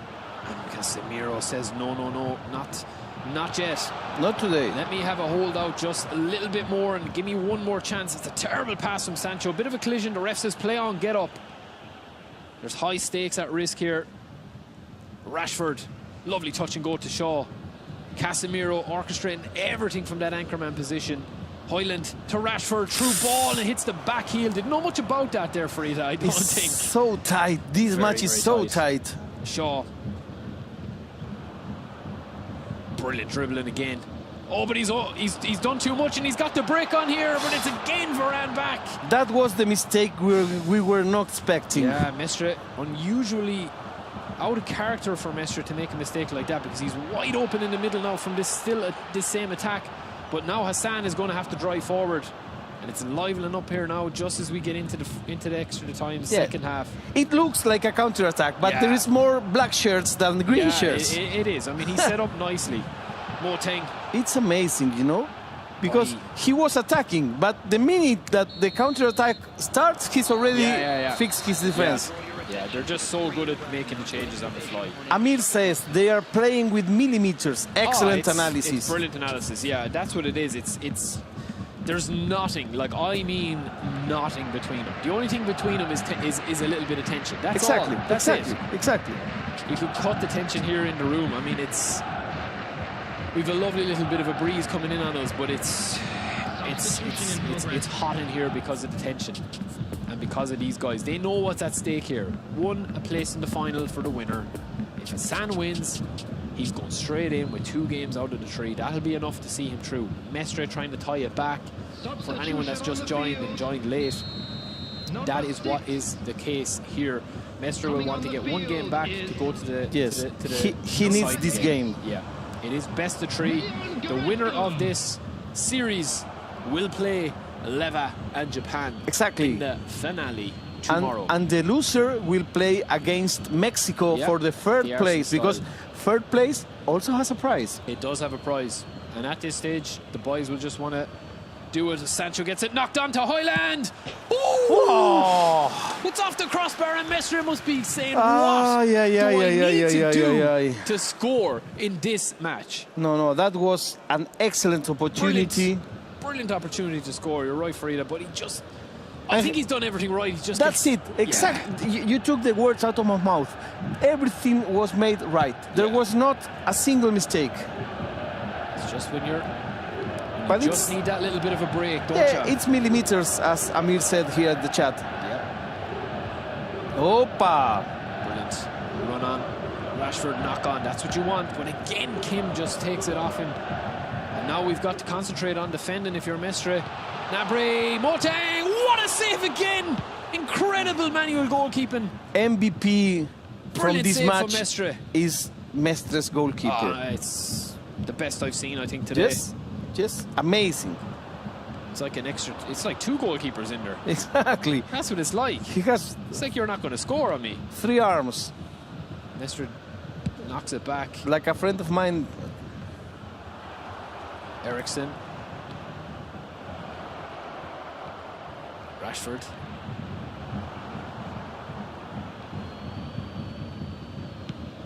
It's just looking like penalties for Ida. Yeah, and people... It's so tense here. People are enjoying this game. Yeah, I mean, look, if you're not enjoying this, This is way better than the first one. It's tactically unbelievable. Yeah, it's a masterclass. Yeah. A tactical masterclass.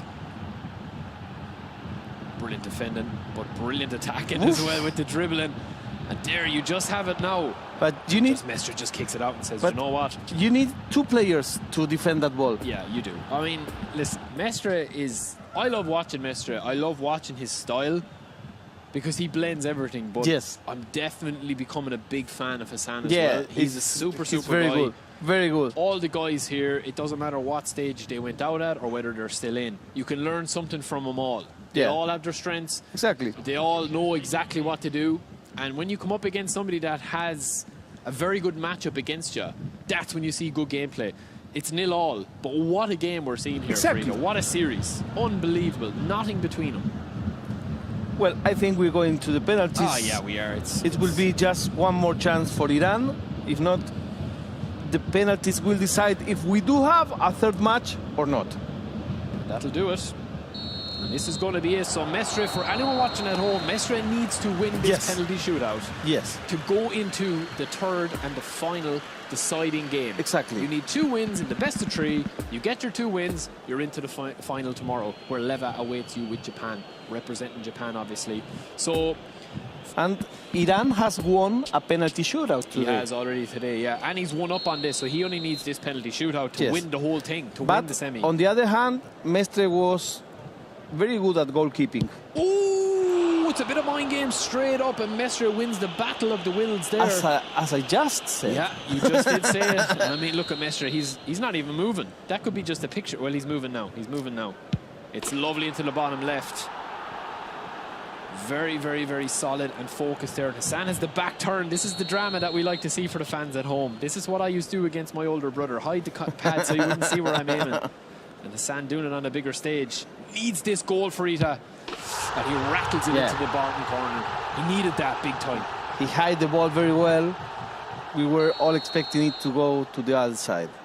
Here is Mestre to stay on. It's a great save. La, la, la, la, la, la. Now we have a draw once again. Straight in to 1 apiece.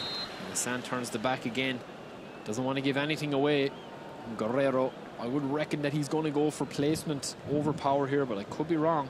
Will we see a little cheeky Panenka, as you so like to see, Farita? Yeah, we saw have 2. Gone for power here. We saw 2 today. And it's a beautiful, beautiful penalty into the bottom corner again. In fact, Mestre was waiting for the Panenka. He was. I think, well, it's going to come. It just depends when it's going to come down the middle.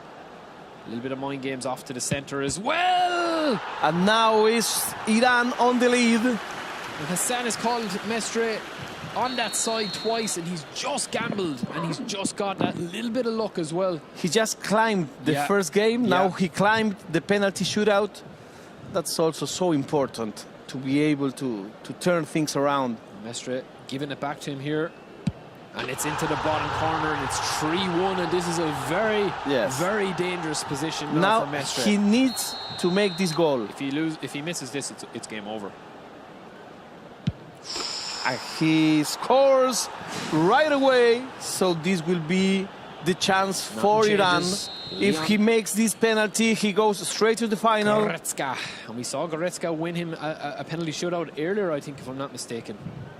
My man Goretzka, I think one of my favourite players to use. Could this be it? Is Hassan going to the final? He tries the cheeky Panenka, and he is going to the final. What a performance! And you said it. The main man. I told you it will happen. Yeah, it will happen. It's just when, not if. It's when. Yeah. Well, it did happen. So Hassan, the one that was named as a favorite for most of the players in this tournament, does his part.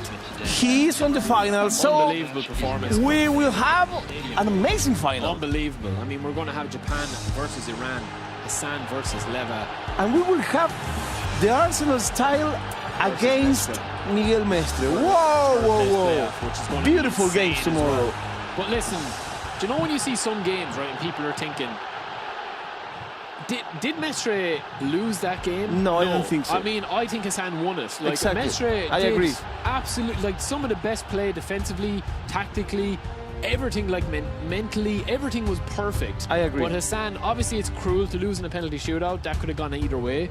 But I think over the course of the series, like, have we seen two guys as evenly matched as that in the group stage or in the playoffs? No, we don't. I don't think so. Mestre can hold his head up high. Yes, What a performance from Hassan. And also, I mean, he can complain about the post, about the rebounds, the ricochet. So unlucky hitting the crossbar. But I mean, he played a great match. Let's see the head-to-head to see the tail of the tape. There you have it. No goals, of course, but the penalties were what I call. And look how close that is. Yeah. 156 passes for Hassan to 151 for Mestre. 105 passes successful to 109, and the passes intercepted. Yeah, it's a mirror. It's an exact mirror. Unbelievable. Mestre actually was a little bit more aggressive, I would say, in patches in that game. He did hit the crossbar. That could have gone in. He had that wonderful, I think, save of the tournament, really. Exactly. Unbelievable manual save. Yeah, two. Fact. But that last one was absolutely insane. But he definitely took his chances when he got them. But Hassan, what a performance! I mean, we've heard all about he him delivered. At this event. He delivered Yeah, as expected. Sometimes when you come with the shirt of the candidate that is a little bit too heavy, it was not the case. He was really, really good.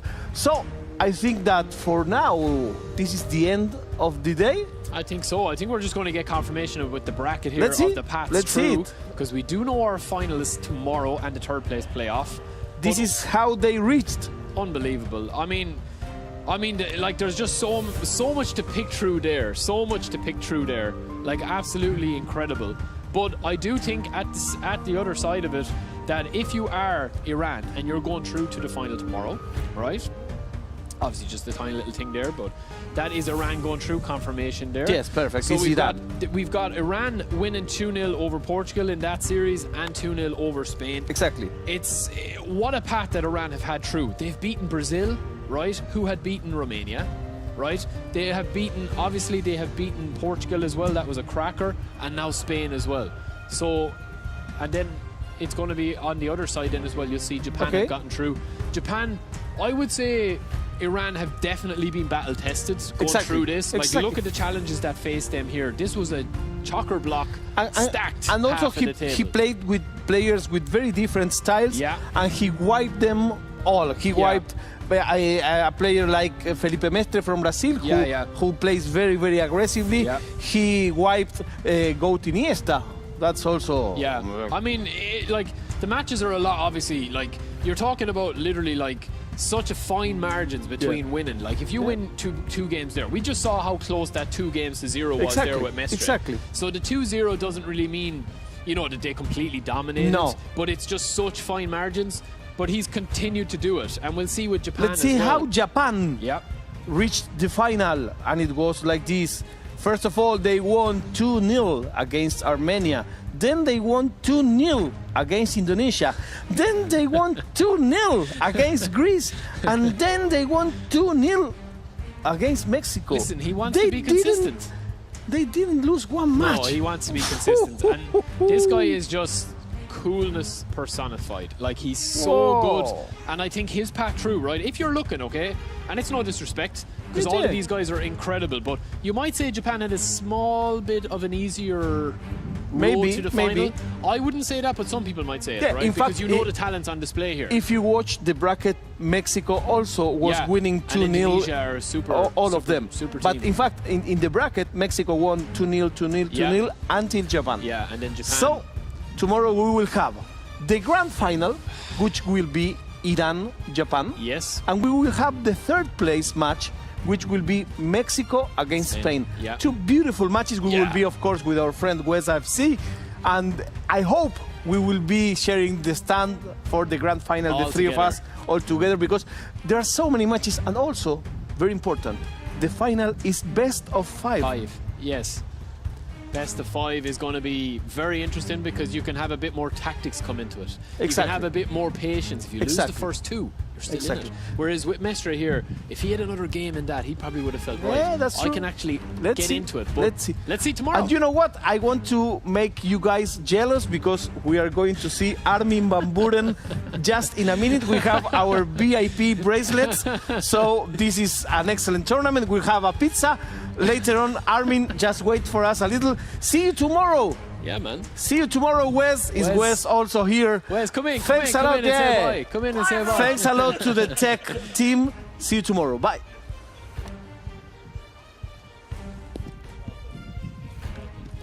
Some game,